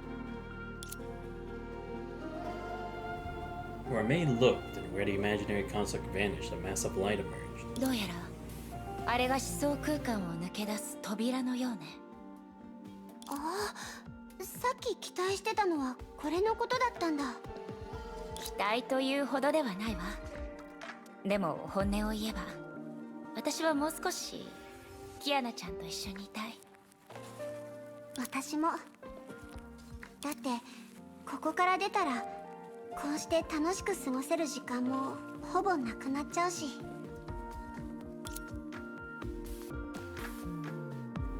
They stood by the light for long and didn't step ahead. Behind the exit were unknown challenges and imminent crises. Just like the last time, the clock would start to tick the second they left. They needed to break the restraints of Project Sigma to put Hershey's first and then confront Kimika's last second. Maybe finality lurking behind him too. Give me a second, I gotta call.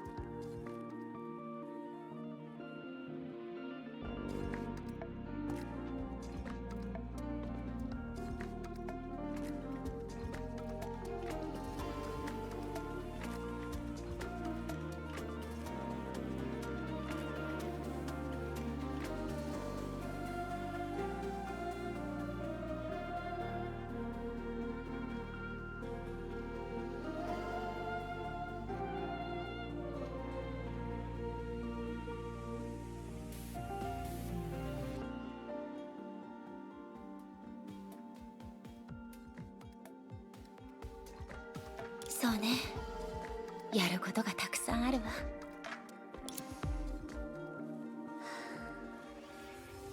それとその先にもいろいろある。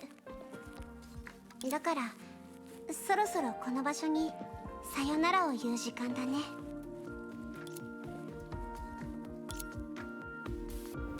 After seconds of silence, someone moved. She took the hand of the other and said something she had rehearsed in her heart time and again. メイ先輩、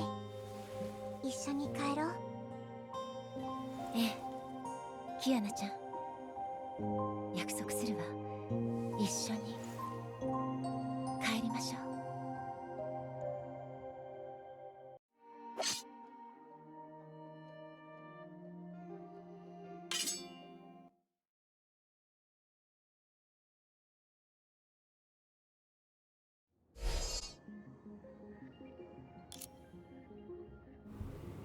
What does it feel like to fall from a dream?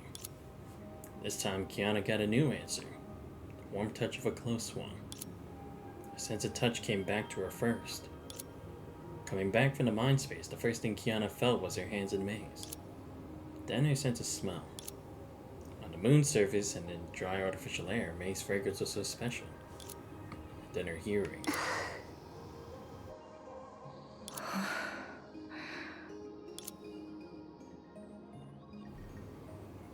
After a moment of silence, the two girls burst into laughter at the same time. なんだか不思議な体験だったね。すごく長い時間が経ったような気分だよ。私はとても短く感じたわ。まるで夢を見てるような感覚だった。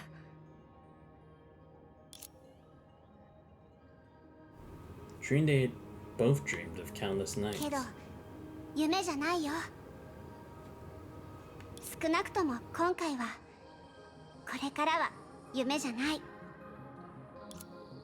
そうね。あんな夢はもう必要ない。私たちには一緒に未来を作る時間が十分にある。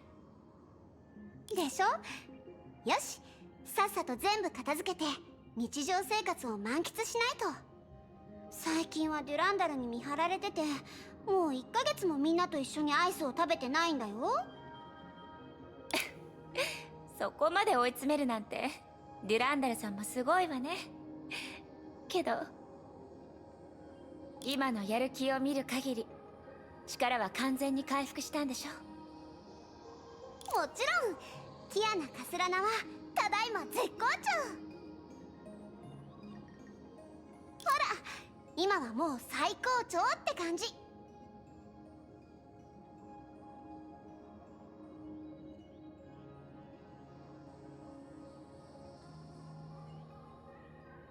メイ先輩はどう？どのくらい回復した？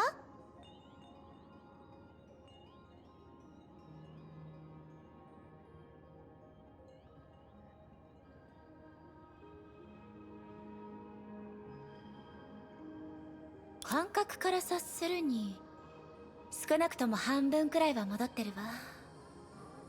けど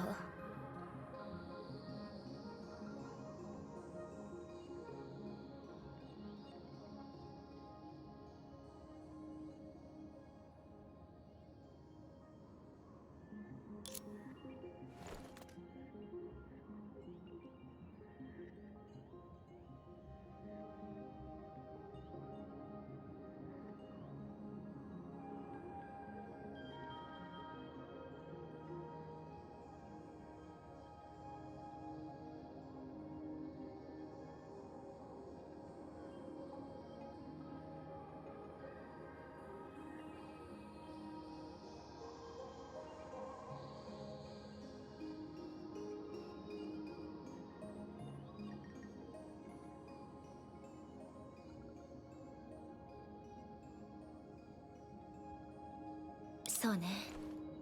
私は思想空間に入った側だから、戦闘力を完全には回復できていないわ。My bad, guys. I had another call literally at that moment too. I'm like, shit, really? Now? I was like, you know what, whatever, I'll just answer it. Get it. メイ先輩は不調なの？じゃあこのキアナが騎士になってメイ姫を守ってみせる。確かにその方が効率的ね。じゃあ前線の支援は指揮の律者に任せましょう。メイ先輩、冗談だってば。メイ先輩と私は以心伝心だし、全力を出せなくたって私にとっては頼れるかけがえのないパートナーだよ。それにさっき一緒に戦えて本当に嬉しかったんだ。ええ、私もよ。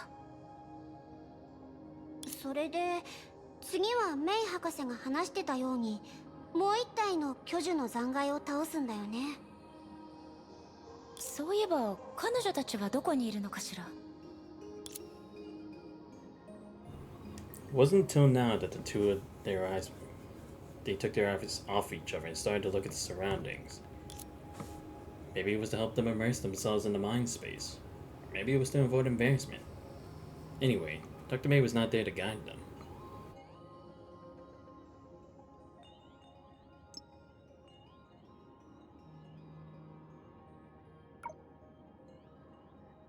もう出発したんじゃないかな。とりあえず予定ポイントの近くまで行ってみよう。あ、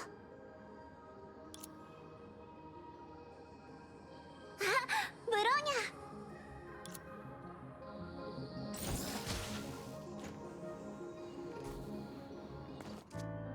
うまくいきましたか？ャ。お待たせブローニャ。目立った進捗があったなら待った甲斐がありますね。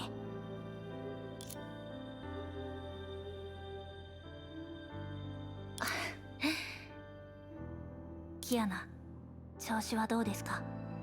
巨樹の残骸と戦う準備はできましたか？もちろん今以上に元気な時なんてないってくらいだよ。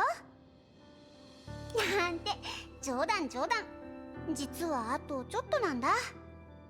あとちょっと。メイ先輩だけじゃまだ足りないの。私たちにはブローニャの頭脳も必要。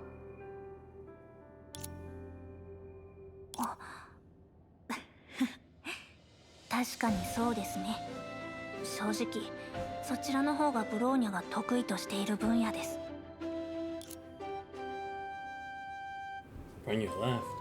Actually, this was another reason that they both coincidentally chose to let May break Kiana's psychological shackles. For the Hersher reason represented civilization, the use of replication relied on her understanding of the item. When it came to simple support skills, using a tenth of her powers would be enough.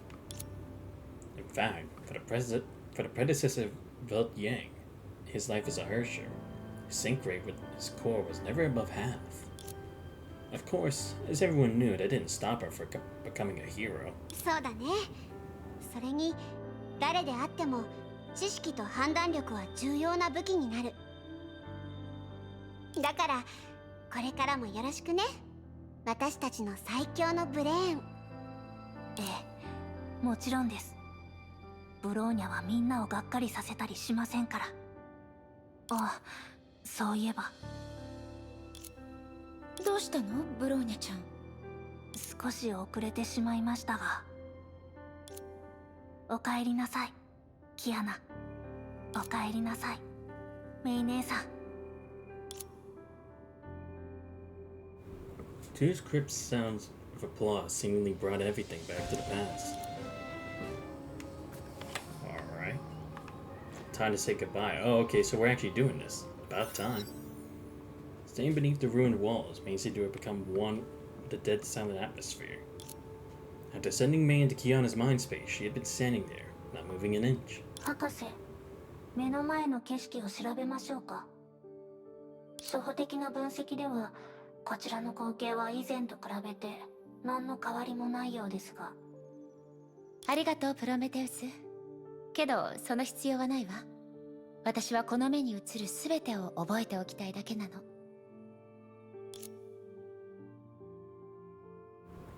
At this moment, the cold and emotionless May finally began to notice the view around her and exude something similar to fondness. それらを記憶したところで長くは持ちません。プロメテウス、それって私に向けて愚痴をこぼしているのかしら。博士、私はデータの演算効率を優先して設計されましたから、感情モジュールのスペックはそう高くはありません。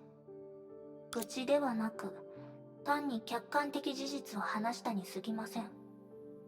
17号、私としてはあなたの主観的な感想が聞きたいわ。あら、戻ってきたのね。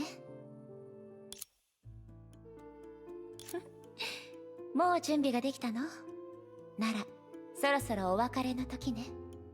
メイ博士、世界の泡から抜け出す時、もしかしたら私たちの軌跡が一瞬の間だけ得意点を残すかもしれない。役に立つかどうかはわからないけど、もしその隙をつかみ自身の存在のあり方を再調整すれば、固有世界で存在を維持できるかもしれません。仮説が多すぎるけれど、でもその状況を現実にしたいのなら、私たちはとてつもない幸運をつかむ必要があるでしょうね。正確に言えば、その手段を使ったメイ博士が成功する確率は不確定性原理で決まる定数に近いのです。つまり10のマイナス30乗より低いプランク定数ですか。それはつまり別に驚くことはないわ。世界を欺くのなら危ない橋を渡るしかないの。四季の律者が教えてくれたの、あなたたちも知ってるはずよ。前回それを成し遂げたのは、いわゆるオットー主教。Right. Yeah, it would be those kinds of odds. どんな状況で世界を欺き、そしてどんな代価を差し出したのか。She didn't go on. Time permitted, she'd like to talk more with these promising young minds. But, as a shadow from the past, and the one who initiated Project Stigma, she knew better than anyone. The importance of time. 気にする必要はないわ。あなたたちが現れなくったって、私の体も、この世界の泡も、時間が流れ始めたら長くは持たない。5万年に比べれば4時間と40日間なんてそう変わりはありません。だから、お互いにきっぱりとさようならを言いましょう。しきちゃんみたいに。四季の律者は最初からあっさりと私の選択を受け入れてくれたわ。もちろん、少し感情的な言葉を混ぜ合わせていたけれど。想定外だったわ。こういう世界で不和と記憶を分け合った律者があんなにも面白い性格をしてるなんて。あなたたちの時代の不和とも会ってみたかったわね。けど大丈夫。あなたたちが代わりに挨拶してくれるのよね。メイ、そんな顔をしないで。だってあなたはすでに古の楽園の終わりを受け入れてるはずよ。どうしてそのことを。見えるのよ、エリシアがあなたに残した印が。だから信じてるの。火を追う側の意志を受け継いだものなら、私たち一人一人の行いにはそれぞれの意味があったことを理解してくれていると。あなた自身のことも信じてる。私がケビンを信じてるようにね。私はただ最近見届けた別れがあまりにも多すぎると思ってただけよ。けど別れには意味がある。そうでしょ。火を追うが、組織にそんな名前をつけた頃は多分思いもしなかったはずよ。火を追いかけるがよりも道を照らしてくれる火の方が彼らに向いてるって。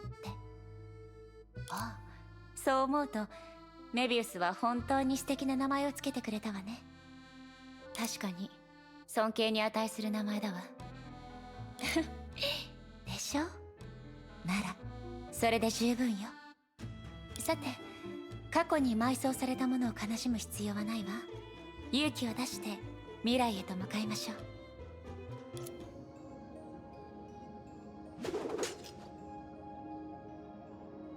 メイ。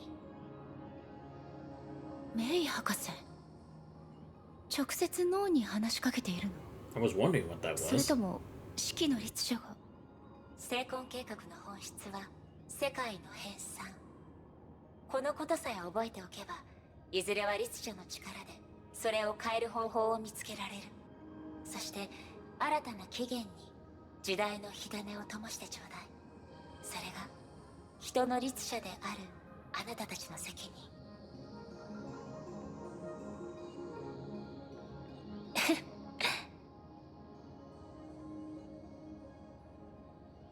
What? For those that Hirsch are human. What is she trying to say by that? Okay. 別れの時間はもう終わった？そろそろ出発するんでしょ？ Alright, finally time to do this. Get one step closer to actually wrecking Kevin's plan. そろそろ巨樹の残骸に挑んで私たちの世界に戻らなきゃ。分かった。なら早く行きましょう。 Acting tough, she actually had her eyes on May in the distance. 余計なことを話す必要なんてない。ジメジメした別れなんてまっぴらごめんだし。 She finished what she meant to say in her heart. After all, enough was said 50,000 years ago. さっさと行きましょう。四季の律者、彼女も。そうね、行きましょう。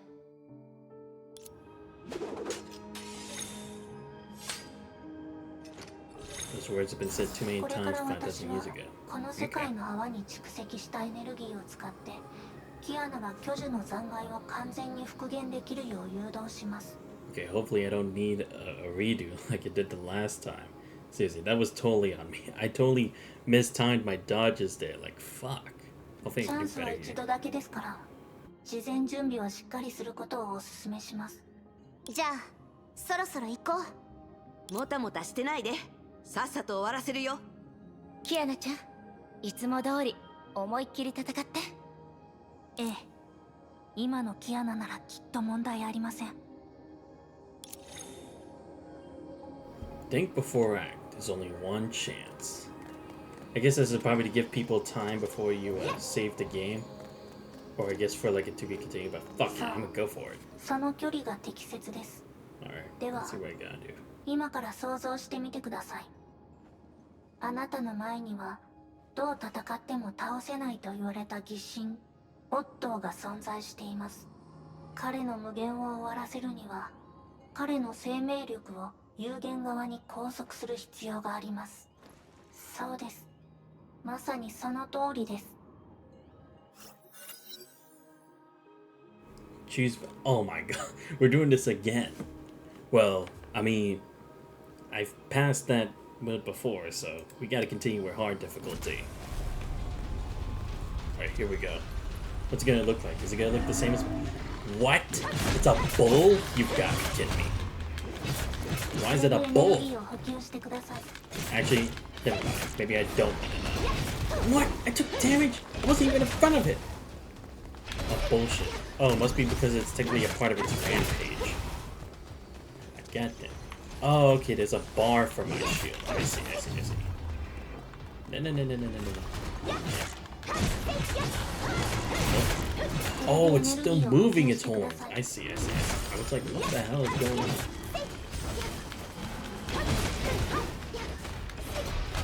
Okay, probably gonna want to dodge for a while. Yeah, because otherwise I'll just take more damage. Here we go. Oh, damn it. I thought I dodged fast enough. Oh shit. これでエネルギーを補給してください。 Damn, it's not gonna show the red lines. Okay. We're going for a real boss fight. Sasuga. Oop. Nope. There we go. Yeah. Nope. Oh, damn it. It was swept to the other これ side. でエネルギーを補給してください。 Okay, I'm already doing bad already. Oh, here we go again. Fucking shit. Oh, it's not showing the lines as much. Crap. Nope. Oh, shit. Crap. Okay, not the best start, but I like, especially since I only took away one bar. Shit. Okay, this is starting to look really bad. Oh, here we go. Nice. Ooh, that was a good amount. Alright, come on. Nice. Again, this isn't to say that I don't like using Cursor Flame Scion. I do. I'm just more acquainted with this one instead. Oh my god. This fucking thing. Nope. There we go. Nice. Okay. Yep. これでエネルギーを補給してください。 Oh, I see. That's what it's doing. I was like, what is it actually doing when it says give me the edge unit? It's giving me the SP stuff. Oh, and I can't summon Benares or Kurikara. Damn it. Of course, it can't be that simple. Oh, shit. Okay, I saw the dodge there. Good. Get that dodge just can kind of time out. And of course, since this is a husk, it's gonna have more than one.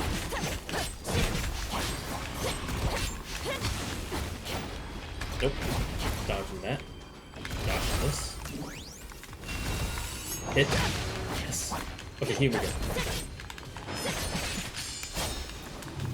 Yeah, let me get this health. これでエネルギーを補給してください。 Oh, here we go. Maybe I shouldn't have taken this one.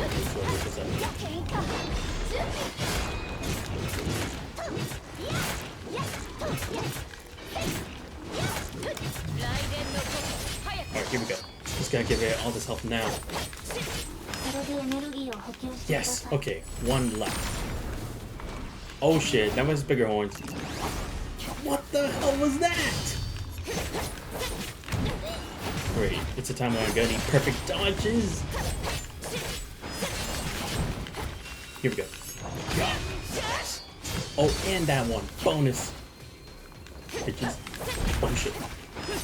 これでエネルギーを補給してください。 Oh shit. Messed up there. Oh, it actually does more widespread. What is this, like a curse area? Shit, that's like... Please hit? Yes. Oh, I dodged it this time. Awesome. Oh shit. Yep. Bitch. これで You エネル wish. ギーを補給してください。 Right. Now we gotta dodge the other side. Yes. Damn. Okay, come on. I got this, I got this, I got this.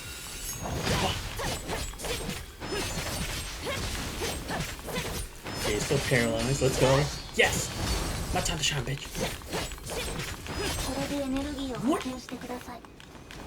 What the heck? Fuck me.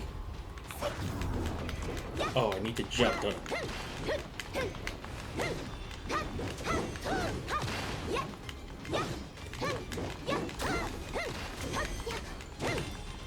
Come on, come on. Yes, okay. My turn. これでエネルギーを補給してください。 Here we go.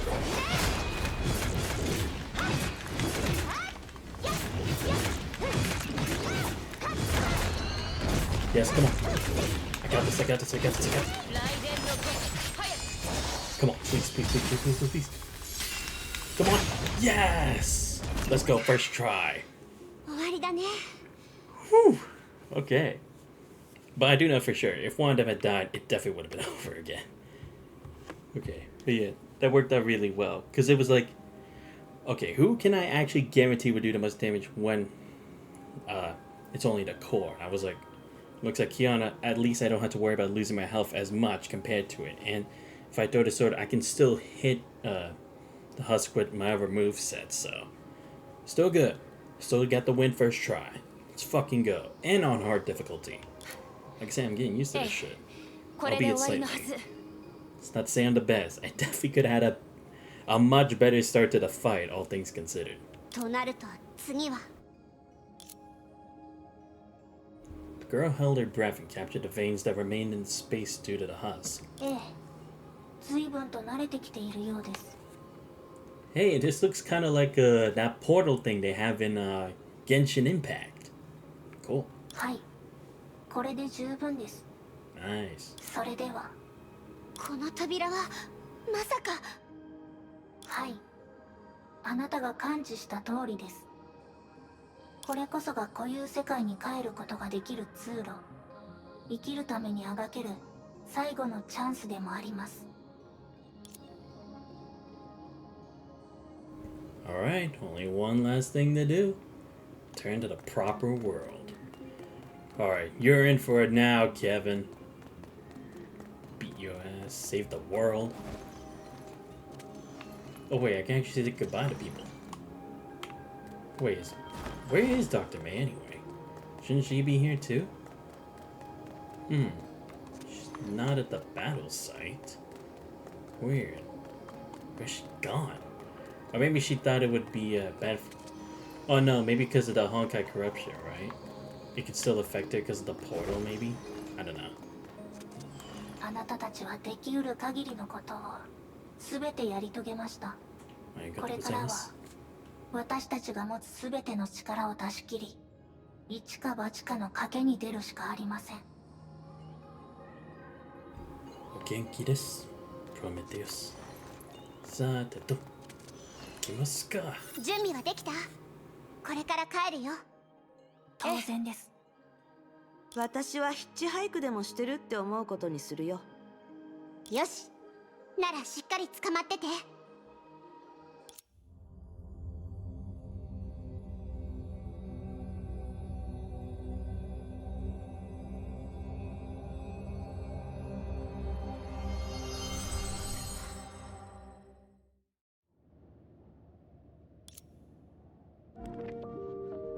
The other side of the 50,000 years. Interesting, so it showed us going back into the imaginary tree. Probably because that's like the proper timeline, right? As opposed to that bubble universe.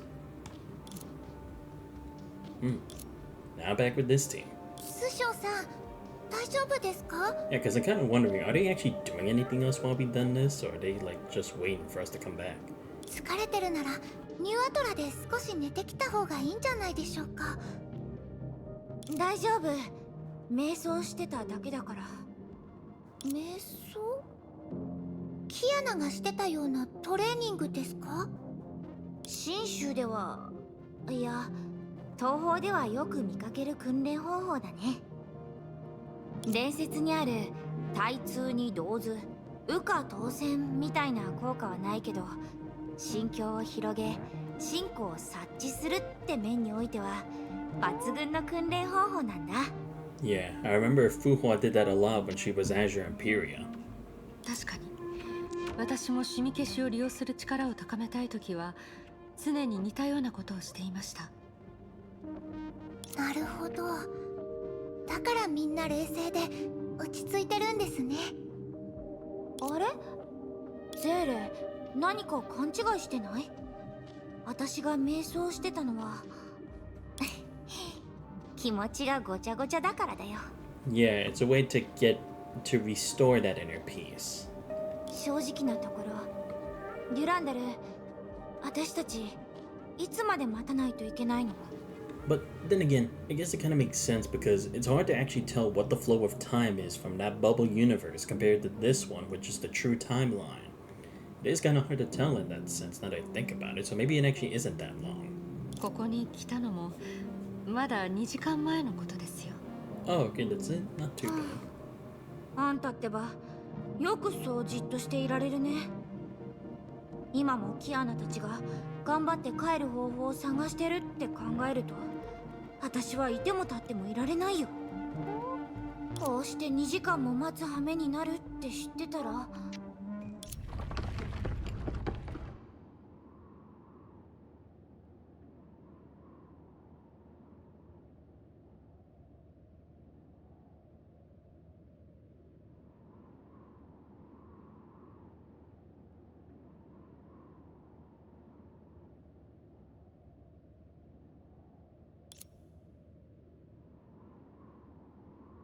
The ties between two worlds changed. On the other side, the beacon named reality began to spread, sink like ink in water, blurring the boundaries between worlds. In blinding white light, familiar figures emerged. キアナさん、キアナさん、やっと会えました。無事で何よりです。そうだね、デュランダル。やっと会えた。よかったです。本当によかった。デュランダル？何かあったの？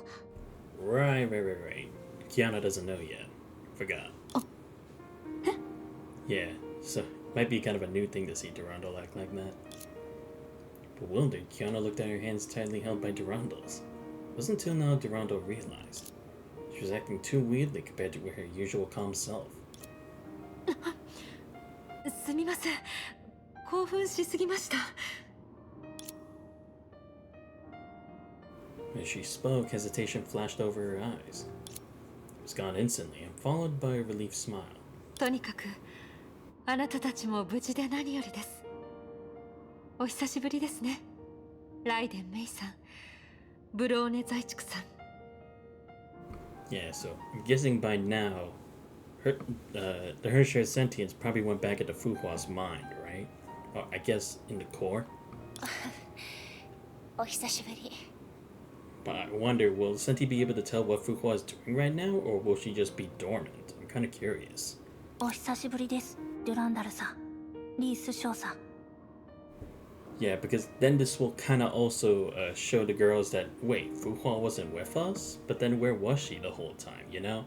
Because they had thought it was impossible for both of them to exist in different places at the same time. Brenya's eyes dwelt on Zayla and vice versa. みんなが無事でよかったです。近くで軽く休んだら、さらに新しいエリアの探索を続けましょう。5万年前の世界の泡と融合した後なら、下の方も探索可能になっているはずです。うん、休憩しよう。ついでに情報交換もできるし。けど、この奥のエリアには何が待っているんでしょうか。そんなのあのケビンってやつしか知らないと思う。と言っても彼との戦いは極力避けたいよね。羅刹人の話だと、あの男の力が回復したら絶頂期の退去門派でも相手にならないんだって。へえ、昔は結構威張ってたのに、ケビンごときにそんなにビビるんだ。 Wait, what? Huh? Wait, how is this even possible? I thought she doesn't have a physical body. What is this? She wasn't interested in the team talk, but changed her mind just a moment ago. あ、Yeah, because the other one should be with Kevin, right? What is going on here? いや違う。見た目は似てるけど、あんたは彼女じゃない。ズバリあんたが式の律者だね。何喧嘩でもしたいのかな。 In the face of the intimidating Hersher's sentience, even Li Su-sheng didn't know what to say. シキちゃんって師匠に対してはなんだかすごく厳しいね。Ma, shikatanai. What with everything that happened in the past, it's kind of hard for them to just let bygones be bygones. あ、もしかしてカロスタンで、Risena Bakakiana. Before she could finish, her lips were muffled by a quick hand. Yeah, nice one, mate. こういう時は痛いところをつかないべきです、バカキアナ。 Yeah, you said it, Bronya.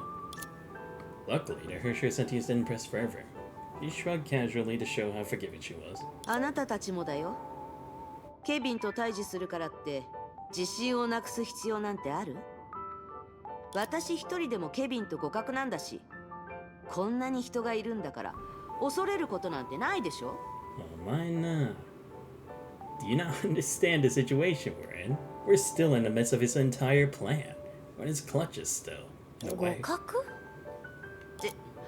全力は出してないと思うけど、こっちも奥の手を残してあるし。 Right, in that one moment you two had. とにかく本当に戦いが迫ってきてるなら、なおさら敵の士気を上げ、味方のやる気を減らす必要はないでしょ。式の律者、私たちはケビンを恐れてはいません。だからこそ事実に基づいてお互いの差を語っているんです。生真面目だね。よく考えてみて。それも恐れて手も足も出ない状態と同じでしょ。ああ、そういえば一つアイデアがあるんだ。恐怖の源を排除すれば全て解決するでしょ。心配は無用だよ。簡単にできることだから、息を殺してそっと背後に回れば。四季の律者、あの男と手合わせしているならなおさらわかるはずです。さっきも言ったでしょ、そうムキにならないでって。 True. I mean, to be fair, I can understand what both sides is. It is smart to at least make sure both sides understand where they're at, but at the same time, 気合よ気合。せっかくあなたたちに教えを授けてあげているのに。生死たるもの、天地を恐れなければ恐怖を克服して恐怖を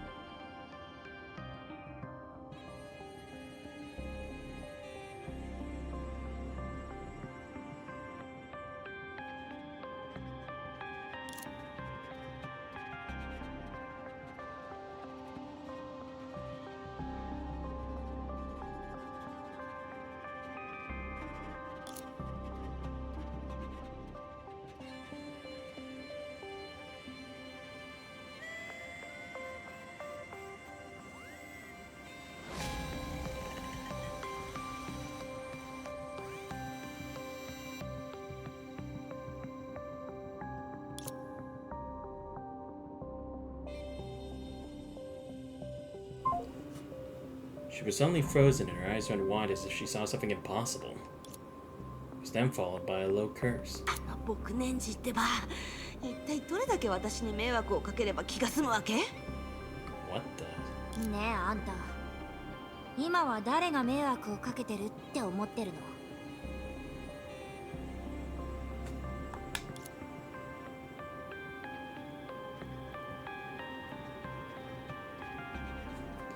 Hershey's sentience didn't reply. Just like her every sudden appearance and disappearance, she became immersed in white light. 四季の律者、何をするつもりですか？やめやめ、ちょっと席を外すよ。うん私は忙しいの。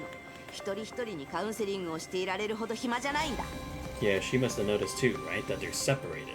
でもどこに行くつもりなの？聞かない方がいい。どうせついてこられないだろうしね。 So,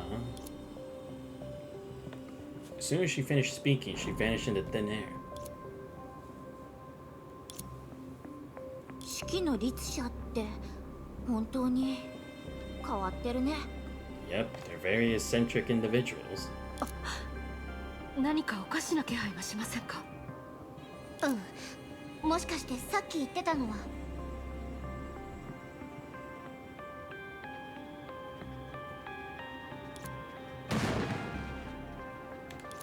What?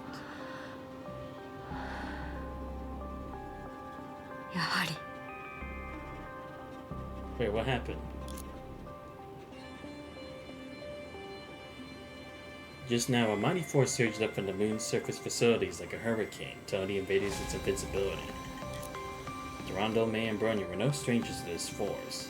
ケビン、彼がこの通路の先にいるわ。 Oh, it's finally started. 委員長。 Yup, she felt it. I knew it.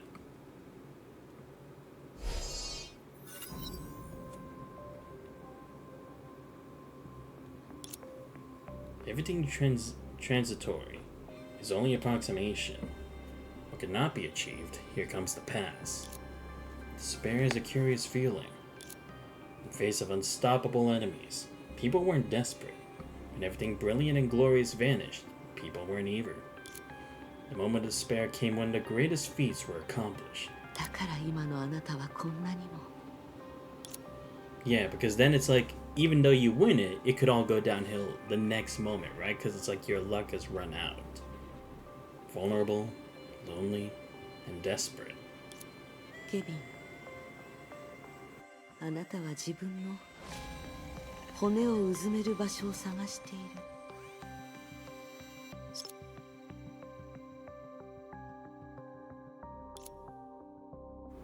She was waiting for the silence to prove it, and vindicate the value of her arrival. 否定はしない。絶望的な勝利もまた勝利だ。She sighed softly. 何らかの方法で全ての律者を捕らえているのなら、なぜ私だけ見逃してくれたんですか？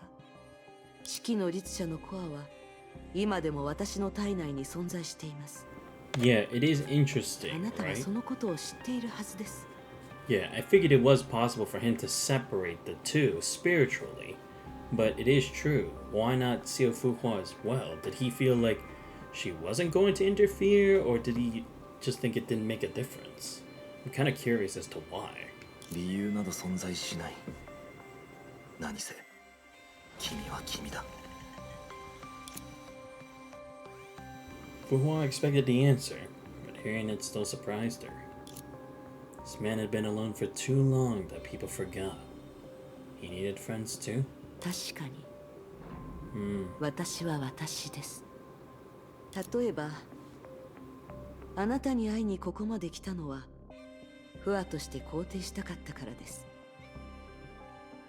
火を追うがの宿願を果たし、あなたはこれから人々を率いて崩壊に打ち勝つ。それについてはフワとして認めざるを得ません。フワとしてか。私がただのフワなら何事ももっと簡単だったでしょう。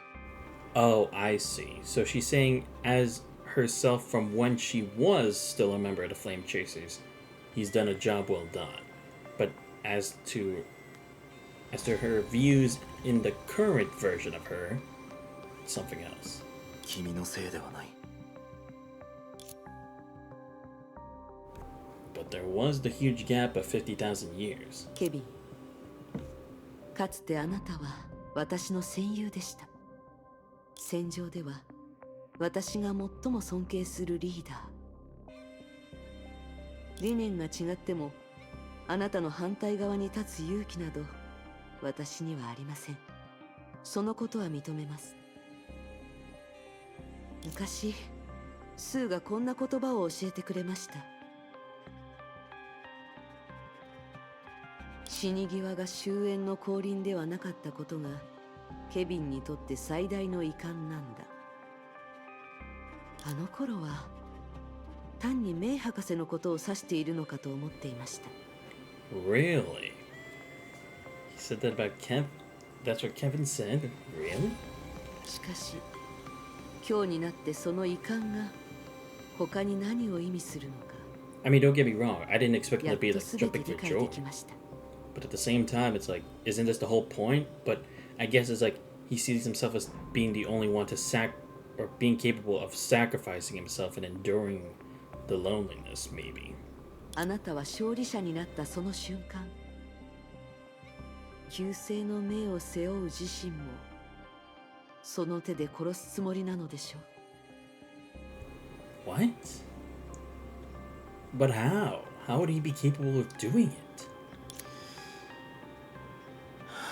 Like erase his whole existence? 君なら分かっているはずだ。 Interesting. 僕たちは勝たなければならない。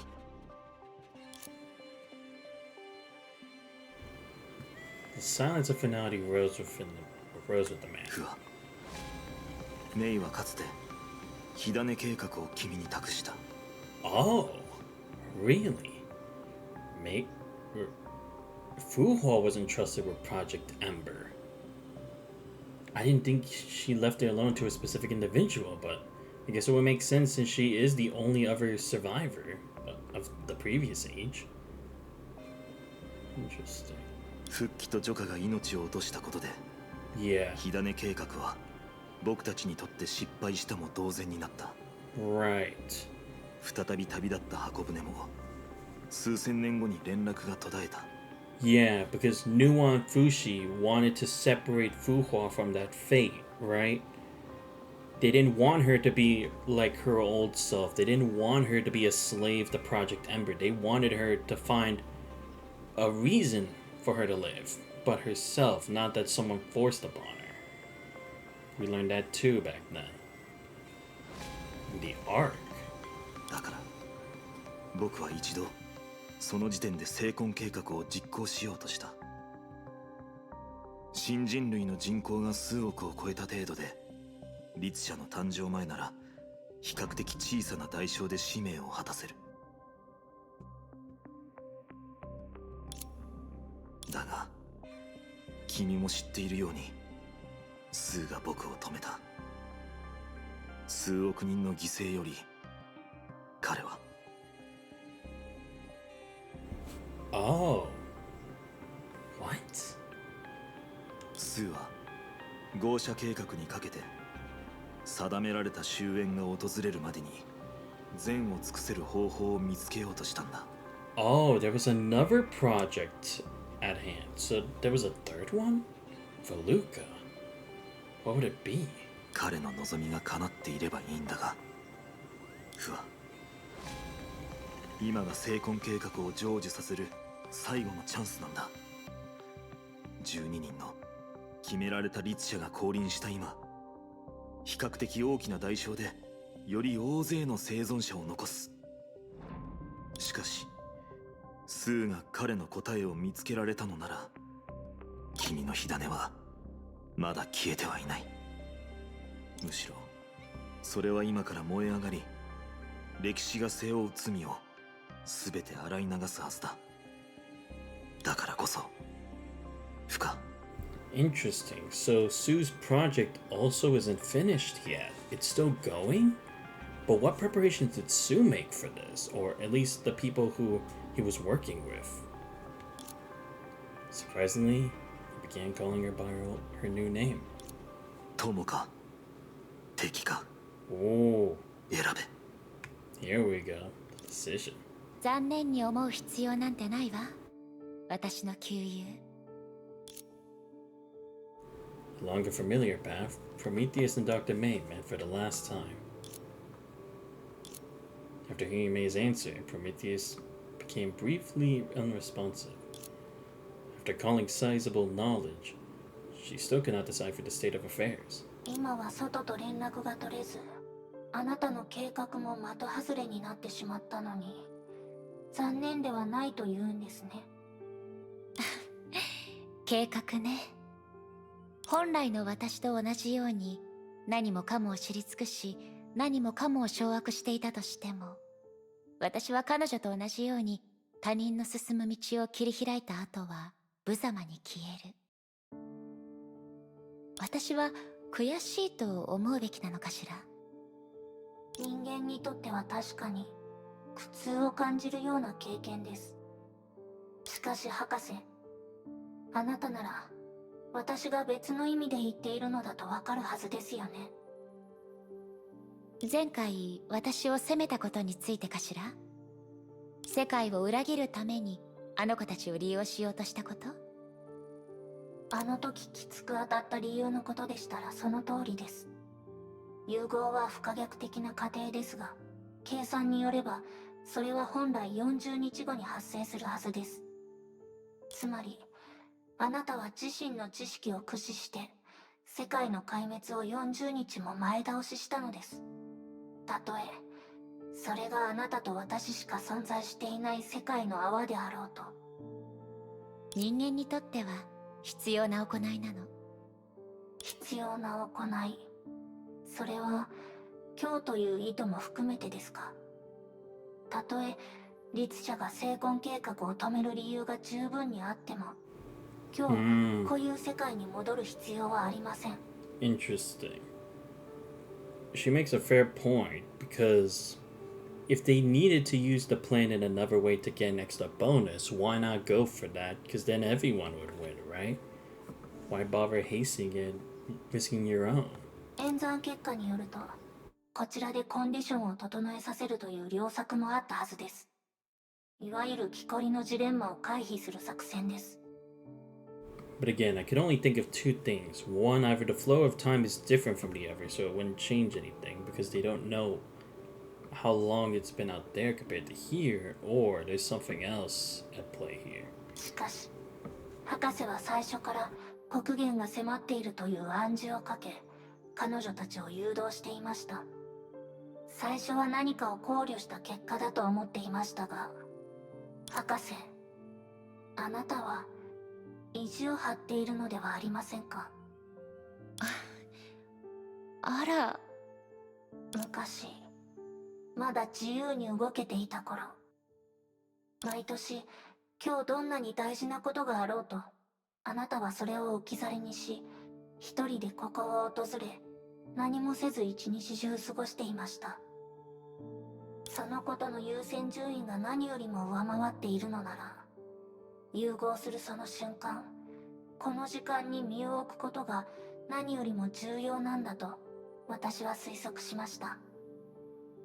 しかし、傾向から見ると誤差はコントロールできません。あなたと私は融合する前に完全に消えてしまうでしょう。救いなどなおさら空想です。Should do that every time, every year. That's the same as like what Kevin did. Is it maybe the point in time in which both the worlds kind of like connect, even if very little? It's possible. だから、どんな内容かはわかりませんが、これは後味の悪い結末です。意図的に追い求めていた時間が意味をなくす。つまり、完全に的外れな計画です。嬉しいわプロメテウス。細かいところを除いて自分の力で私を見抜いたのね。けど理解してもらうには時間の余裕がもうなくなってしまったわ。知らないような細かいところですか？ええ、それはずっと昔の話よ。終焉の律者が固有世界から世界の泡を剥がそうとしているという推測にたどり着いた時、最初にその発見を共有したのはケビンなの。もちろん当時の彼は何も理解できていなかったわ。合理的なシチュエーションです。なんせ彼は学士を取得していませんから。そういう意味じゃないわ。理論には全く明るくない彼だからこそ、私が見落としていたところに気づけたの。それをきっかけに仮説を語り、とある約束をしてくれたわ。もしどちらかが終焉を乗り越え生き延びることができたら、その人は毎年知り合ったこの日にここでそっと過ごすことにしようって。Ah, okay. Yeah, that's the same thing what he's doing, right? Interesting. So in this world, it's her. And in that world, it's him. その行動に何か意味があるんですか？とてもシンプルな考えよ。終焉が世界を滅ぼすことで世界の泡が生まれるのなら、もしかしたらそこに存在する私たちはその約束を覚えていられるかもしれない。この日の意義はそこにあるのよ。果てしない時間と空間を超えて全てを失った相手に寄り添うことができるかもしれないでしょ。だからこそこういう世界の状況を知って、あなたは意図的に融合が訪れる時間をコントロールしたんですね。自分が消える前にこういう世界のケビンと最後に一度会うつもりですか？たとえ成功率が限りなくゼロに近いとしても。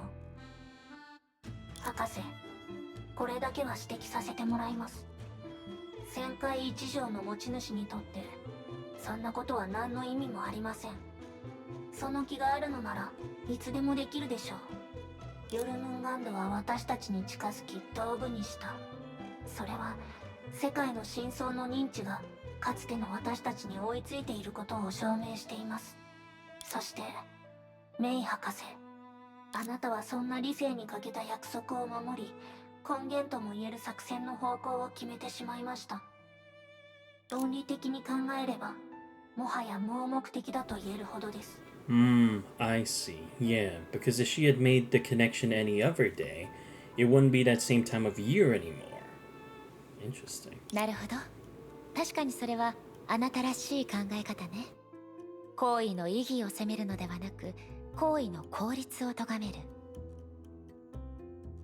あなたからすれば私は終始絶対的な理性を保つべきなのね。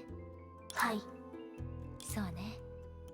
私たちは様々な人からそう言われてきた。プロメテウスがあらゆる世界の知識のありかなら、メイは知識を処理する神の思考。思考は知識とは違って目的が必要なの。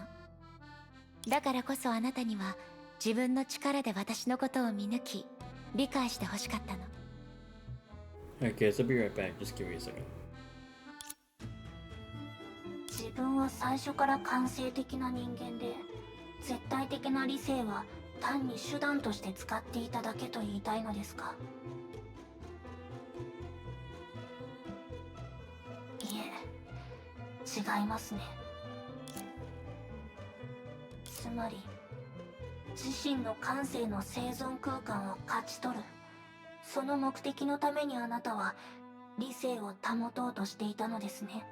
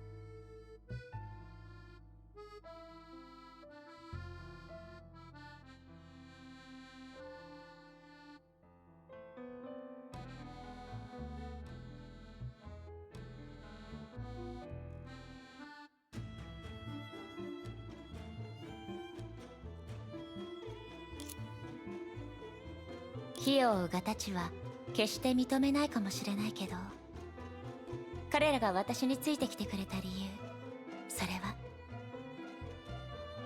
私が徹底的なロマンチストだからよ。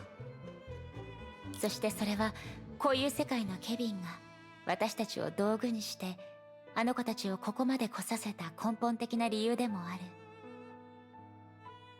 彼はようやく悟ることができたのよ。火種計画の本当の内容を。火種計画。ええ、詳しく説明するには時間が足りないけど、計画のない計画にとって重要なのは揺るがない夢と不変なる真が。ケビンにとってもあの子たちにとっても同じよ。影である私もそう。あなたもまた同じよ。I see. So it is. That unwavering hope that they were hoping would be passed down to the future. That's what it was. 気にしなくていいわ。こんな哲学を無理に受け入れる必要なんてないもの。しかし、なぜ彼女たちにそれを教えないのですか？そこまで自分たちだけで考えつくことができるとは到底思えません。それはね、今みたいにただ理屈めいたことを言葉にしても他者はかえって理解できなくなるからよ。そういえばあともう一つ、さっきあなたが誤解していたことについて説明するわね。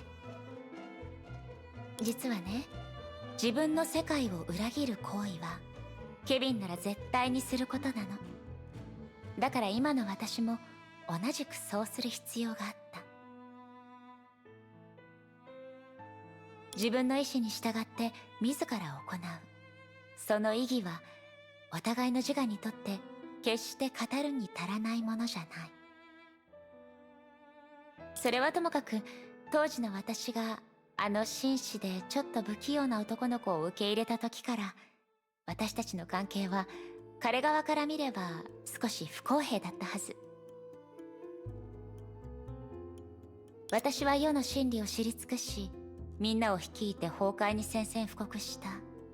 その結果、お互いに残せる時間は少なくなりすぎた。こういう世界の私は絶対的な理性という役を演じてきた。私も彼女に合わせて未来の人類のためになすべきことを全てやり遂げた。だから今度はあの一人ぼっちの男の子のために何かをしてあげる番よね。ですが、彼がそれを知ることはないでしょう。別に構わないわ。プロメテウス、人の本質は自分以外のために命を捧げることにあるの。理解できません。このままでは崩壊がなくても人類の滅亡は避けられないかもしれません。いえ、プロメテウス。メイ博士、あなたは。ここまでね。どうやら私の拒絶反応の方が激しいみたいね。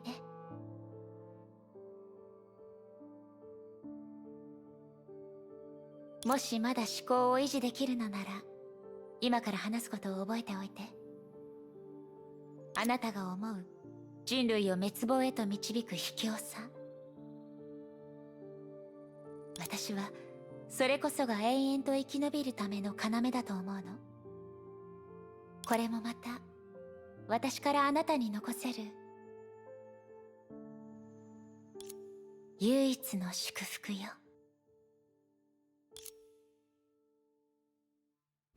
The final blessing, the woman worshipped by countless followers as God, perished as the fusion intensified. Of course, the same sign showed on Prometheus too.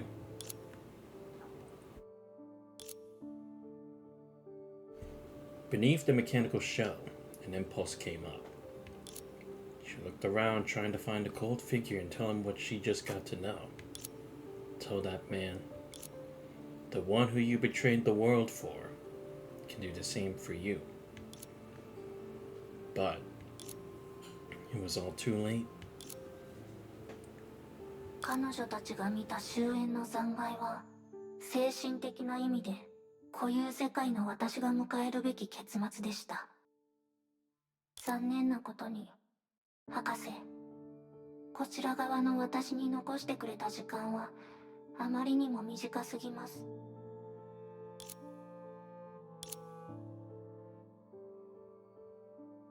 Upon this thought, the mechanical girl began to wonder something. まさか、博士はさっきまで何かを計画していたのですか？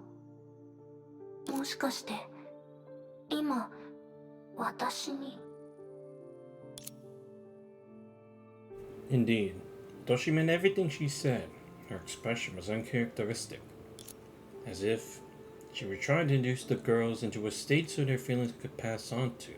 ここには、私たち二人しかいないはずです。Yeah. Although later than expected, the third element did appear in this dying micro world. 誰ですか？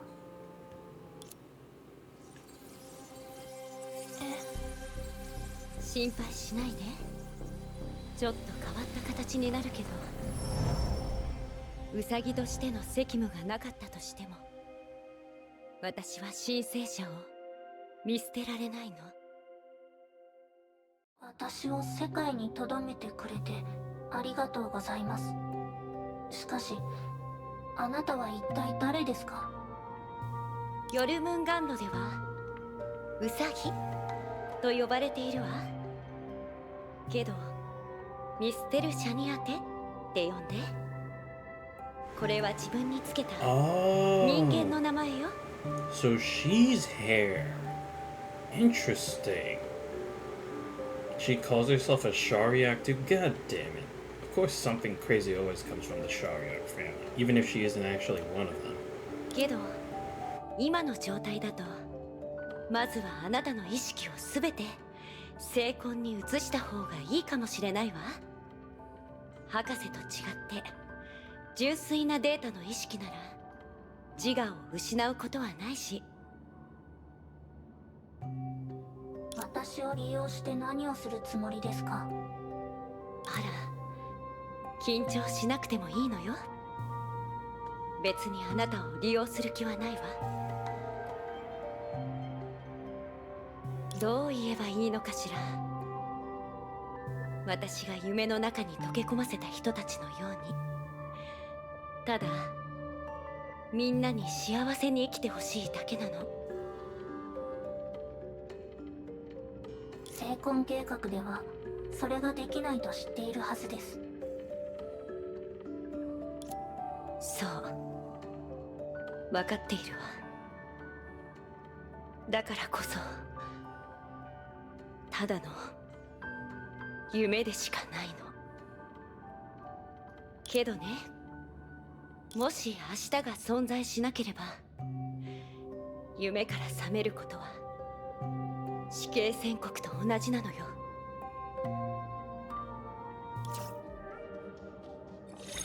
欲しいのみんなは元気かな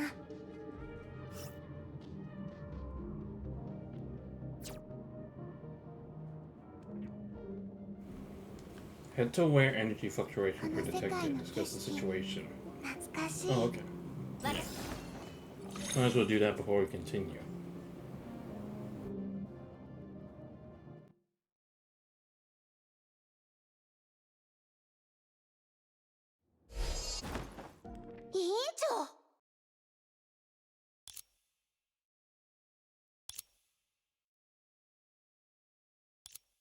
キアナ、あんたも感じたの？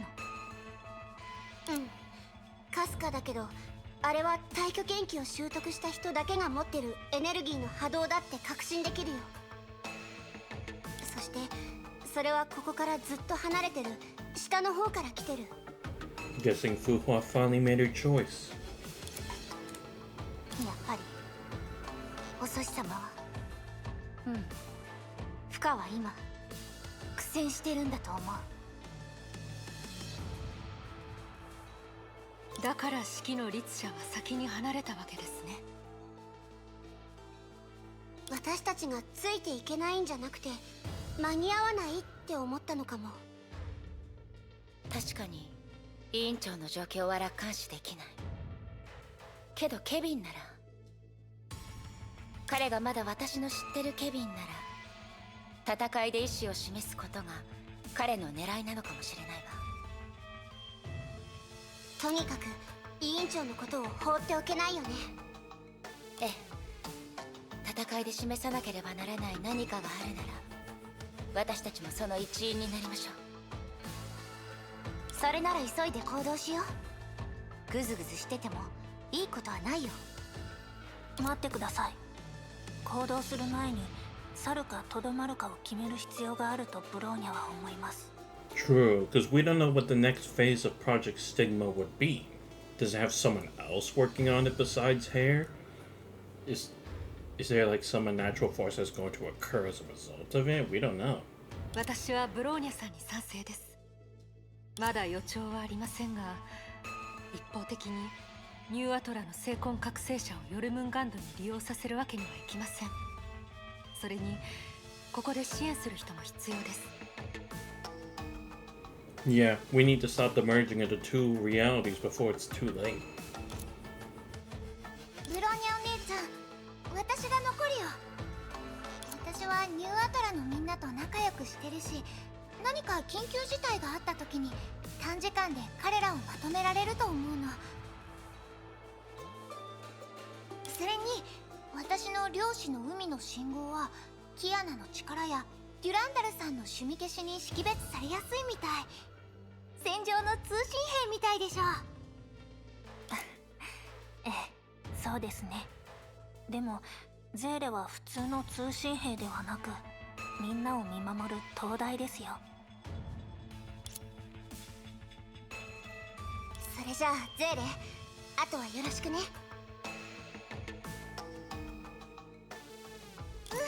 頑張るよ。とにかくゼーレも気をつけてください。例えばあのハイヘビには危険な個体がいくつもいますから、警戒が必要です。分かってる。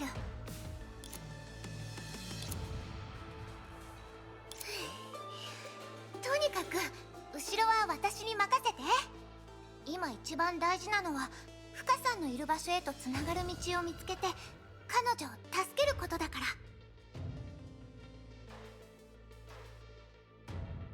ら。はい。でも道探しの件に関しては、ブローニャたちが話してる間にキアナが黙々と。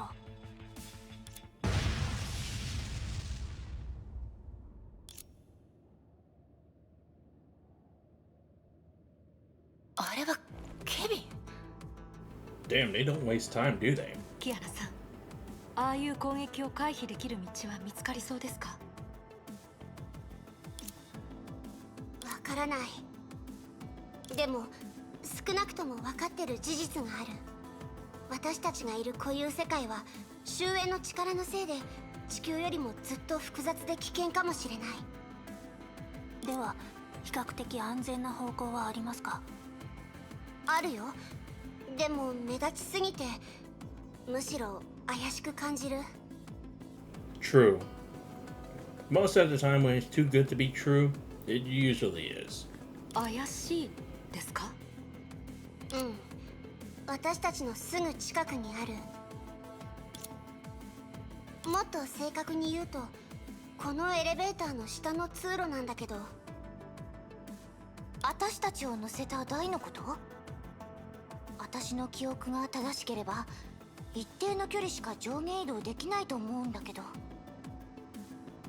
そうでもありません。この構造を見ると、より奥の場所につながっていることも考えられます。どうやら目に見えてる罠でもチャレンジすることを諦めるべきではないようですね。それなら何かできないか、このエレベーターのプログラムをハッキングしてみます。作業が終わるまでみんなは近くで他に行けそうなルートはないか探してみてください。分かった。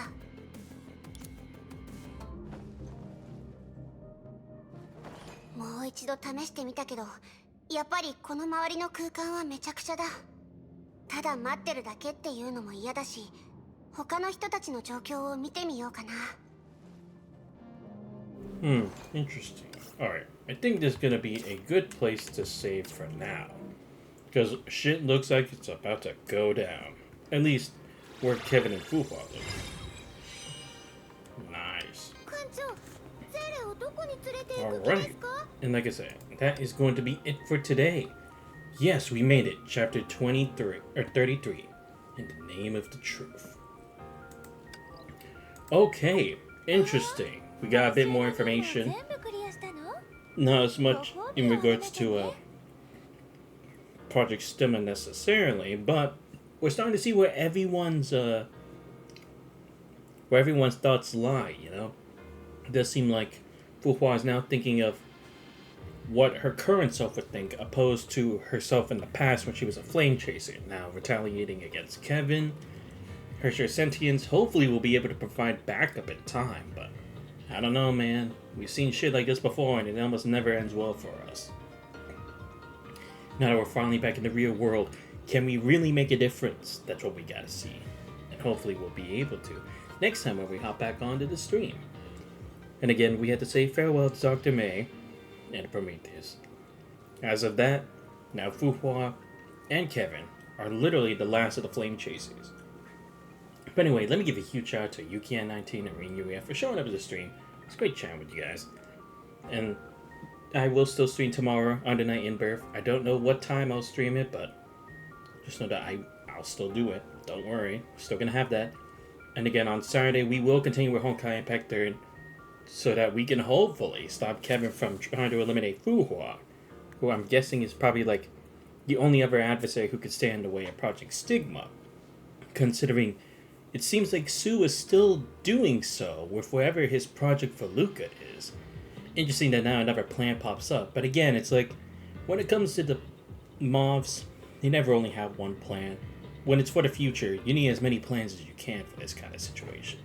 But this has been those advice. You guys aren't already following the channel, make sure you leave a follow. You do enjoy the streams. Check my YouTube channel where I post all my VODs. Or join the Discord, you guys know already. Love chatting with you guys off stream. But this has been those advice. Hope you guys have a great night. See you guys next time. We're out. さっきからずっと私を見てる。そうよね。